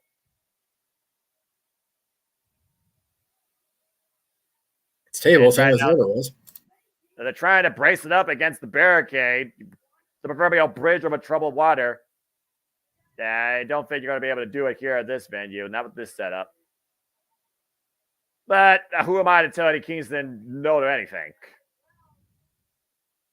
Yeah, again, we do still have a main event IWGP Heavyweight Championship match to come after this. I was going to say, Believe it or not, we had a world title match after this mess. And Moxley's still confined in a regular rules match. Like, he's probably sitting back there going, God damn it, Eddie. I mean, it's been said on proverbial tape in the Fabulous Forum, you are a hard man to sometimes be a friend. Well, you're a kid tonight. And Gabe Kidd right now. Fire! Kid's big back fist. Gabe Kidd's got to be out. Just get the man down. Let the man stay down, all right? Preserve yourself for another day. You had your statement. Oh, of course not. Oh! Again. Okay, maybe that's it finally. Gabe Kidd's not moving. Eddie Kingston isn't going towards him. Let's just call it a finish here. Let him be. Let him be. Up to 7. Up to 8. Up to Eddie 9. Kingston just stopped the count. That was it. Clear as day. That may cost him the title. I was going to say, I think Eddie Kingston just cost himself the match here. I don't think it's. Then again, he's lost the other 2 titles, so why not lose this one too? At this point, it's not about a title, though, JJ. It's about respect. Okay, but is there a championship on the line? There is. Then it's always about the title. Show me. What in the hell is Eddie Kingston doing? Show me.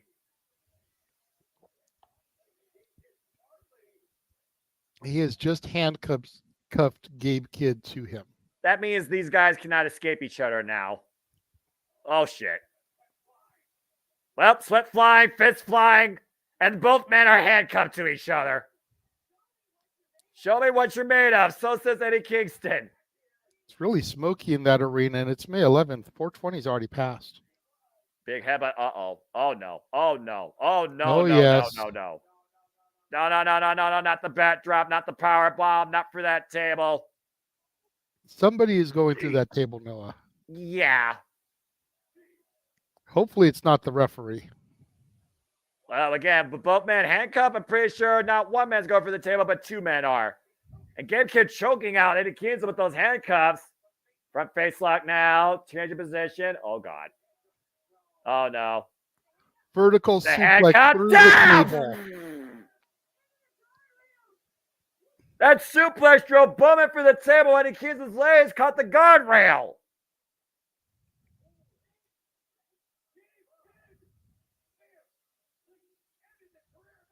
Gabe Kidd and Kingston may just edit each other here. We're at 8. Gabe Kidd is up. Up to 9. Kidd's up. Kidd's done it. New champion. You called it. Right.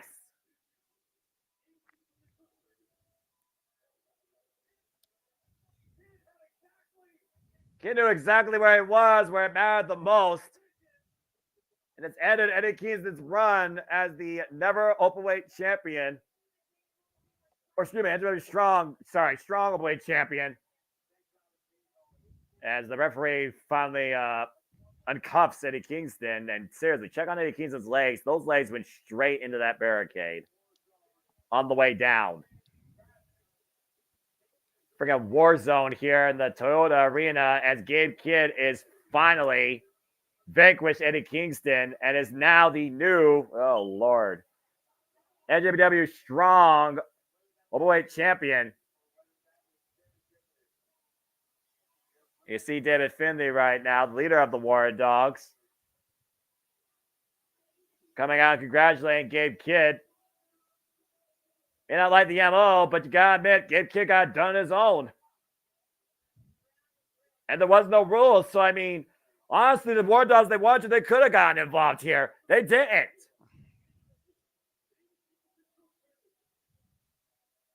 Congratulations to the new champ. Yeah, but again, Gabe Kidd's worst enemy, in my opinion, still is Gabe Kidd.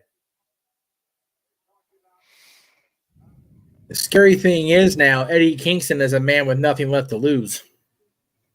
Going into Anarchy in the Arena against the Elite. Right?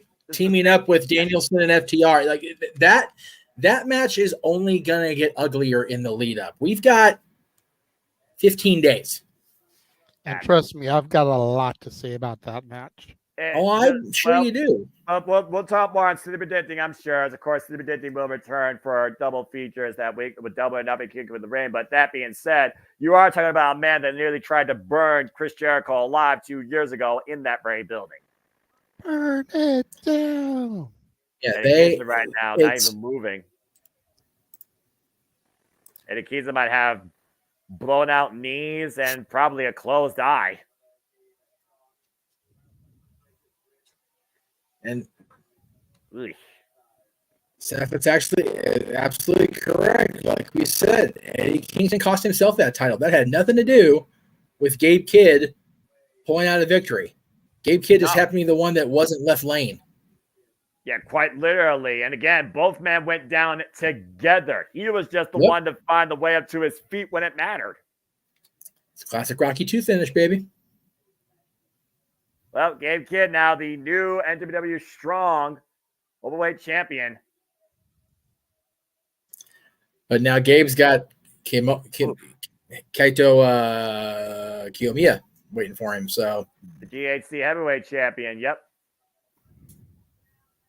Also won't be pretty. And now at this point, to your point, JJ, earlier, Eddie Kingston has now lost the last of what was the Continental crown, the Continental title, the Ring of Honor World title, now the NJPW Strong Openweight title. He's literally lost everything. Yep. Is it sad that the least deserving of those is Okada? Isn't that sad? But it's a reality when you think about it. It really is. Because Mark Briscoe's more than deserving, long overdue to be Ring of Honor champion at this point of his career and his life and everything that's gone down, right? And then, you know, tonight, Gabe Kidd, he allowed Eddie Kingston to screw Eddie Kingston tonight. He was smart. Okada's the champion because of who he's with. That's the straight up truth of it all. Now, you had this conversation a year ago, totally different sequence of statements. Sad but true. Sing it out, Metallica. Sad but true. You know it's sad but true. Yeah, seriously, we might need to get some help for Eddie Kingston, though. He is not moving at all, guys.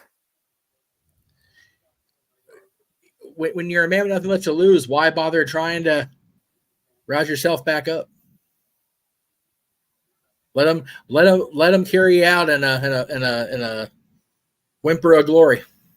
Well, can he even get back to his own 2 feet is what I'm wondering. Again, those legs were driven down hard across the barricade while his body went through that table. Yep. All I know is while they're checking on Eddie and doing all this maintenance, no disrespect intended to Eddie, I hope they're getting the ring ropes put up so we're not wasting more time. I was going to say, they better get their shit and get here. Well, you need to clean For real, up like let's get those ropes up and then we can get Eddie on a stretcher and get the rest of the show moving. Like, come on.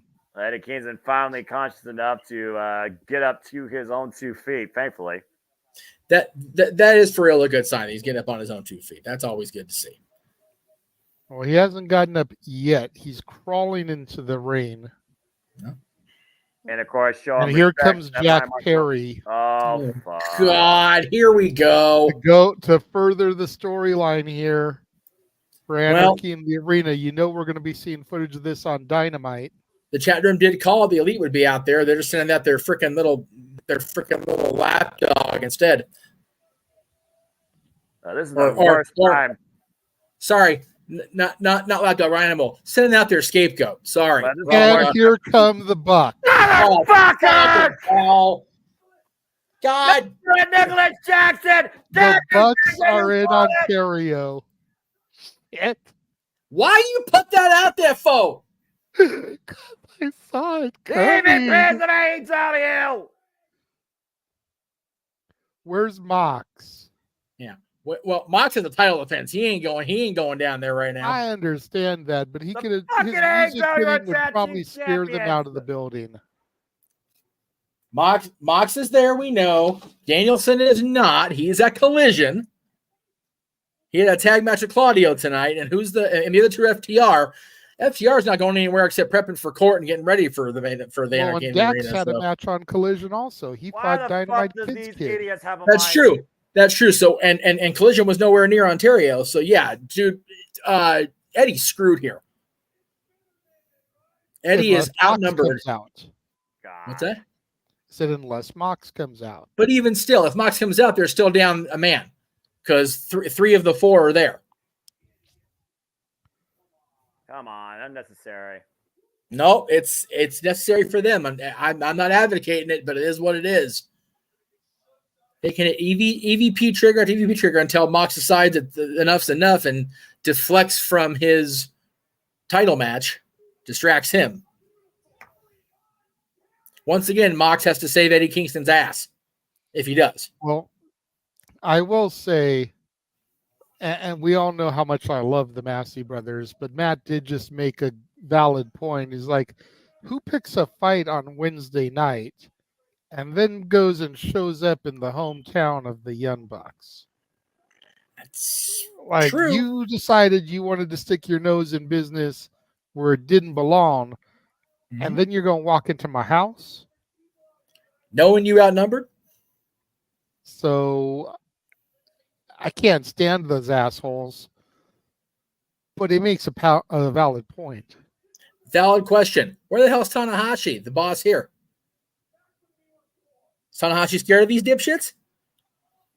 I don't know what the president's duties are, but he's already back on a jet to New Japan Pro Wrestling. But Well, that's his bad for leaving the show early because now he's got a talent that's getting gutted by AEW's version of Larry Darrell and Daryl.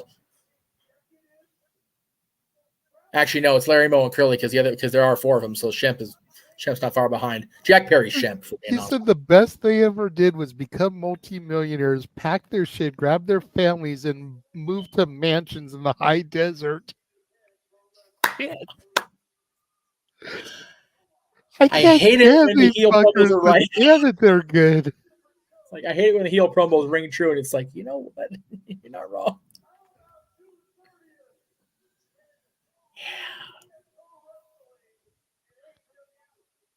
June 30th, Forbidden Door.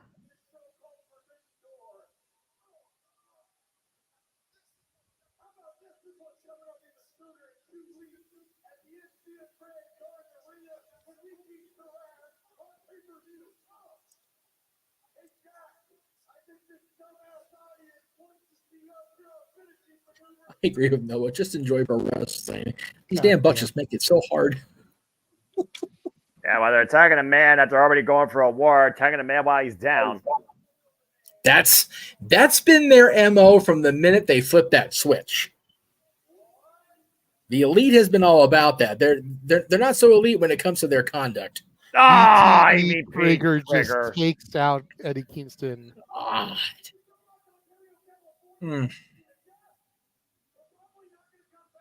This is why you don't open your mouth and get involved in shit that don't concern you. Yep. Or in this case, waddle your freaking fast walking ass down to the ring on Dynamite. Don't start shit. Don't start none. Won't be none, Eddie. Yep.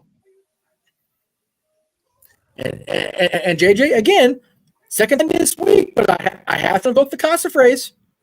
Eddie got involved in this.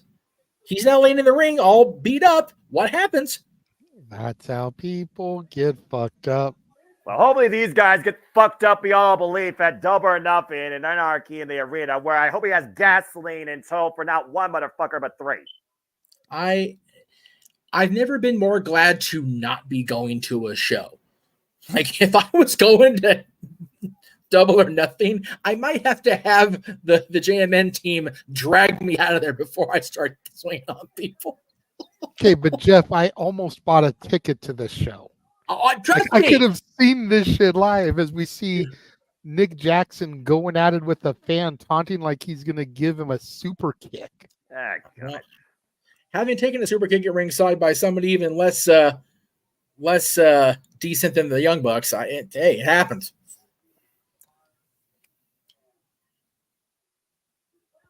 Took a little chin music, only cost me some Confederate currency. What? I fucking saw this coming. You did. I just thought it was going to happen during Jack's match. And now we still have to put the ring ropes up because you got to get these assholes out of the building to make sure they don't fuck up the main event that's still to come for the actual IWGP Heavyweight Championship. While they finally get Eddie Kingston, you see them being helped out by there on the far left-hand side of your screen. And these assholes interrupted things and took even more time than needed. I'm going to agree with everything Sandy said here except the last sentence. Total waste of time here. No. You got Forbidden Door coming. You've got AEW has a pay-per-view between then now and then, as does New Japan. This builds story.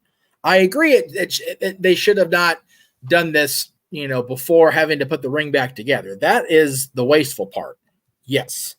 But as far as it being a total waste of time, no, because in between curling his hair farther and twisting his brain cells tighter, Tony Khan's going to be poaching this footage. Are you kidding me? That shit builds. Well, you don't have to like it. But it is what it is. And as far as buying a ticket for this, if we'd have gone to this show, one of us would be going to jail. It just would be funny. And it'd probably be me, because I don't have to give a fuck while I'm on weekend duty. I ain't got nothing to worry about. I don't like these two. I don't like Jack Perry even more. Well, as we got a lull in the action, again, they're putting together the ring area, putting together the ring ropes. There's only one match left, so yes, we get ready for the IWGP Heavyweight Championship match. Jon Moxley giving Shota Umino his final exam. Of course, these two, they literally go all the way back to when Jon Moxley first arrived in New Japan Pro Wrestling back in, of course, June 2019. And then he took this young lion underneath his own learning tree, his own tutelage, taught him how much he loves professional wrestling, taught him the right way to do things, and also defined himself. Of course, we saw Jon Moxley able to overcome Ren Narita at Dontaku to retain his IWGP Heavyweight Championship. And now he looks to see how far Shota Umino has come to see if he is the guy to lead the way for the future in New Japan Pro Wrestling. Trying to pass on all the learning that he has given him after all the tests he's seen him go through. Let's not forget, Shota Umino put Will Ospreay through his longest match last year, 40-plus minutes for the IWGP United States Heavyweight Championship. Still lost, though. He respects New Japan Pro Wrestling. He respects the blood, sweat, and tears shed by all the men and women in that ring, especially Jon Moxley, but he knows he can't be his disciple forever. He believes that now he will surpass him and finally claim the IWGP Heavyweight Championship. Jon Moxley said himself he wouldn't be surprised, but I think it's safe to say he would be proud because Jon Moxley is not going to show no mercy tonight. There will be no forgiveness. There will be no turning back. And there will be no second guessing. He either wins or loses. And we will see once for all if Shota Umino is the new ace of New Japan Pro Wrestling.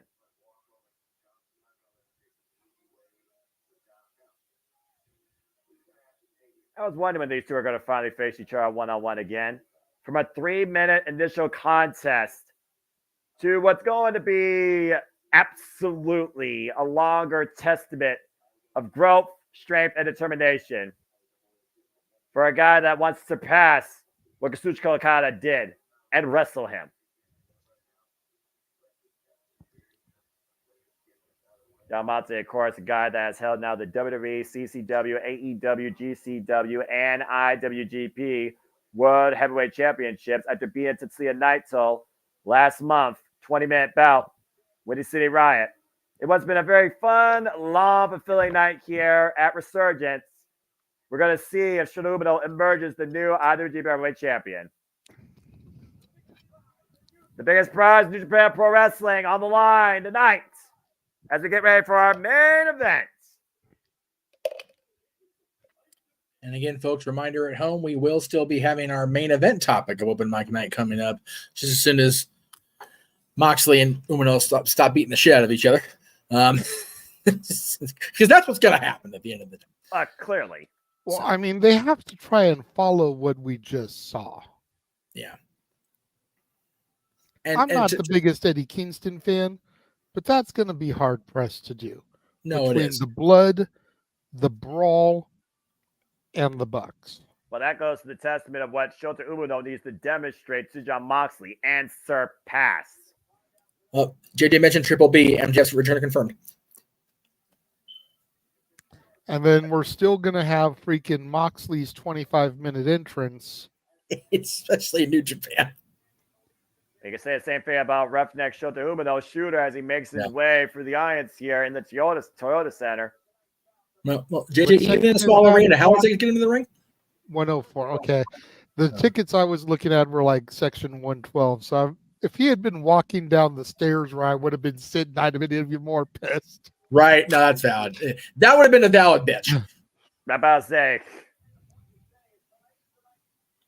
He kind of quasi walked past us at the Forum, but we weren't in our seats. We were out getting concessions. It's like, oh, there he goes.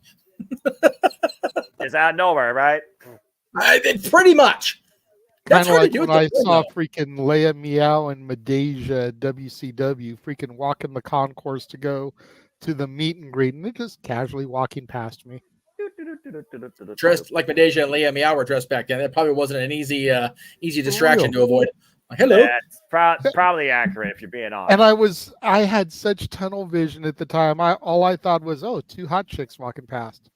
It wasn't until they got past me and I did the double take and they looked behind themselves to catch me looking at them that I realized who the hell I just walked past. Yeah. It's like, just keep walking, because at the end of the day, it's Kimono Wanalea and it's Scott Steiner's girl. You're in trouble. A boy making eyesight. A boy making eyesight. A boy That's making right. eyesight. It's like you don't look at Minoru Suzuki when he makes his way to the rink. Oh. Anyway. Again, I appreciate the commending there, Sandy. It's just one of those.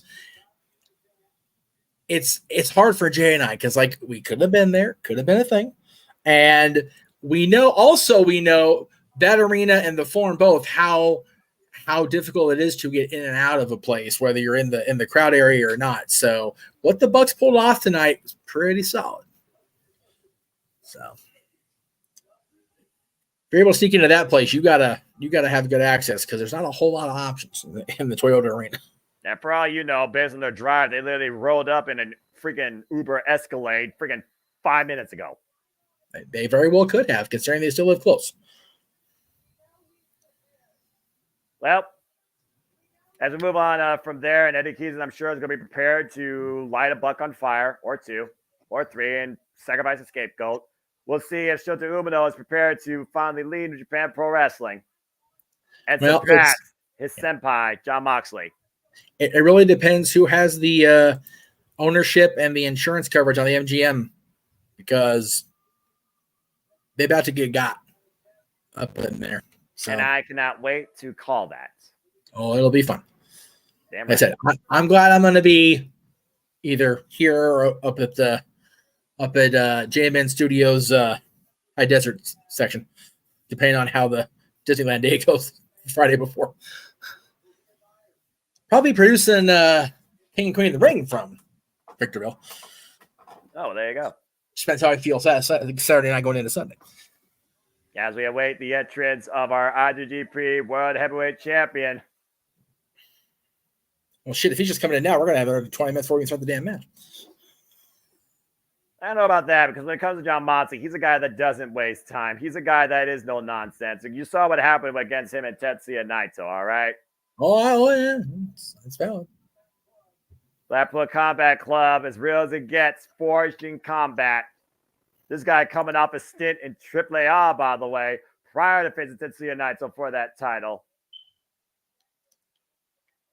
Truly only one Jon Moxley in this industry when you think about this guy's legacy to the business.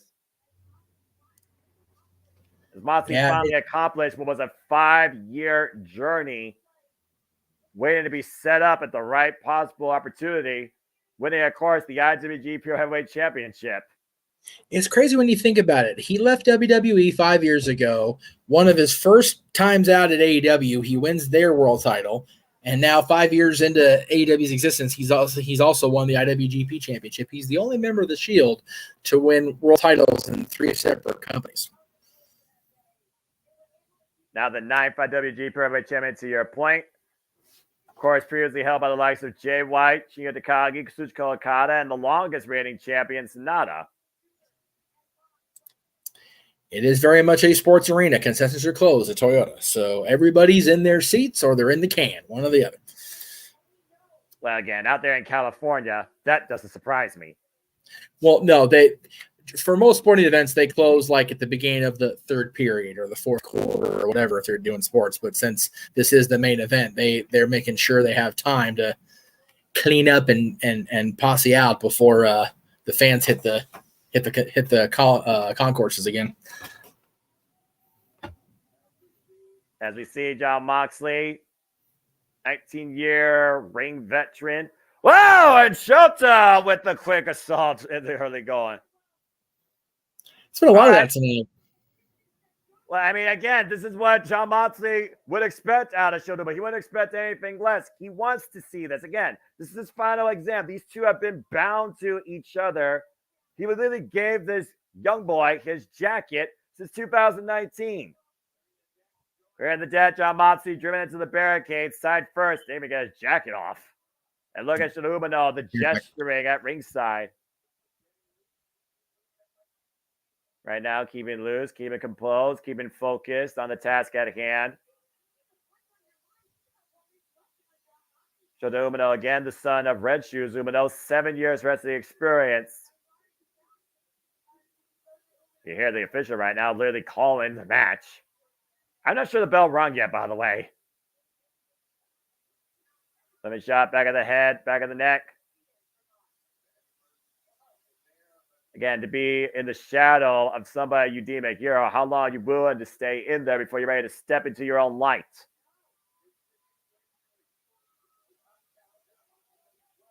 Shota Umino right now exercises his will against Jon Moxley in the corner. Whoa! Whoa! Okay. Whoa! Speaks out to the character of Shota Umino right now. That unhinged nature being expressed in the very early going here. Driving the referee down. But again, emotions could be your greatest asset or your ultimate downfall. I've said it before. I've seen it before. All right, you're in the corner. Jon Moxley takes Shota down. Umino down again with short-range clothesline. Jon Moxley with nearly 2,000 matches, folks, in his career. Moxley in great right now condition here, looks like. Well composed. And probably more furious. And oh, no. Now the entrance way, front face lock, hoisting up Shota Umino. Ah, the rake. Golly, driving his nails in the back and snap, German. And that will definitely slow this match down for a moment if the match has begun, which I still don't know if it has, JJ. Yeah, I don't know. I don't think so. You can see right now Shota Umino broken. Again, Jon Moxley applauds what Shota Umino just demonstrated there in the early going. Now, you know Jon Moxley would have not expected anything less from somebody that's been literally forged in combat alongside him. Yeah, no. In and out of AEW and NJPW, might I add. We've seen these two tag along Sidechar at the Forbidden Door last year. We saw these two last year at the Dominion Challenge for the Never Openweight 6-Man Tag Team Championships. We saw these two last year at Resurgence in 6-Man Tag Team action. Shota Umino not backing up, though. There's a single leg kick by Jon Moxley. Whoa. All right. I need a translation for that. Some strong words there by Shota Umino. I like this fire I'm seeing out of Roughneck. What? Moxley right now answering in kind. Both these men teeing off against each other's jaws with these forearm strikes and elbows. Back and forth we go. John Moxley, though, great kick to the leg and the jab. The rising knee strike, though. Rock Shota Umino now. Combination offense by Death Rider. Irish whip now. That's underneath the clothesline. Shota Umino picking up speed. Drives through John Moxley. Takes him down. Driving the root for the chest. And big net breaker by Roughneck. World Championship on the line here. British Prize and New Japan Pro Wrestling. Shota Umino trained by the likes of Jushin Thunder Liger, Yuji Nagata, and of course the ace of New Japan, calls himself the new ace though, Hiroshi Tanahashi. And for those that are staying with us this entire time, we thank all of you for tuning in here at the JMN Multiverse of Media and all of our friends throughout this entire night. Please stay tuned for our main event discussion on open mic night before we bid you all fine adieu. And thank you again for tuning in. Nice fisherman suplex with a bridge cover, 2 count only. Oof. We've already seen the strong openweight championship change hands, the tag team championship change hands. Will we see the IWGP Heavyweight Championship change hands here? The snapmare now. Right now, trapping the arm and leg, hammering anvil elbows by Shota Umino, a train by the Blackpool Combat Club. Just laying in the strikes. We are 5 minutes in. A rapid fire succession here by Shooter. Can't believe we're already 5 minutes in this thing. Again, folks, this has a 60-minute time limit. Moxley, though, once again, fighting back, drives Shota Umino to the corner. Charging in with a clothesline. Big knife is shot. And Moxley right now trying to break the will of Shota Umino. Umino, though, showing his spirit, being tested here on what Moxley calls his final exam. No fear, though, on Shota Umino. And now Shooter fighting back here with a combination in the corner. Chop forearm combination here. John Moxley now. Good grief, just raking his elbow across the face of Roughneck. Of course, Shota Umino coming off excursion from the likes of Rev Pro. And John Moxley saying, I'm sorry. He freaking knows the rules. Of course, the title collection in his hands are supposed to be a pinfall submission or 20 count on the outside. Disqualification means nothing. Knife it's shot. John Moxley sits moving on the top turnbuckle pad. Delivering across the forehead and taking a bite of the skull of Shota Umino. Both men holding up their head of bargain here. Bringing it well, all the out concessions are closed now. I think Mox is just trying to get a snack. Oh, wait a minute. Shota Umino, though. Trapping John Moxley's head. Cheeky Nando's. Shota right now scouting John Moxley again. And you do wonder, though, is this the match that John Moxley's been building Shota Umino up for? And is the title just, an accessory? Again, kick to the hamstring there by Shota. Good scouting. Taking out the leg. Now bracing up John Moxley against the steel ring post. Hyperextending that leg. And the lateral movement of the right leg swung left into the steel ring post. You hear Shota right now saying that's not enough. Again, very smart strategy here by Shota Umino. Take out the base of John Moxley. He can't elevate you for the Death Rider. Oh, no. Oof. Point of the elbow to the knee. And looking for his base. Irish whip. John Moxley sent into the barricade. And a drop kick pinpoint to that knee. Calculated assault here by Shota Umino, JJ. Yeah, definitely. I mean, you mentioned the credentials of Mox earlier. It's like Shota Umino realizes the caliber of opponent he's in the ring with. And he's doing everything to prove that he deserves to be the champion as he takes out the knee yet again with another running drop kick. Creating distance right now between him and the champion. Shota Umino runs in, though. John Moxley gets the leg up, the good leg up. Shota again! Back to the knee, the drop kick. And Shota. Oh, knee breaker. Nice float over transitions there by Shota Umino. Oh, wow. Hyperextending the leg. Ah! Crushing the ankle in the process.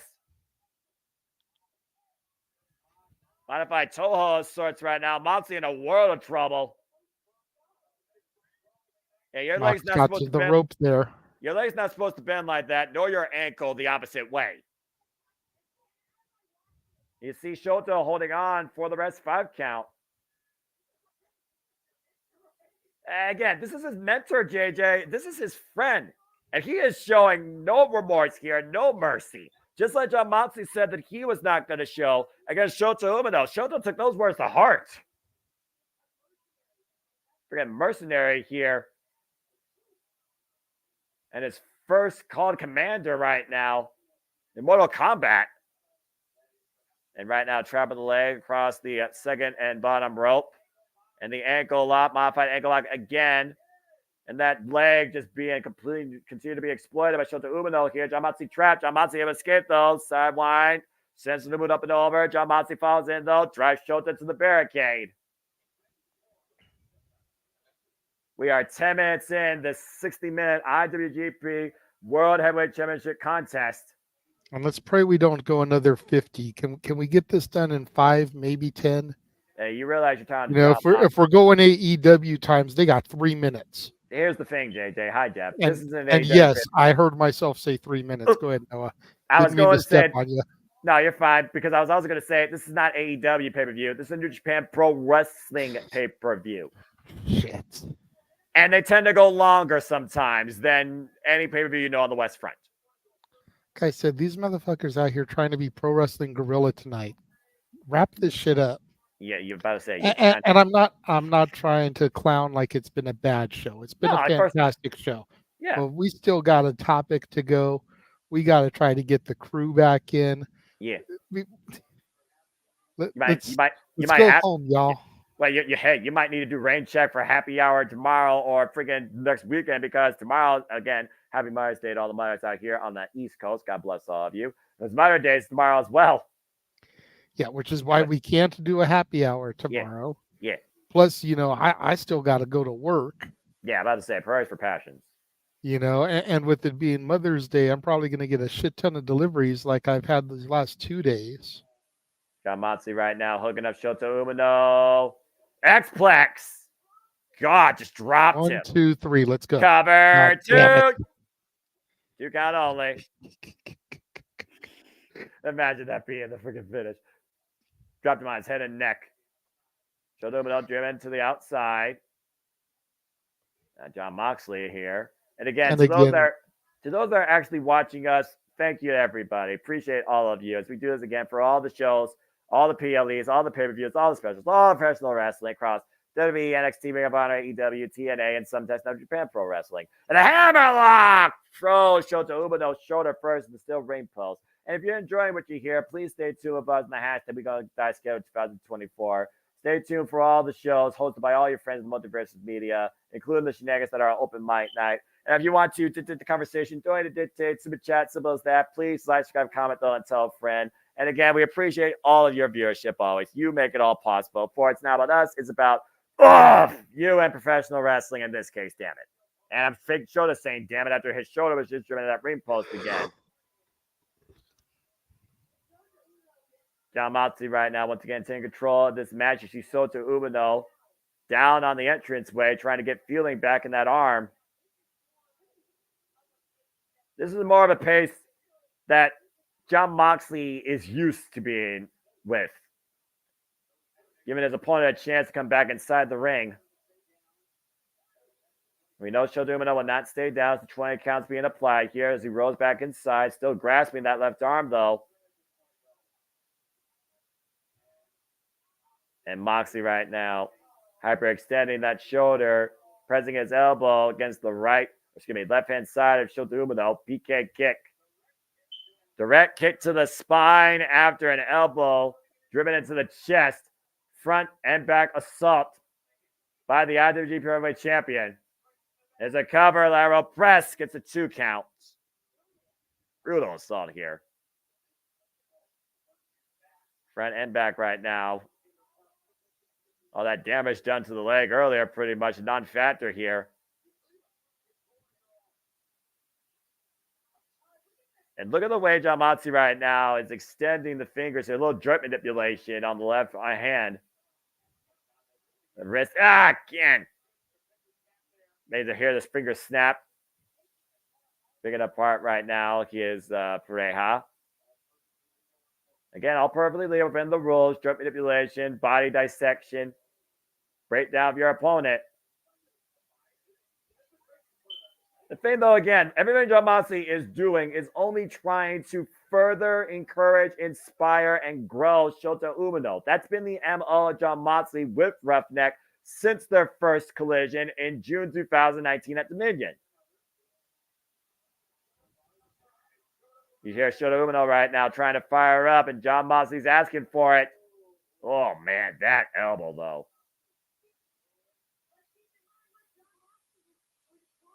Ooh. Jon Moxley and Shota Umino right now exchanging blows here. Trying to draw the energy of the crowd, the adrenaline in his soul. That unrelenting, unhinged nature of the Death Rider. Again, 15 minutes.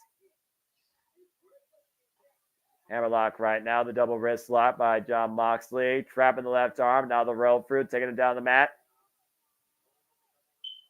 Rolls over with the double wrist lock. And just rearranging that arm and shoulder possibly out of its socket. Oof. And transitioning to the cross arm breaker. And this could be it right here. If Shota doesn't find a way to escape this. Needs to find a way to reverse the leverage, roll Jon Moxley up, or find a way to the ropes to force the break. Lunging for it and does so. And able just now to force a bit of a reprieve from Jon Moxley.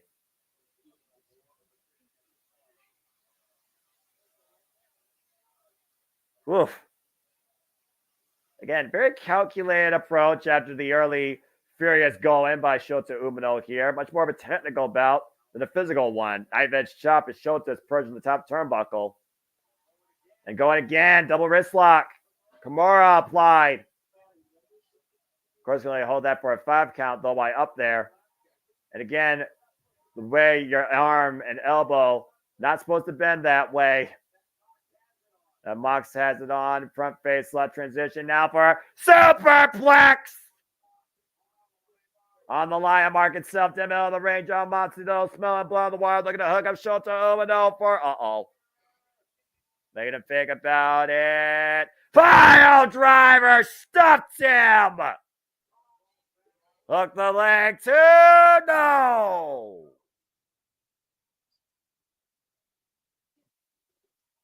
Tremendous show of heart here by Shota Umino. Shota Umino trying to hang on for everything Jon Moxley believes that he's worth and can be worth. I just wonder, though, JJ, does Shota Umino have enough in him to overcome Jon Moxley after learning and fighting alongside this man for 5 years?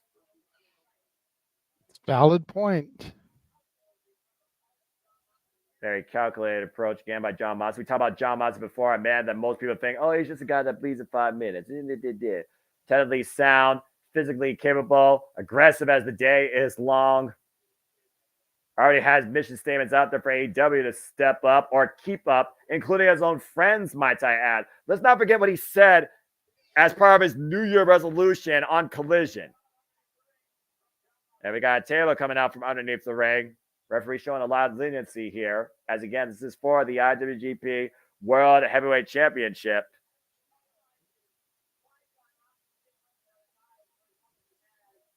And Shota Umino still unable to get up to his feet right now, but is getting precious time to recover. And Jon Moxley already got a plan in tow.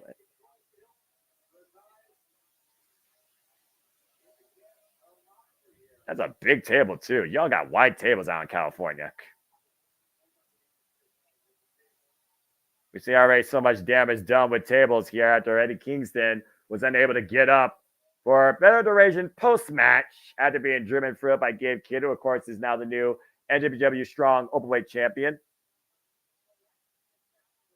And John Moxley coming back in. She'll do it meeting him, though. Big elbow strike with the good arm, the right arm. Gave Shota plenty of time to try and recover and rebuild some offense here. Oh, man. Both these men just teeing off. Oh, God. The headbutts now into the chop to the chest. Rocking roughneck. John Moxley drop kick by Shota. Blocking a possible lariat. Again, Shota Umino showing that fire that breathes within him. That fighting spirit that defines New Japan Pro Wrestling in its 52-plus year history now. Biggest opening right now for the challenger, hoisting up to his feet. John Moxley, though, back up as well. John Moxley coming in, though, drop toe hold, hum across the second rope. Now Shota Umino, slingshot, DDT'd off the apron. Moxley staggered after being slingshot across the second ropes, laid out now across the apron, precariously close to that table. And at this point, I don't think either man are still at that point where they're done with each other yet, JJ. But Shota has a huge opening here. Definitely can still take it here. He's got Moxley kind of staggering around. Just needs to take advantage. That table, you're fine, brother. That table already looks like it's been warped, though, underneath John Moxley's weight. Yeah. And right now, Shota Umino looking to take full advantage of John Moxley as long as that table can sustain his body weight. And John Moxley right now in a vulnerable position. Oh, what the hell? What the hell? Looks like he's ready to move. But steady footing though, Shota Umino on the top rope. Big elbow drop for John Moxley's heart through the table. Umino needs to get Mox into the ring right now and try to capitalize on this. Number one with the bullet straight out of the barrel as the shot hits. That elbow straight for the heart of John Moxley. John Moxley laying in a heap. Was that the last reserve out of Shota Umino? Referee starting his 20 count. Again, if neither competitor gets in the ring, John Moxley will retain. This way you got to dig down deeper than you never thought you could before. Umino, the first man, though, to get back up to his feet. All you got to do is get out and get John Moxley in the ring and maybe go for a pinfall at this point. Up to 12. Up to 13. But John Moxley, though, is still on the outside. What the hell is John Moxley doing? Trying to get him in the ring. 17. Shota Umino perched up again. 18. 19. Moxley gets back inside. Shota's got it! There's a drop kick, side of the head. Big German suplex, foot over, hook the leg, the cover, 2, no! Pass your final exam, young man. Rising knee strike, key to ignition, connects. Is enough here? Do we have a new champion? Moxley gets the shoulder up. How? The crowd is really into it. Despite all the action they've seen tonight, they're still on their feet ready. Double underhook, counter, RKO. Guys crusher. Whip for the Death Rider, John Moxley counter. Hook of the leg, Turbitin, and Shota gets the shoulder up. And now look at John Moxley. Might be going for that rear naked choke, the bulldog choke. Shota Umino able to reverse the pressure, able to roll through. Now Shota Umino going for the STF. Passed down to him by Masahiro Chono. You saw the wrist went underneath the jaw, by the way, for better position. But Jon Moxley, though. And Jon Moxley right now struggling. Oh, man. It's a high angle. Swinging the hips and running again. Both men up to their feet. Jon Moxley with a sleeper hold, though, in play. Shota Umino able to escape. Whoa! Look at the leg, too. And Moxley gets the show up again. Immediately staying with it, though. Back to the STF, center of the ring. Shota Umino has Jon Moxley trapped. Trying to cut off the oxygen, trying to cut off the flow to the brain. Moxley, you can see right now the sense of desperation and concern in his eyes. He looks to crawl his way towards the ropes. He's thinking about it, though. Will he tap?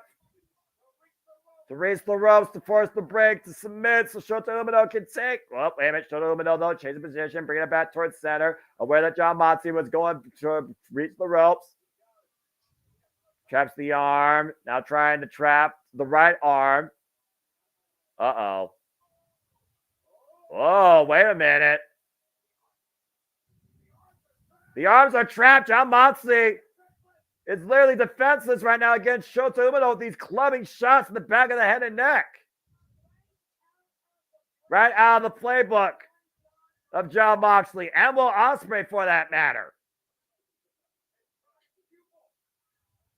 25 minutes in. Mox getting back to his feet. Down but not out, JJ.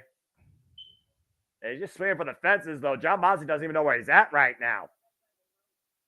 Literally hung up by the top rope. Shota Umino perching up Jon Moxley now on the top turnbuckle.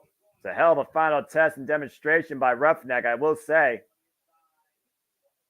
Shota Umino on the inside second. No. Not an avalanche Death Rider from there.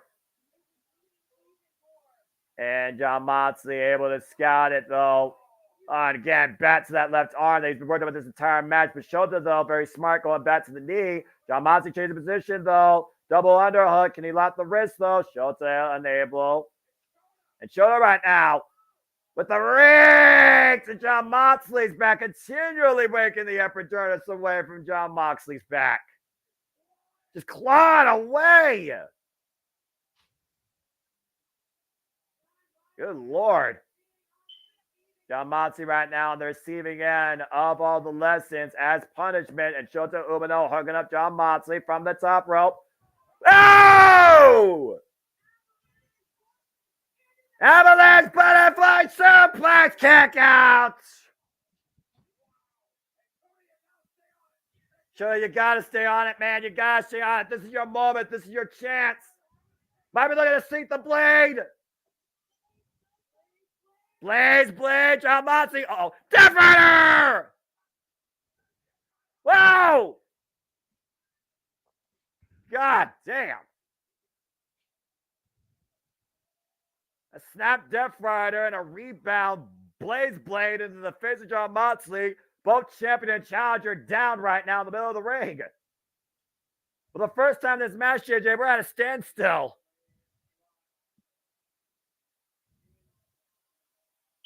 Both men locked here in combat. Both men finally meeting on the opposite sides of each other after 5 years for the IWGP World Heavyweight Championship. Jon Moxley, Shota Umino, main event here tonight, NJPW Resurgence. And both these men now getting back up to their knees, teeing off against one another. And this match has not even reached halfway its time limit. God, I hope we don't go the whole time limit. I'll just tell you this one more time, JJ. Shota Umino humbled Will Ospreay for 40 fucking minutes. The longest match in Will Ospreay's year last year. And the longest war of attrition for Roughneck Shota Umino's career. Oh, geez. And I'm not trying to say that he can't go that long, but Mox doesn't look like he's conditioned to go that long. To your point, I can't recall the longest match I remember John Moxley going from. We've seen him go through a fair share of wars. Violent, bloody, barbaric, and physical. And how is he not bleeding yet? Can we just address that? Yeah, I'm quite impressed, by the way. That goes to show the demonstration of fighting spirit versus, just barbaric madness. And right now, teeing up against Shota Umino with these kicks. Going back to the MMA training, of course, that he got. Well, shades of Bryan Danielson, his BCC stablemate. Best friend, arguably the best professional wrestler on the planet. You see Shota Umino, though. Look at the fire in Shota Umino's eyes. Shota back up to his feet. John Moxley wants the best that Shota Umino can bring and more. Whoa! Oh, my God. Damn, that was a shot and a half. Cocky and stiff on the jaw. Moxley dropped to his knees on that, JJ. Yep. And right now, Shota Umino teeing up against John Moxley. Wants John Moxley to give absolutely everything, leave nothing left to chance. If this is Shota Umino's final exam, he wants to make sure John Moxley leaves nothing off the ballot. Both of these men locked in combat here, just trading elbows. And neither man is losing their footing. Both stepping into these strikes. Gets to the midsection, though. Oh, and an up kick, though, to the arm. Combination offense by Shota Umino, though. A jack in the jaw, John Moxley with that elbow. Another elbow by Moxley, though. Moxley off the ropes. Pop up. Uppercut! On the waist lock. German suplex. But Shota, though. Half and half to John Moxley. And Moxley serving battle lariat. With Shota back against big drop kick. What the fuck are these two made of? Gunpowder and lead. Oh, God! And Shota is turning inside out with that King Kong Bundy lariat. Moxley, what the hell? Barely a one count. It's too lackadaisical of a cover for Moxley. He's too arrogant there. Yeah, but you thought that he took Shota Umino out there, and we have officially hit the 30-minute mark, folks. The one that both men wanted. This is the match both men have been working for. Look at the act of defiance by Shota Umino still down the mat. Big John Moxley just snapped the middle finger. Another double underhook. Uh-oh. Divider! That's gotta be it. Fold over. Hook the leg. No! Mox got to be wondering what else it's going to take at this point. I mean, at this point, are you saying that there might be a sense of desperation on John Moxley's face? A little bit, yeah. I mean, again, I don't think John Moxley, he said that he knew what Shota Umino was capable of, but I don't think John Moxley expected this level out of Shota Umino here, especially 30 minutes in. Exactly. And Shota right now, again, showing tremendous heart. High angle, Dip Rider denied. Shota Umino, catches John Moxley. DDT! That's John Moxley on his head. Shota Umino still trying to breathe new life into this incredible match. John Moxley trying to hoist himself up with the assist of the ropes in the red corner. Again, find your footing. So you can get off the mat. Shota Umino, though, scouting him. Drives his knee into the back. Out of the corner. Tornado DDT. Floats over. Maintains hold. Front face lock control. Shota. Plenty Mox. Number 2 now.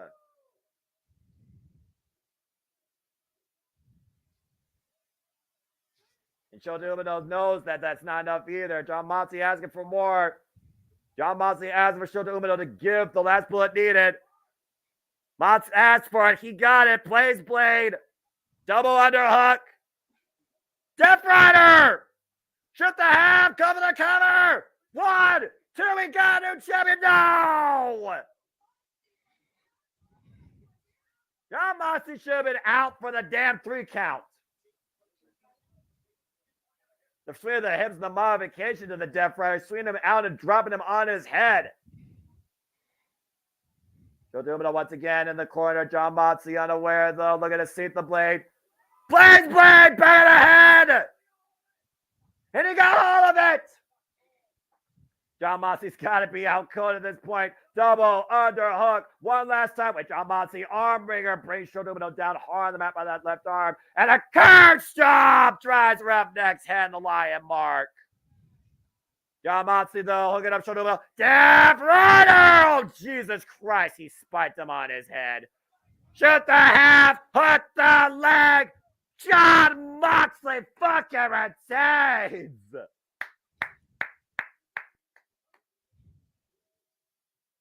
Damn.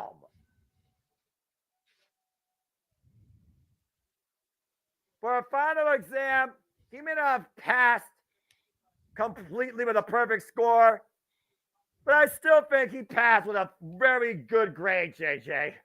Yeah. I'm not surprised Mox retained considering he just recently got the belt, but a hell of an outing by Shota Umino.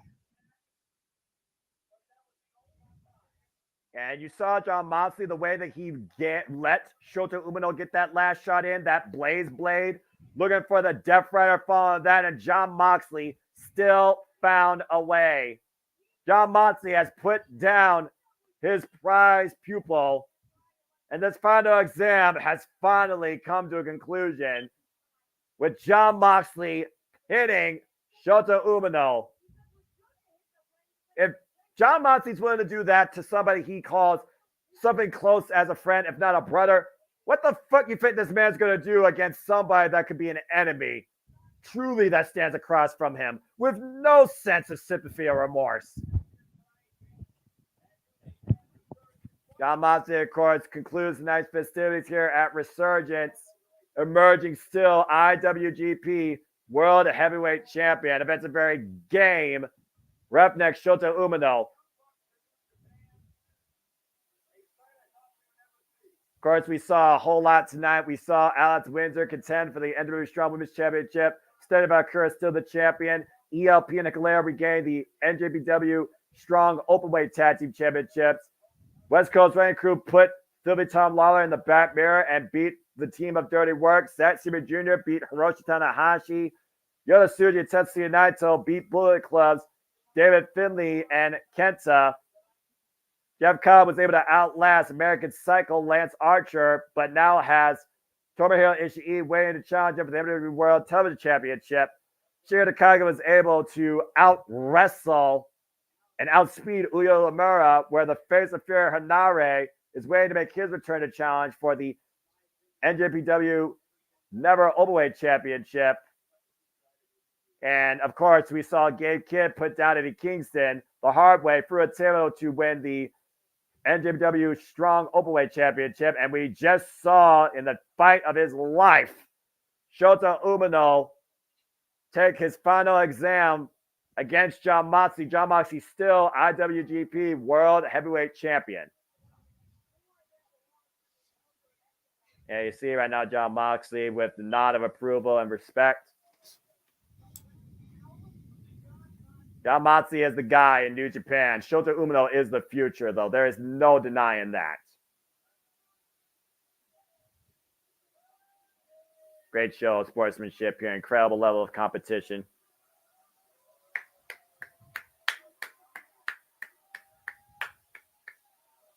The show of respect here, as customary in the highest art forms of Japanese professional wrestling. And look at that. That's big. That's big right there for that young man. Hey, wait a minute! Oh, fucking hell! The House of Torture! Randa Rita, and even, of course we have to have these guys end us on a dark note. Come on. I know nobody's going to come out to the aid of these two. After over 30 minutes of incredible professional wrestling action, these fucktards ruining this post-show of respect. Bunch of fucking cowards. Oh, great. He has the mic.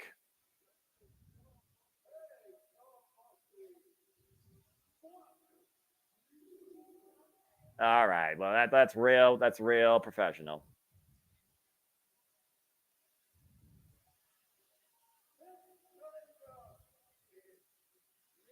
For the love of God, if Evil freaking becomes the IWGP champion, I will desubscribe from New Japan Pro Wrestling.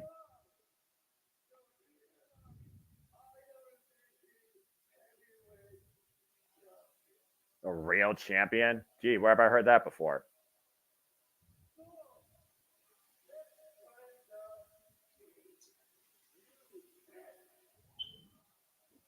What the fuck was that?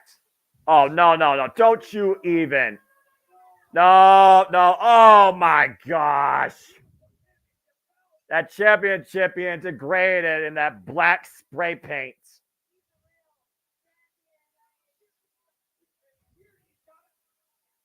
Well, real champion, real president.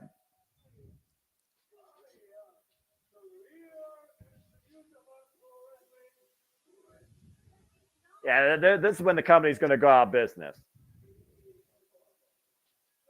Can we not endorse this guy anymore on our screen? Can we cut the feed? Mike drop. Gone dark, so you know. Yeah, Evil brings a darkness that decimates the IWGP World Heavyweight Championship and the champion itself. Two men that exhausted themselves with blood, sweat, and tears. No blood, actually, excuse me. Sweat and tears, fighting spirit, what NJPW was founded on, and then this freaking ingrate ruins it. Dark tone and a silver lining right now. Well, regardless, if you're a fan of New Japan Pro Wrestling, know this. Eva and House of Torture are coming for Jon Moxley in the IWGP Heavyweight Championship, and Lord help everybody in that. Eva asserting himself as the next challenger as we finally leave you with this new emerging detail from Resurgence. Jon Moxley still IWGP World Heavyweight Champion. Fuck you, Evil. For the Renegade Wrestling, JJ Williams, for the man's name, Marquis, Jeff Motherfucking Beecham, I'm the Seminole Foster. Again, fuck Evil and fuck cunt EVPs. We'll see you next time here at the JMN Multiverse of Media live watch event schedule as we get ready for the conclusion of our Saturday night shenanigans before it's all about celebrating the mothers of the world. Yes, Happy wrestling, everybody. And to those of you on the East Coast who may be going to bed and not staying with us, happy Mother's Day to all of you and your mothers out there. That's right. In the We love word you, mothers. Biff Cannon, say hi to your mom for me. That's right. You know. Oh, that's obnoxious. Thank That you. was weird. Well, no, it wasn't weird. It was just me not paying fucking attention. It was evil. It was evil. Yes. Very not nice, but evil. All right. That's one Evil I actually could appreciate versus that fuckwad on my screen. Yes, that's valid. All right, boys and girls, children of all ages. We're gonna give you a quick and dirty version of this opening. So we'll be back in literally 30 seconds with open mic night. Sit back, relax, and enjoy the show. Fuck Bill Belichick.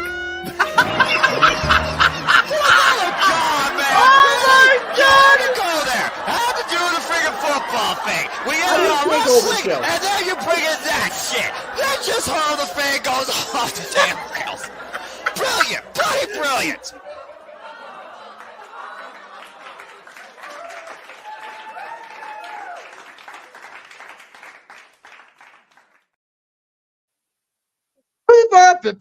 We're here. There, I forgot about that part. It's okay. Anyway, open mic night, main event time here on the Jeff Mitchell Network, Multiverse of Media, with the Simple Man, Spectacular Voice, Commentary Man par excellence, Noah Foster, and the renegade of moderators himself, JJ Williams, and coming in, literally in the clutch, sliding into home plate with scoring the run last minute because he's here, Mr. Reliable. Wait for it. Wait for it. Reliable. There you go. Is everybody here? Okay, there we go. Let me make sure we got everybody that we going to be here, so you know. Yes. I think everybody that's going to be is going to be. So we got a 30-second open in. Mr. Moderator, take it away. Well, I know not everybody is looking forward to this conversation, but you'd be hard-pressed to say that it wasn't the biggest news of the week. And of course, that is the Sky Blue incident that occurred during the Ring of Honor tapings portion of AEW Dynamite this past Wednesday. And I mean, where do you even begin with this? I mean, I guess we start at the beginning, which let me find my paperwork here because I did save shit. In the beginning, darkness. And then there was light, but it was shed upon it. Go ahead. I'm sorry, go ahead. So there was a post made, I believe, on Reddit.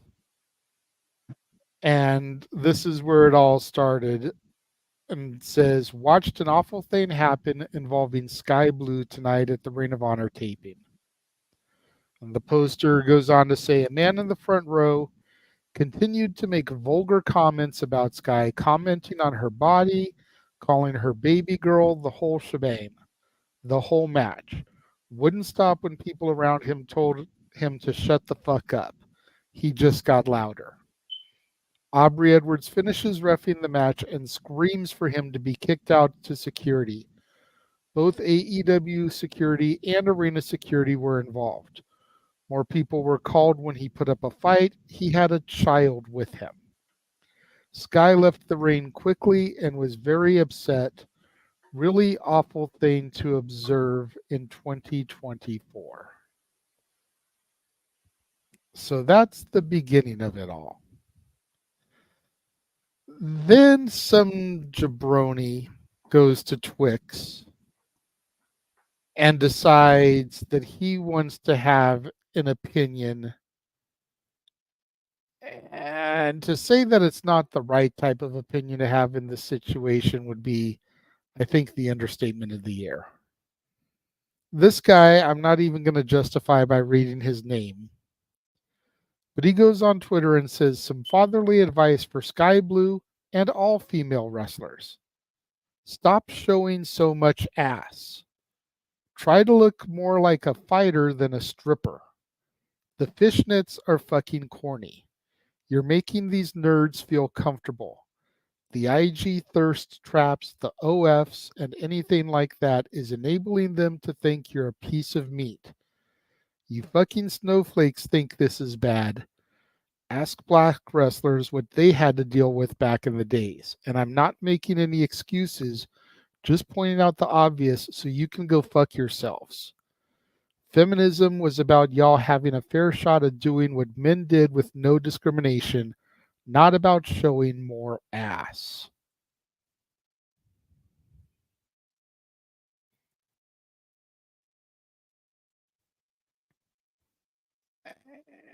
And it's like, where do you go from here, legitimately? But I do have to shout out a female who we're both very familiar with, Jeff, who took to Twix and had something to say about that, and that's the fabulous Thunder Kitty. And she says to the young folk, watch some of the greats in stand-up comedy verbally castrate hecklers in the audience that want to ruin the show. Apply to dum-dums and wrestling crowds. Don't turn over the reins and don't let them get to you. If only it were that easy. Yeah. Well, I mean, Thunder Kitty's been around for 100 years. She even says so herself. So she's seen it all. Is accurate. You know. I mean, you know. Granted, Dylan defeated her with a phantom kick from halfway across the ring. There's video evidence of this on the Casa channel. Look it up.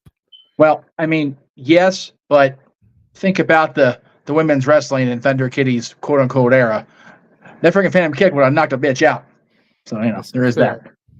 Plus Dylan was a tough son of a bitch at that age. Now, not he's kind of a pushover now. God love him. That's fair. But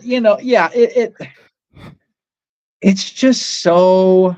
And again, I had told you I wasn't going to say anything, but I've thought about it, and I gotta say something. Like, for fuck's sake. Well, I do appreciate that, because I'm gonna go ahead and out you here. We've talked about it in the past.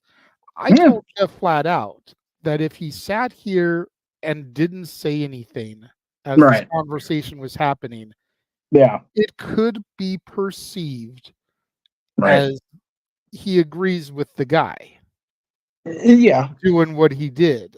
And as The Undertaker said in his Hall of Fame speech, perception is reality.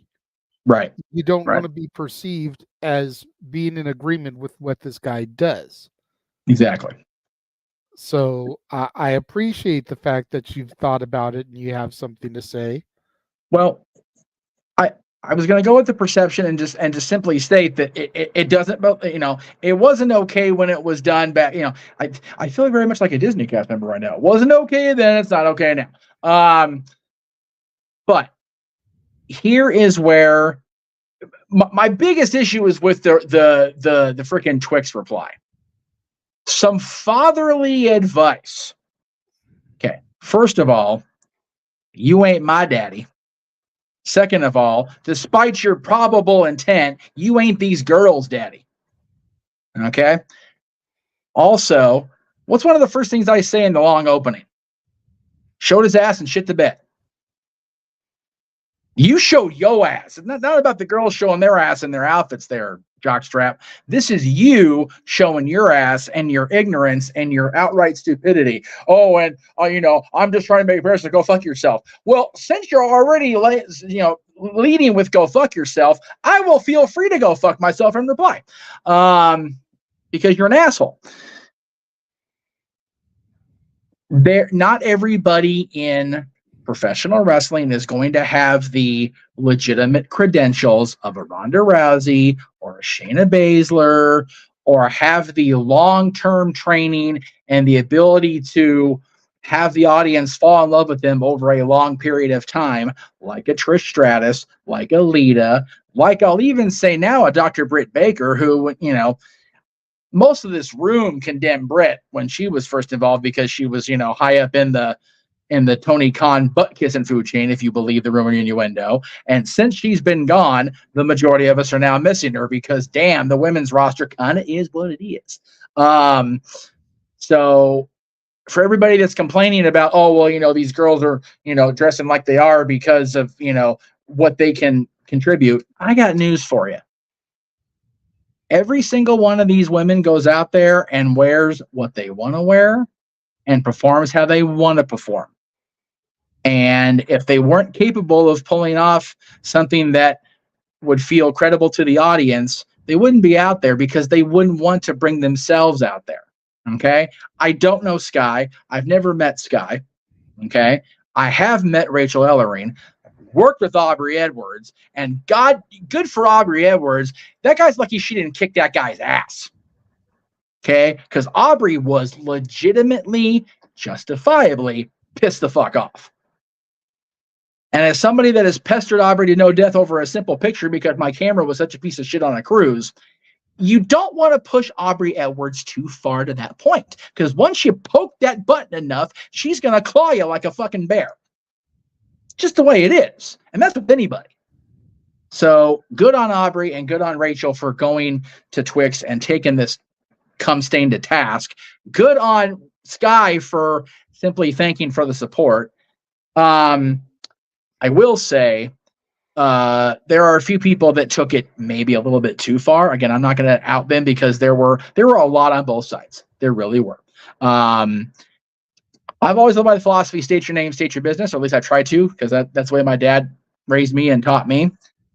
My name is Jeff Meacham, and I think that guy should be banned from any sort of public outing and should have to go to some sort of counseling before he can be allowed amongst people again. He probably ought to have CPS called on him for his fathering skills, because clearly he's failing in that department. And I think that I think Sky is justified in filing charges. It's all on some sort of tape or another. I'm sure it can be very easily obtained. But the bottom line here is this shit should not be happening. You know, you're paying your money. I'm going to turn this off. I just was really hot because this house is hotter than balls, so forgive me. You know, I love it when Sherry heckled that guy at the Hall of Fame. You bought your ticket. We got your money. Now sit your ass down. It's my time. You can cheer. You can cheer Rachel. You can boo Sky. She's the heel. You can razz the referee. That's what referees are there for. But the level this guy took it goes beyond what you paid your ticket for and what you are supposed to do at a live sports outing, entertainment show, something like that. So my name is Jeff Meacham, and that's not okay. And I think that he should definitely have basic human privileges revoked because he tried to revoke them from Sky.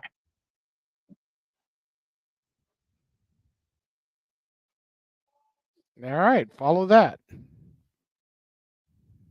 Go get my Shawn Michaels tights on and follow that. I'll be right back.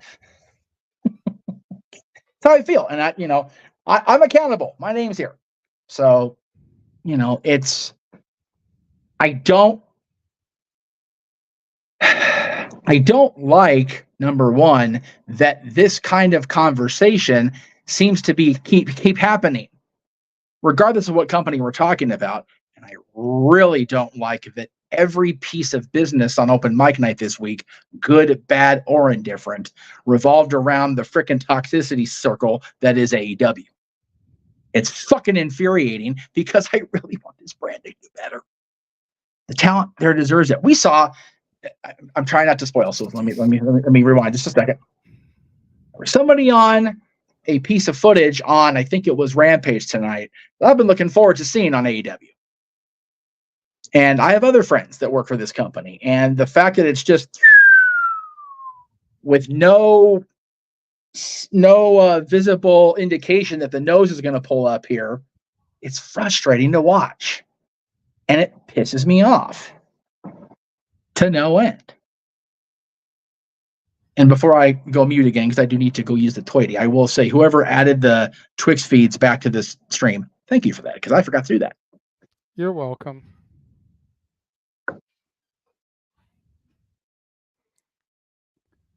So yeah, I was going to bring up the fact that Sky, Aubrey, and Rachel have all gone to Twitter to address the situation now.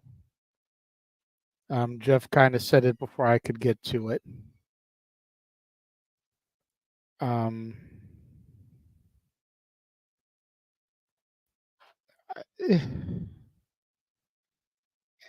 the end of the day, it just boils down to pretty much what I feel Noah's going to say. So I'll say it and then throw to him to see if he really has anything that he wants to add to it, but I doubt it. And it just comes down to people need to be better. There's no reason why in 2024 we should be acting like this, let alone acting like this in front of our kids. Now, and I'm not saying this is better, so please don't misread my intention. You're there, you're drunk, you're frat buddies. Stuff like that happens. You're there with your kid, at least set the better example for your children. You know, it's not difficult. Noah, I know you're going to keep things simple because you actually had to do the homework this week and watch Ring of Honor like you weren't going to already because you take in all the wrestling and report to me on if anything, if it occurred, if you saw anything. And to your own admission, they didn't show it this week. They could be putting it into next week's episode, or hopefully they've just thrown it out, which I'm hoping that's what they did, although it would kind of suck for Rachel Ellering because she doesn't get a whole lot of TV time as far as I know.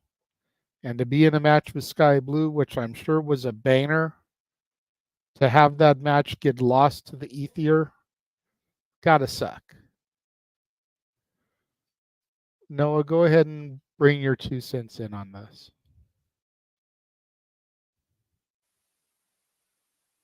Be better. Did I call it or what? I fucking love Noah. I'm not going there. I'm not. I don't care if I was super chat to do this. You can't buy out evil out of me, because if I go evil on them, I'm no better than them. It's the same old story as time itself. We're just applying it to the fact that there was one dumb twat and another twat to follow in a twat-filled community that we live in today on the succubus that is the dark nature of humanity and society, founded upon the internet and this social media driven community that I refuse to be a part of. It's just nonstop total bullshit. It's evil coexisting with the good. And why you have to say all the time that sometimes that's there to balance things out. I feel that one overtakes the other, and it shouldn't. Be better. It's not hard to be kind. Try it. You'll feel better about yourself. Maybe you'll actually be able to look at yourself in the mirror and not regret what you are, even to your children sometime. You ever thought about that? You ever consider why you exist on this world in the first place, and if your existence actually matters? I do wonder sometimes the good people that take away their lives, what causes them to do that? Is it from some twat, or is it from self-imposed mental warfare? Because the mental warfare you have to literally go out there and insult somebody you don't know for your own selfish 15 seconds of Twitter twat fame is fucking ridiculous to me. And I'm not going to be a part of it nor continue to speak on it. If this continues to happen, then nothing's going to change. If it continues to be acknowledged and encouraged and brought into this world, then nothing's going to change. The best thing I could do is do what I believe is right. And that's to respect one another and support each other and protect your mentality. And you damn sure don't get ahead in life constantly tweeting out your thoughts towards every negative thing possible out there in the world through the so-called internet wrestling community. Humanity, be better. And to all the people out there in this business, opposite sex in and out of professional wrestling, I got nothing to say of ill will to you because, one, I don't know you, and I would like to think at the end of the day, anybody besides me is trying to do the right thing. Now, clearly not all humanity is that, and that's sad to say, but it doesn't mean I have the right to insult them if it means it's not going to change, lest I become them, which I refuse to be. That's fair. Really quickly, before I throw it back to you, Jeff, I do want to bring up this comment by Safet, and I know you're not trying to, Safet, because you're a regular, but we don't know if that's the same asshole. So you making that accusatory statement is no better than what happened in the first place. Yes, Saraya pointed out some assholes and called them creeps. We have not seen the footage to know if it's the same guys or not. It could be completely different people. And your accusatory statement is no better than what they did. So think about that the next time you guys comment in the chat. Oh, don't forget about this. We don't know if it was the same people. Go ahead, Jeff. Well, it kind of ties into what I was going to say before Walter goes. I meant to make this point. I was watching one of the best comedians ever, Ron White, over the course of the last couple of days, just because I turn on his stuff because he just makes me chuckle.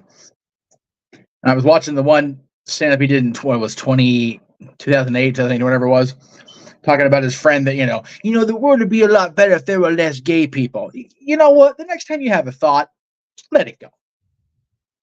That guy on Twitch had done the exact same thing. Next time you have a thought, dude, let it go. Pretend that didn't formulate in your brain. We'll be a lot better off without you. Yeah. Anyway, carry on. They threw me into public. Yeah. That whole was in a bar. They threw me into public. Now, when I say they threw me out of the bar, I don't mean that I was causing trouble and they asked me to leave and walked me to the door. 6 bouncers hurled me like a frisbee. Anyway, carry on. Some of I'm us good have now. had Ron White way too much. Noah looks lost. I will. When you have, I know Noah's time is what it is, but if you want to chuckle about the reality of some people's worlds, it's not going to make you disappointed in humanity, just make you chuckle at the stupidity. Ron White's stand-up routines are pretty good. I'll send you the one I'm talking about. There's just this one joke he did constantly. I got thrown out of a bar in New York State. It's like a 5-minute story he tells. It's fucking gold. Anyway. Go ahead, Walter. It's like his boy with the "Here's your sign." Yep, Bill Engvall. Yeah. Metaphorically speaking, there's this connection between your brain, and your mouth. It's called a filter. Learn to use it. You can have certain thoughts, but not everything that goes into your brain needs to come out of your mouth. You don't have to say what every thought. You can have the thought. We can't judge you for your thoughts. We're not mind readers. So have the thought. Just shut up and not say it out loud. You don't need to do that. Like, women wrestling had to go through an evolution. They had to go through all this hell. We don't need to try to make it go backwards. When we are always praising about how great the Knockouts division is, I'm praising how good the NXT division is, the women division. Yes, I think a lot of them are beautiful. Yes, I look at them, but you don't have to say the shit out loud. You can appreciate the talent and everything. You don't need to. It's this weird male chauvinistic attitude, alpha male thing that I don't know what the hell that comes from. And then it's like the anonymity. I know he did it live in person, but the anonymity of being able to do it on social media and not have any responsibility and hit send and hide behind the keyboard is part of the big part of the problem. And then people are so used to that they feel like they're even untouchable in person. So, like, I don't know what it is. The people are moving backwards. Leave people alone. You don't harass you. Because I'm pretty sure if I saw your mother or your sister or somebody walking up the street and I said some shit like that, you would have an issue with me and it'd be a fight. So why go around treating other people professionally like that? And why wait? I don't get the thing of why waste your money and go treat somebody like that. Well, I love how people got money to waste. It's like people in sports or LeBron, you go in front row, which these seats cost $10, $12, $15,000 in the NBA to go harass somebody. Like, what the hell is the point of that? Like, I'm glad you got money to waste like that, but whatever. But well, yeah, just to play devil's advocate on that part of it. And again, I'm not trying to make it right or anything. That's not my intention. But to play devil's advocate, it was the Ring of Honor taping, which was after Dynamite. So you already saw really what you paid for. You did it during the BS afterwards. It would be like doing it during a post-show dark match. You still got to see the show that you paid for. So in that aspect, you're not really throwing money away because when you came, you probably didn't know you were going to be there for a Ring of Honor taping also. Just like I said, devil's advocate there. Yeah, I get that, but still, it's just stupid to me. Again, it doesn't make it right. I get what you're saying. But devil's advocate. It makes it worse that you do it in front of your kid. Like, way to set the example there. And then when the kid somebody treats the kid's mother the way that you treat Sky Blue, like, do you now have the right to get pissed off? Because, hey, you did it, and he grew up like the kid has no right to get pissed off for if someone talks to his mom like that. So set the example. Do better, like Noah said. So, and just use that metaphorically use that filter because, God damn it, think before you react.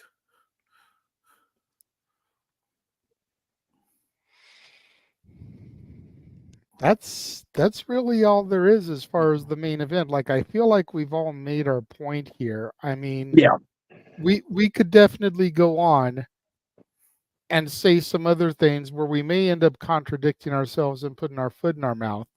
Right. And we don't want to be those people. No. At the end of the day, and I've seen this go around social media quite a bit, this really isn't a conversation that should be being had amongst 4 adult males. Yeah. This is something that needs to be led by the female community. Yeah.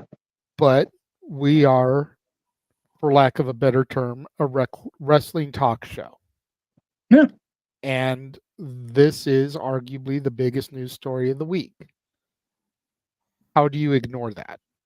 No, you can't. And you don't address it at all. Now, Yeah, no. we almost decided to not address it this week. Wait and see if it was shown on Ring of Honor this coming Thursday. And then if we had to touch on it next Saturday. Right. But we decided that if we haven't seen it on the one that just aired, if we haven't seen footage start circulating on social media, and you figure when shit happens, that stuff goes on social media pretty quickly. Yeah. Again, not for spoilers. I don't recall if it was Rampage or Collision. Jeff may be able to clarify. But somebody ran into the ring tonight during AEW. A fan jumped the barricade, got in the ring. That footage is already circulating. Yeah. So it would be a little bit surprising why this footage isn't circulating yet. Maybe people are afraid to put it out there because of how sensitive it really is. Possibly. But, again, so it was like either address it now while it's a hot button, fresh topic, or wait a week, let it cool off, and then have the fans of the show be like, why are you talking about this now? This is old news. Yep. It really is the dark side of doing a show like this is like you have to be on top of these things, and it sucks. Yeah. Yep. But the other thing is when we had the realization that we were going to have to do this split situation because of the timing of Resurgence, like, well, fuck. Had we known they were going to go long tonight, we probably just would have done the main event before the pay-per-view and ended on a high note with the pay-per-view. But, again, we didn't expect them to have a Tony Khan runtime today. It's the unfortunate part of our realities because we, like you said, we are a wrestling talk show. We do have to talk about stuff, negative or positive. Like, look how long we try to avoid talking about the VKM stuff. It's like we tried, but we went for because with that issue, we wanted more actual information to come out because we were just getting a lot of hearsay. Right. We were getting, and normally we bash these guys, but in this particular case, I'm not trying to. What we really had to go off of was the Meltzer, the Alvarez, and the Sap shit. Yep. There was no legitimate fact released yet. And that's what we wanted was some actual fact to come out about that before we started talking about it. Yes, exactly. And I think at this point, I can actually give you guys a little bit of some credit there. Yeah, I think the actual facts about the Vince story are going to be few and far between. I think that's going to get suppressed like the Kennedy conspiracy stuff. We're never going to see that shit. It's not going to be a thing. Until they go to court. If they go to court, then it'll be public knowledge. Because that's going to be some O.J. Simpson shit, and it'll be on every fucking news channel. You won't know. Oh, God. Like the steroid trial was back in the day. Oh my God! If that coverage gets OJ level, you're not gonna find me on thing for a month. I'm gonna fucking dig a hole in the backyard and say, fuck it. Okay, we said what we needed to say. Yes. Let's try to get Noah to uncross his arms, loosen up a little bit. Let's get to the shills here. Yes. You know what? Before we get into all the normal shills, I am gonna run Noah's favorite trailer. Yes. Obviously not updated because it's going to have the Resurgence graphic, but damn it, we need to get animated Noah before we get out of here. That's right.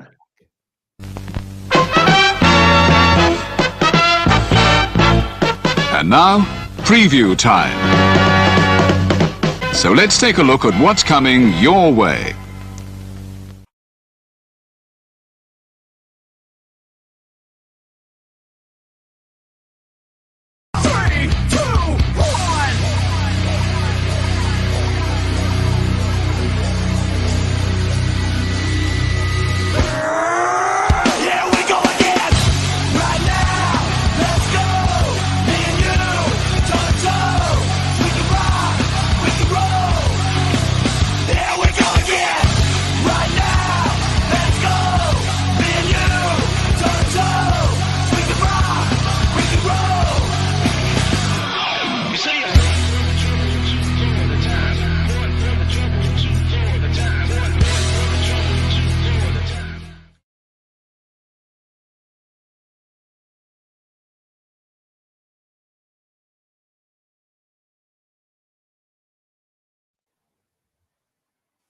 All the wrestling, all the wrestling, all the wrestling, all the wrestling, all the wrestling, all the wrestling, all the wrestling, all the wrestling, all the wrestling, all the wrestling, all the professional wrestling.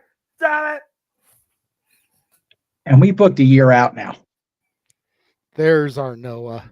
That shit's crazy. We're booked a year out now. And still know there's going to be more to come, so just buckle up for the fall. Oh, dude, just that week of WrestleMania. We were all convinced that this year was going to be the week's gonna die. If WrestleMania is going to be close by and the majority of us are either going or going to be on air covering it, there's going to be a freaking like Waco style, like multiple freaking bodies at the end of that shit. Like after Mania, they're going to find us all in random spots in the desert. Never before. Did you see RVD like my tweet about 420 in LA? And I was like, don't get booked. And he was like, yeah. And he I swear to God, if that motherfucker gets booked and he has to leave his house in Vegas in April, I will find the booker and I will find a way to raise the funds. We're bringing Rob with us. God damn it. WrestleMania 41, night 2, 420 in Vegas. Yeah. Tag team ladder match. Surprise entry, RVD and Matt Riddle. Mm-hmm. That's only good if the thing where the climbing for is a bag of weed. Because why? Everything's better with a bag of weed. That's right. And we can call them Flying High. Fuck. Book it. Damn it, Hunter. You're more progressive than your father-in-law. Book that shit. I'm telling you. I'm going to be the number one sober guy at home, calling the action on his monitor, most likely, because that's a Sunday that I'm just like, I don't know. To be fair, it is Easter Sunday, so that would be a valid reason for you to not be there. No, you're not, because I'm starting a corrupt Noah fund. So that's fair. Yeah. That's fair. Yeah. And Noah, I know you've been talking about and preaching and even praying. Get your ass to Battleground. You fucking deserve it. Yes. Considering the fact that I'm going to be starting a new job in a couple of weeks. Yeah. And probably not going to be able to get the time off that quickly, nor the funds raised that quickly. No. Stand and deliver is my mission. Ooh. Fair enough. Fair enough. God damn it. If I'm going to NXT for my first show, it should be the fucking WrestleMania for NXT. Valid as fuck. That's valid. That's 100% valid.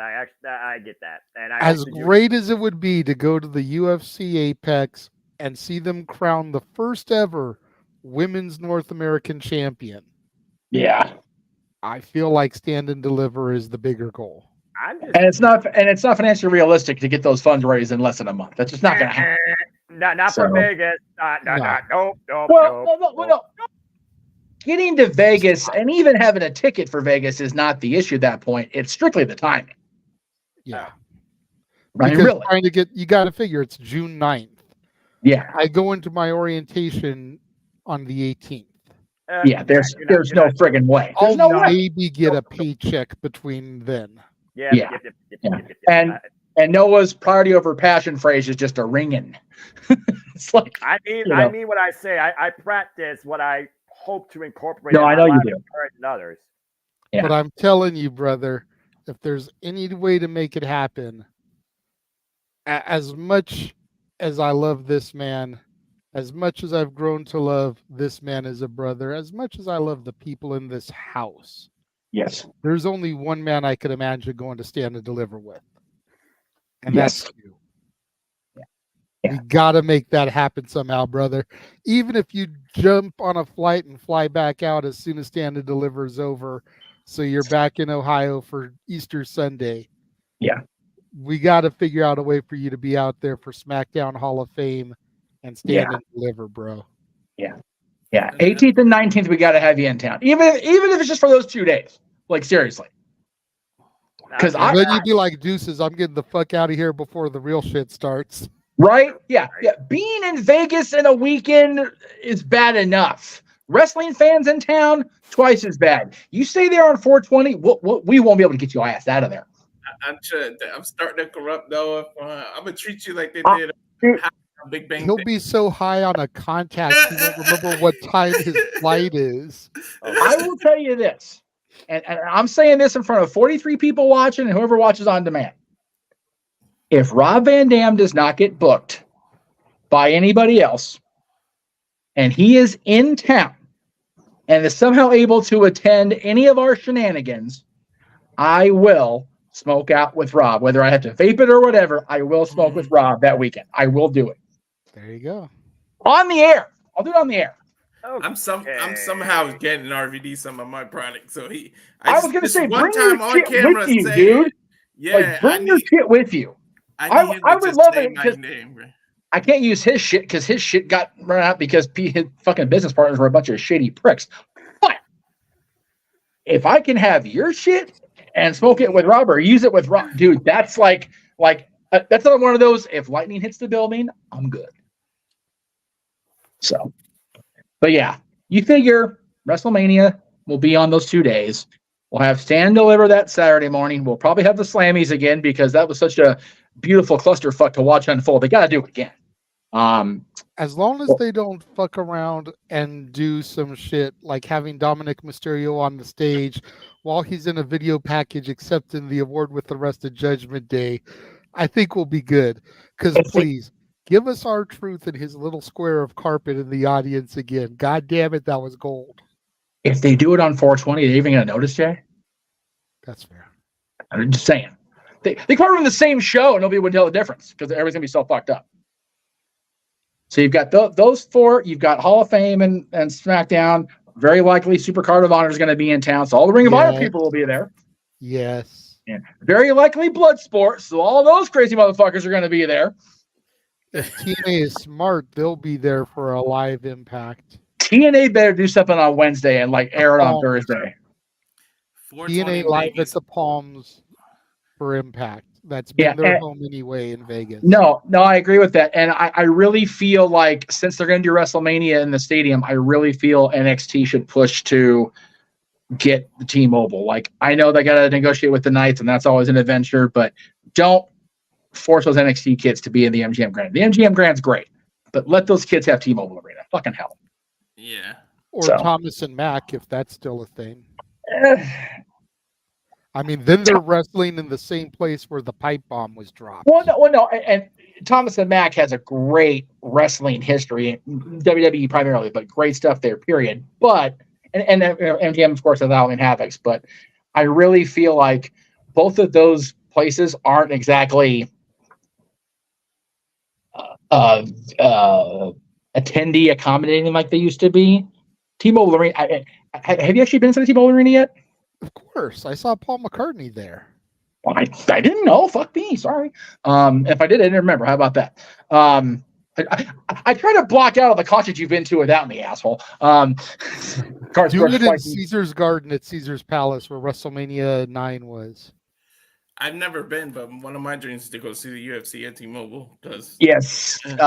Stagger Lee was at WrestleMania 9. So first of all, we love you, Lee. Sorry about that one. But because goddamn, that was a bad Mania. But 11 was still worse. I watched them both back recently. It's a tough discussion now. It really is. 9's pretty fucking bad. I know. We've called it. We've called both of them. Yes, we have. God. Yeah. We still need to go back and get caught up. We still have to redo 13 and then proceed from there. But we got all the way through 12. We did the Iron Man match, but the freaking odd Manias prior to 15 are like the odd Star Trek movies. It's a hit and miss, man. 3 has a great Intercontinental match and the moment in history. 5 is fucking 7's bad. 9's really bad. 11's epically bad. 13 has one match. And one moment with that as far as 13, but okay. So 13 has the bread. 1, 3, 5, and 13 are solid. 11 doesn't 11. You're right. State well. 11 does not represent my state well. No. Well, I remember it was in Connecticut because they were running so lean because of everything that was going on. Anyway, we went little bit of WrestleMania crazy there, off the rails there. But Clearly, because you guys are trying to get me out to LV during Easter weekend. Hey, so We that's are- got a point. They should book The Godfather for 420 in Vegas, dude. Oh gosh. You said Roll a R-Truth. fatty for this Yeah. pimp daddy. Light Uh-huh. that shit up and say, pimpin' ain't easy. all you need And to they go can this have far. Ice-T come back and do the pimpin' ain't Yeah. easy, man. And you said R-Truth with the little carpet. Like on 420, he'll probably be seeing little Jimmy again. Emmanuel with the $2 super chat says, Noah, find a church in Las Vegas and celebrate Easter there. Dude, you know what? The difference, Emmanuel, I'm sorry for cutting you off, Jeff. The difference, Emmanuel, is that Noah actually works for his church and does things with the youth ministry. Yeah. It's not exactly the same. No. You can't just roll up into a church in Vegas and be like, hey, kids, you like violence? Want to stick 9-inch nails through each one of my eyelids? If you do that, I'll go with you, Walk up in Noah. there and be like, No. hi, I'm going to teach you now. It's like, No. It may So- burn down, but I'll go with you, Did you Noah. just quote So- Slim Shady? He I knew. did. He knew what it was. Oh my God. Not a boy. He learning yet. The things I'm exposed No, to. no. Here's what we do as far as the churches in town goes. We find either a couple in the circle or a couple in the fandom, the viewership, that's thinking real hard about getting married. And we roll it to Little White Chapel, Triple H Stephanie style. We get that shit on film. damn right. Just saying. With the girl passed out in the shotgun seat for added effect. Yeah. Fuck, that's terrible, but it's Saying- brilliant. In Vegas, Noah might. Pretending to be. In Vegas, Noah might end up at the wrong church, and one of us will be hitched and not even know it, like Brittany. Hey, I still got my minister's license. I will pull that shit off. I don't care. All right, let's Anyway. reel it in. All right, yeah. We got through the open mic night topics. Yes. We had a hell of a resurgence call. Yes, we We did. got Fun Noah stuff. back in animated, thanks to the Yes. watch along trailer. Yes. And then we went off the rails again because WrestleMania. Jeff, go ahead and start running through the shows, bro, so we can get out of here. All right. You want to do everything or just what's coming up?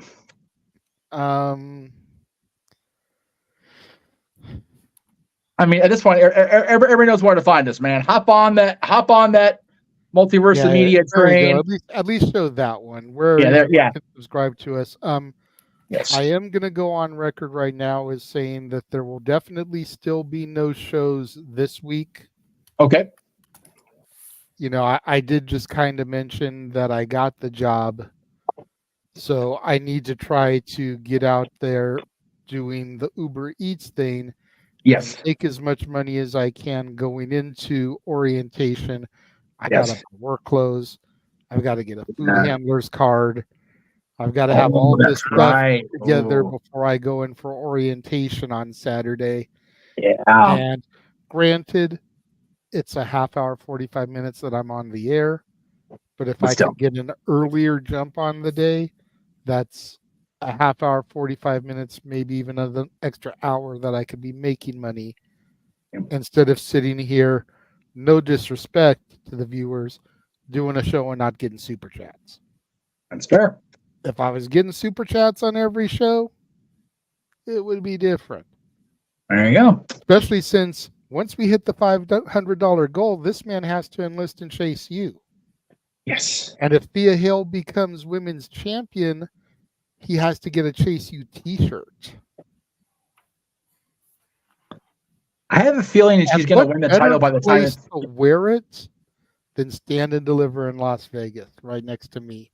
We can both be rocking the Chase You shirts together, part of the Chase You student section, baby. And can we renew the calendars, WWE? Like, what the hell? Right? Well, considering JC has gone back heel, having her on the cover alongside Thea doesn't Walter, exactly work. I'll go back into the conversation I had with JJ. I actually photoshopped pictures onto the calendars for the year. I got you, bro. It's okay. All right. So, damn it, here we go. Emmanuel evening things out as he do. I just want Noah to go to Las Vegas for both nights. No way he It cuts off because it's $2. It's a certain amount. Oh, gets home in time for yeah. Hey, if he hops on a flight as soon as stand and deliver is over, oh yeah, he's back home Saturday evening. He misses Saturday night of WrestleMania. Right. But he's back home by the time WrestleMania gets off the air, and he's perfect for open mic night that evening. And then he's able to go to church the next day. Oh, good Lord. That's going to be ridiculous. You keep on saying safe and sound. I don't think you know what that means. Oh, I know. All right. For everybody that wasn't on Quick that. made a whole song about it. Look it up. He did. All right. Of course, you can follow Josh. He's not here. He'll also be home on Easter next year. Party pooper. But you can follow him on Twix at Walking Hymnal and Instagram at Malamangram. Big G was here during the first part of our open mic night craziness today. You can follow him on TikTok, Twix, Instagram, Threads. Is Threads even still a thing? I don't know. I don't either. I don't use it no more. But I know people post on it. I still get notifications. Oh, so posted a thread you might be interested in. And I never go and look at it. Like, no, I'm not. You're a liar. I don't want to see shit. Walter. Yeah, my Twitter is at Walter Alex Cruz. The business Instagram is Cowfire Farms, and I love how he calls it a business Instagram. It is. I got a personal one and I got a business one. Right. And then I got the Rage of Wrestling YouTube, and the next UFC watch along will be 302, which is June 1st, Saturday. Macho Cliff versus Dustin Poirier. I'm looking forward to that banger. That'll be a fight and a half. All right. So, of course, we got a lot of stuff that we have in the archives, a lot of stuff that is already in the can, and we're working on these releases, folks. We will get them to you at some point. It will be a thing. Of course, all these great albums, courtesy of Noah Foster and his amazing musical talent. Yes. I just pushed you to see Noah, both of my hands. Jeff is the one clicking all these. Yeah. I'm not doing it this time. We may get Noah. That's what I call Vegas next year. For real. That's a double live there. That's a double live. That needs to be the karaoke for February. It'll all be Rat Pack shit. Sinatra, Dean Martin, Sammy Davis, and even shit like Michael Bublé that like falls in that category. You know that's actually brilliant. Turn to a crooner. What are you doing? Well, no. I say that because I was trying to think of our theme night for February and trying to theme it around like Valentine's. But dude, karaoke, the Rat Pack's so much fucking better. Mm-hmm. Or you could even throw like some Wayne Newton, some Tom Jones in there. You know, maybe a little Elvis, Viva Las Vegas. This is why I get for wearing a suit. Crooner karaoke. There you go. There it is. Crooner karaoke. All right. Speaking of music that has nothing to do with crooners, my friends, Paradise Kitty are out on the road right now. They are deep in the heartland of America, if you will. They actually are, they already had their show in Libertyville, Illinois tonight. They'll be at the Revival Music Hall in Peoria, Illinois tomorrow. And then they're coming home for a little while. They'll be off the road. Matter of fact, I'm pretty sure Jenna's going to Disneyland the day before I'm going. Just because her pass doesn't work on Fridays because their passes suck on Fridays. So anyway, check out Paradise Kitty if you're in Peoria tomorrow. If not, they'll be back out on the road, I think, in late June, early July. So go check them out, please. We love our Paradise Kitty. And speaking of singing stuff that is relevant to karaoke, don't forget our next karaoke night will be June 15th, 80s karaoke night. Maybe we'll get Noah to break out a little George Michael, a little Sting, maybe a little Elton John. You know what? I'd kind of like to see him break out maybe a little Aha, Do Take On Me. Oh, God, no. No, you know what, though? And all of us would just be here at the pedal going, do do do do do do do do as he sings. This. Reach in the fridge and like Family Guy and fall through the video. For real. Right. Or have him sing the theme to the Never-Ending Story. You were evil for that for reasons. What is wrong with you? Oh, you a bad man for that. But yeah, ideas for Arlene to super chat. But just remember, Noah, no matter how much you kvetch and moan about it, we're never going to give up on the idea. and we'll never let the audience down. We'll never walk out on them or desert you. Anyway. All right. In the archives from last week, these three yahoos around me here, I wasn't part of this. I was trying to get some rest between Backlash and Star Wars content because God knows I need to get some fucking sleep. Didn't happen, but I tried, by God.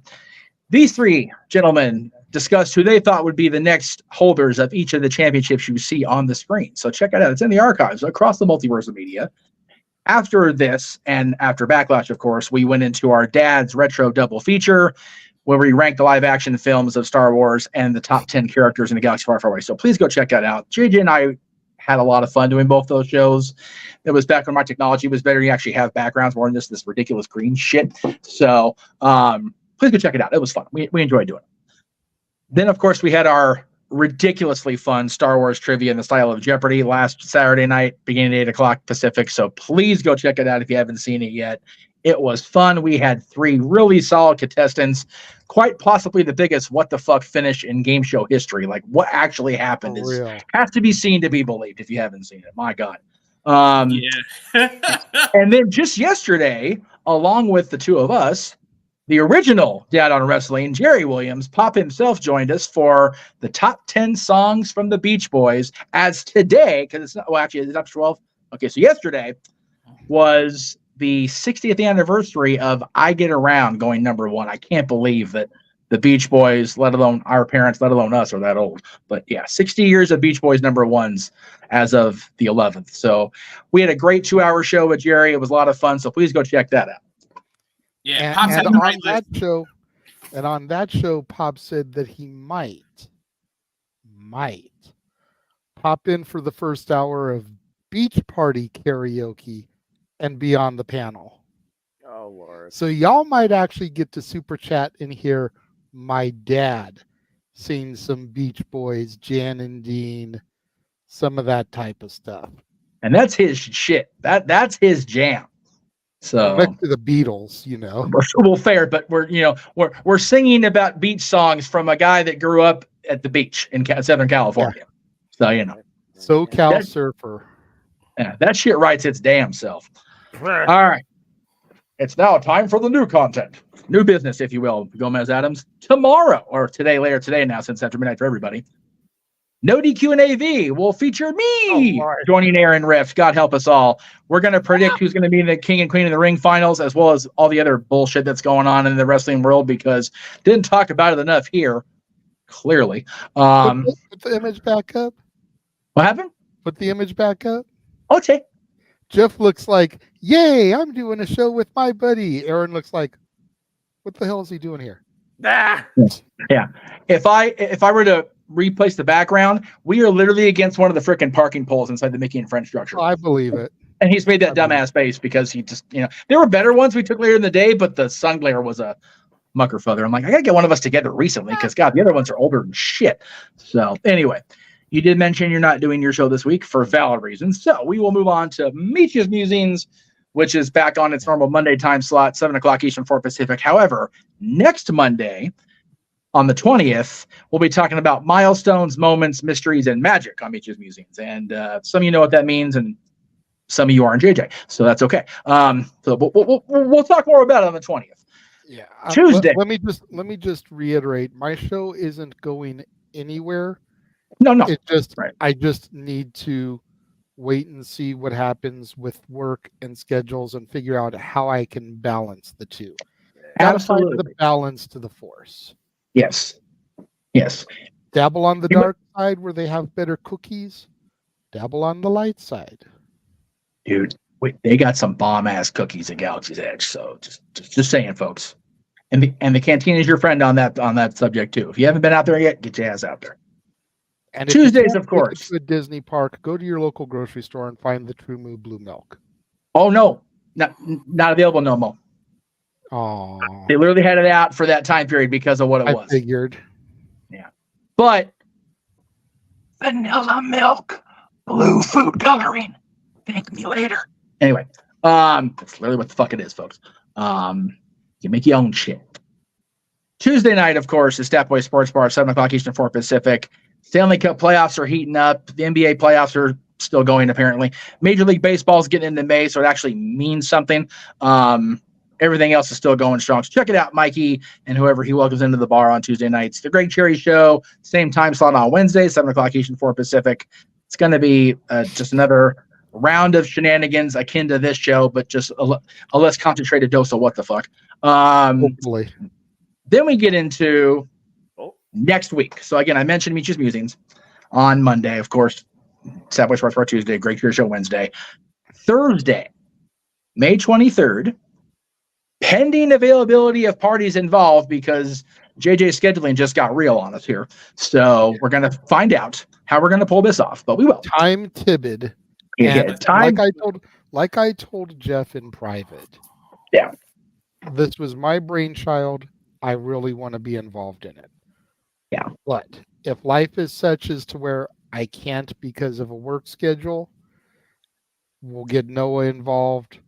We'll get James hopefully involved to be color. If James is unavailable, maybe we can get Walter involved.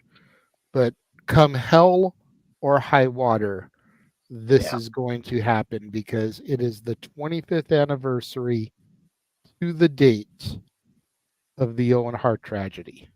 Yeah. That's my son's birthday. So wow. We are really? going to do a watch along of Over the Edge and Sunday Night Heat. Oh, okay. Sorry. Yeah, you're doing the first graphic. Yeah. My goal is to start things off same time that it would have aired. So starting off Sunday Night Heat at 7 o'clock Eastern, 4 Pacific. That way we go straight into Over the Edge at 8 o'clock Eastern, 5 Pacific. Just as if we were actually watching this live in real time. And why is that? There's no commercials, obviously, on the broadcast, so it's not going to be exact, but we can pause as soon as Heat is over, talk about it for 15 minutes, and then start up the other video as soon as it's done. Right.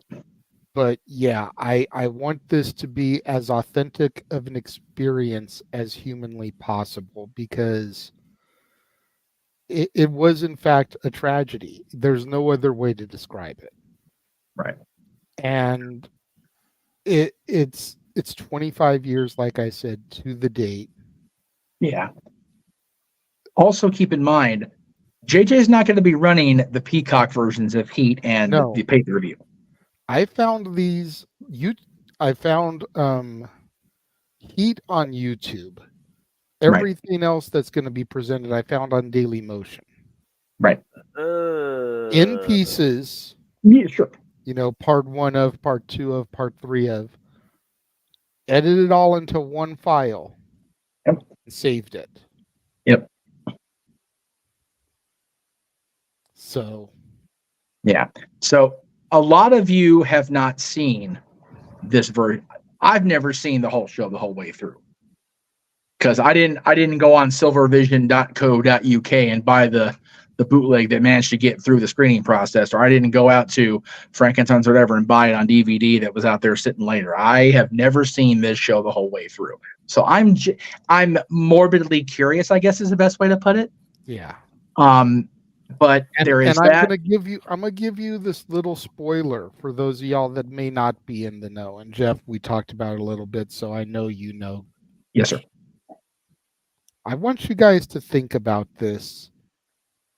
Let it rattle around your head a little bit, and then we can go more in depth when we actually do the show. This is the night that Ministry of Darkness Undertaker defeated Austin for the title. Mm-hmm. So the devil became champion the night that Owen Hart passed. Think about that for just a moment. Let that percolate in your brain. Not only did they not stop the show like so many people claim they should have done, personally, I understand why they didn't. Yeah. And I will give my thoughts on that when we do the show, because that'll be part of it. Yep. I have a justifiable business logic reason as to why they didn't. And I know sometimes it sucks to have that mentality, but that's really what you have to look at it as, is business. Yep. But they also gave the devil the title. Right? Yeah. I didn't think about this until I realized the dates and the timing and everything. Think about when they did the big reveal, the big greater power reveal. It was June 7th. I don't want to think of that. If they, none of us really do, but just hear me out here. If they hadn't pushed Raw back and made the 24th, what we're also going to cover. Yeah, so Raw that is leads Owen on the next day. Raw is on the Owen 24th.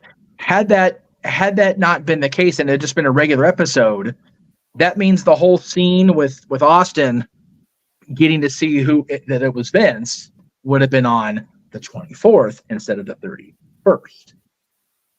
So in the span of 24 hours, we lose Owen, the Devil wins the title, and the Puppet Master is revealed as the greater power.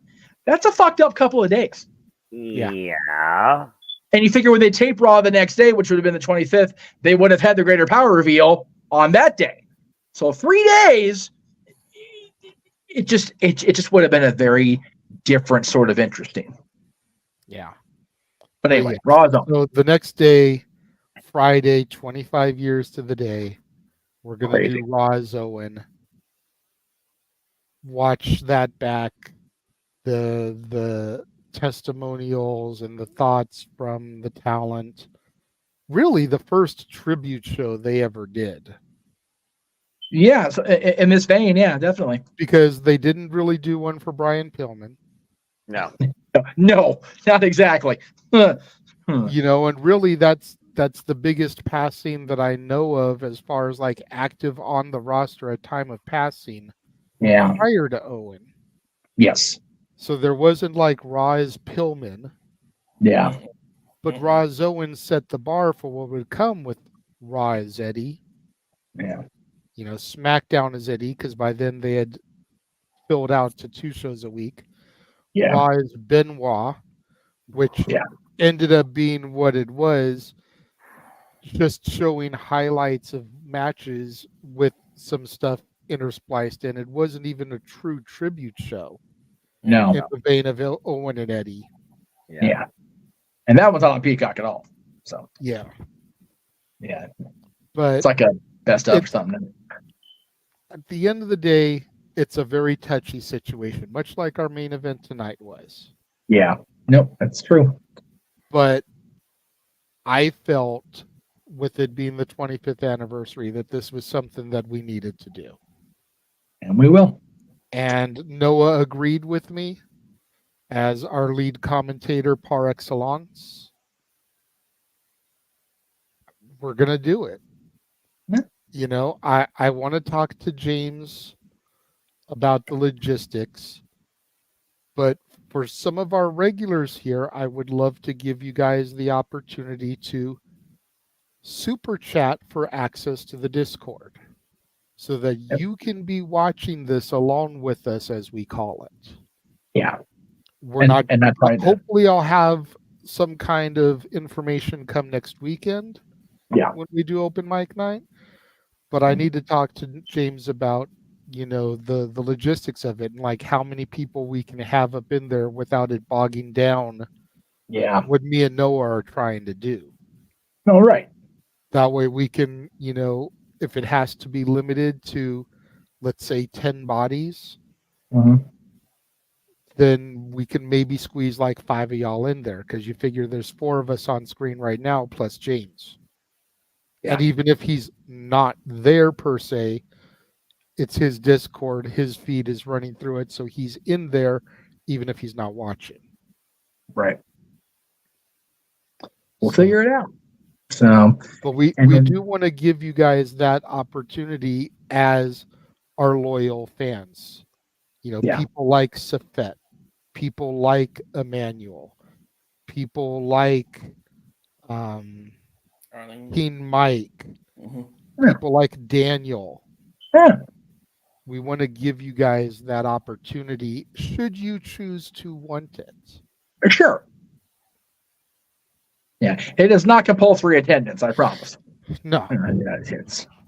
Now, the next 2 days, y'all better show up and show out, because we got a hell of a couple of calls coming up that weekend with King and Queen of the Ring Yes. the morning of the 25th, along with open mic night that night, and then Double or Nothing Sunday night from the MGM.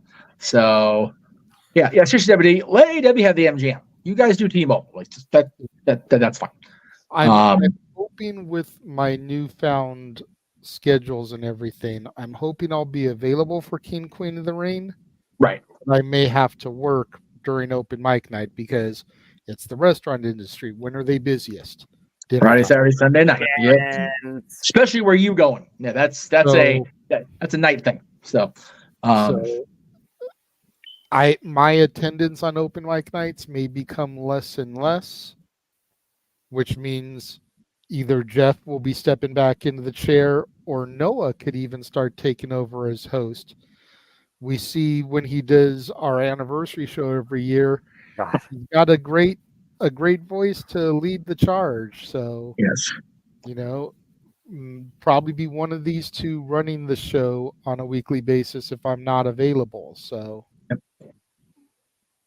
and then we're finishing out the month of May as decided last night and into this morning with the dads returning to their every other week schedule starting the Friday, May 31st, and then we'll be on the second Friday of June. But Friday the 31st, the top 10 matches for the Intercontinental Championship in WWE history. Now, Jeff Renegade, why did you guys pick that topic? Well, funny you ask, because considering the Friday before that is Raw is Owen, there clearly weren't any title changes or anything because of the shenanigans afoot. Right. Halloween week on Raw. Yes. Jeff Jarrett, Noah's favorite, defeated the Godfather to become Intercontinental Champion. Damn it. And why did you do that? That was supposed to be Owens. Yes. Owen was supposed to defeat the Godfather as the Blue Blazer at Over the Edge. If y'all didn't know that already. Yes.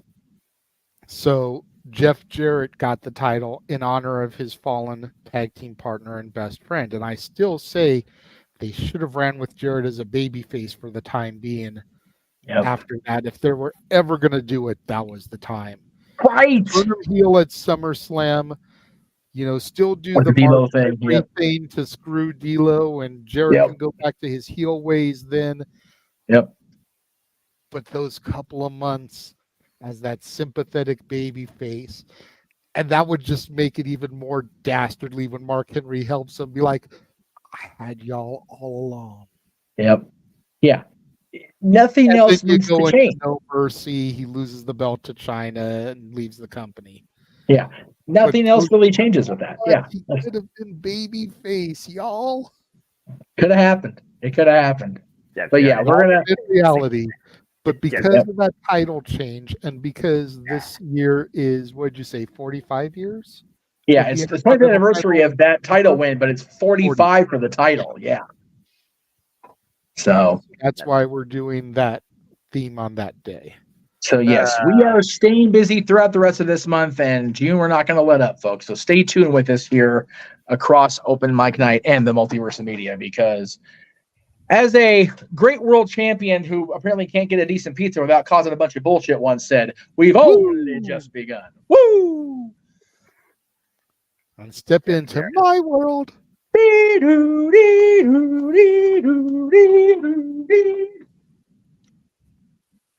Damn it. That needs to be the next year. That needs to be next year's wrestling karaoke. Someone needs to super chat for Noah to sing My World. We did that to him already, didn't we? Did we? I don't remember. I thought we did. I don't remember. If not, hell, have him sing Cowboy by Kid Rock or With My Baby Tonight, like whatever. There you go. Oh, God. Every year wrestling karaoke, Noah has to do at least one Jeff Jarrett song until we run out of one lyrics. Oh. With My Baby Tonight, one of us did it. I know we did that one. I think I tried to, and I just botched it so bad because I didn't have it properly in my ear, because I usually do that song pretty good. So. But yeah, we figure we've got his With My Baby Tonight. We've got his WCW Chosen One. We've got My World. Hell, we've got Simply Irresistible when he was in his own territory with his dad. Yep. That's a damn good song anyway. Simply irresistible. Irresistible. Yeah, that's a damn good song. So It is. Maybe we'll get Noah doing that on 80s night. Stop it! God, I'm gonna shut my mouth before something really stupid. I was gonna say, don't. Yeah, I fear Arlene and Emmanuel and what they have in store. I fear. Yes, this is a valid statement by Emmanuel, because we're that evil. But I pitched to him over the last couple of days that wrestling karaoke WrestleMania week this coming year should be everybody that's been involved in a WrestleMania and their theme song, plus the theme songs of Mania for that year. That way, there's a plethora of choices on that wheel. So we'll see how that goes as we get closer to April 12th. And yes, we only went off the rails and went to 12:40 because we started doing the shills pretty much right at like 12:15 or so. So because the main event ran along. So thank you to chatter for sticking with us. All 53 of you. We love you, kids. Yes, even you. Not quite as many as we had for happy hour, but we still got more than half of them back, so that's good. That's okay. Happy hour is going to draw a bigger crowd because there's more premiums during happy hour usually. So anyway. So thank you guys for joining us and for being with us for this long, crazy haul today. To Walter for being here for both parts, for Noah, as always, for being our MVP, the voice of the JMN. Putting up with our bullshit. Big G for joining us for the earlier portion. Yes. All of y'all that tuned in, both shows, all three shows technically, but as far as open mic night, both shows. Yep. We greatly appreciate all of y'all. And until next time, across the multiverse, I am the Renegade JJ Williams. I'm queued up. Okay. We will see you guys next time. The Jeff Meacham Network's Multiverse of Media. For over 15 years, the recognized symbol of excellence and the standard bearer in coverage of sports and entertainment.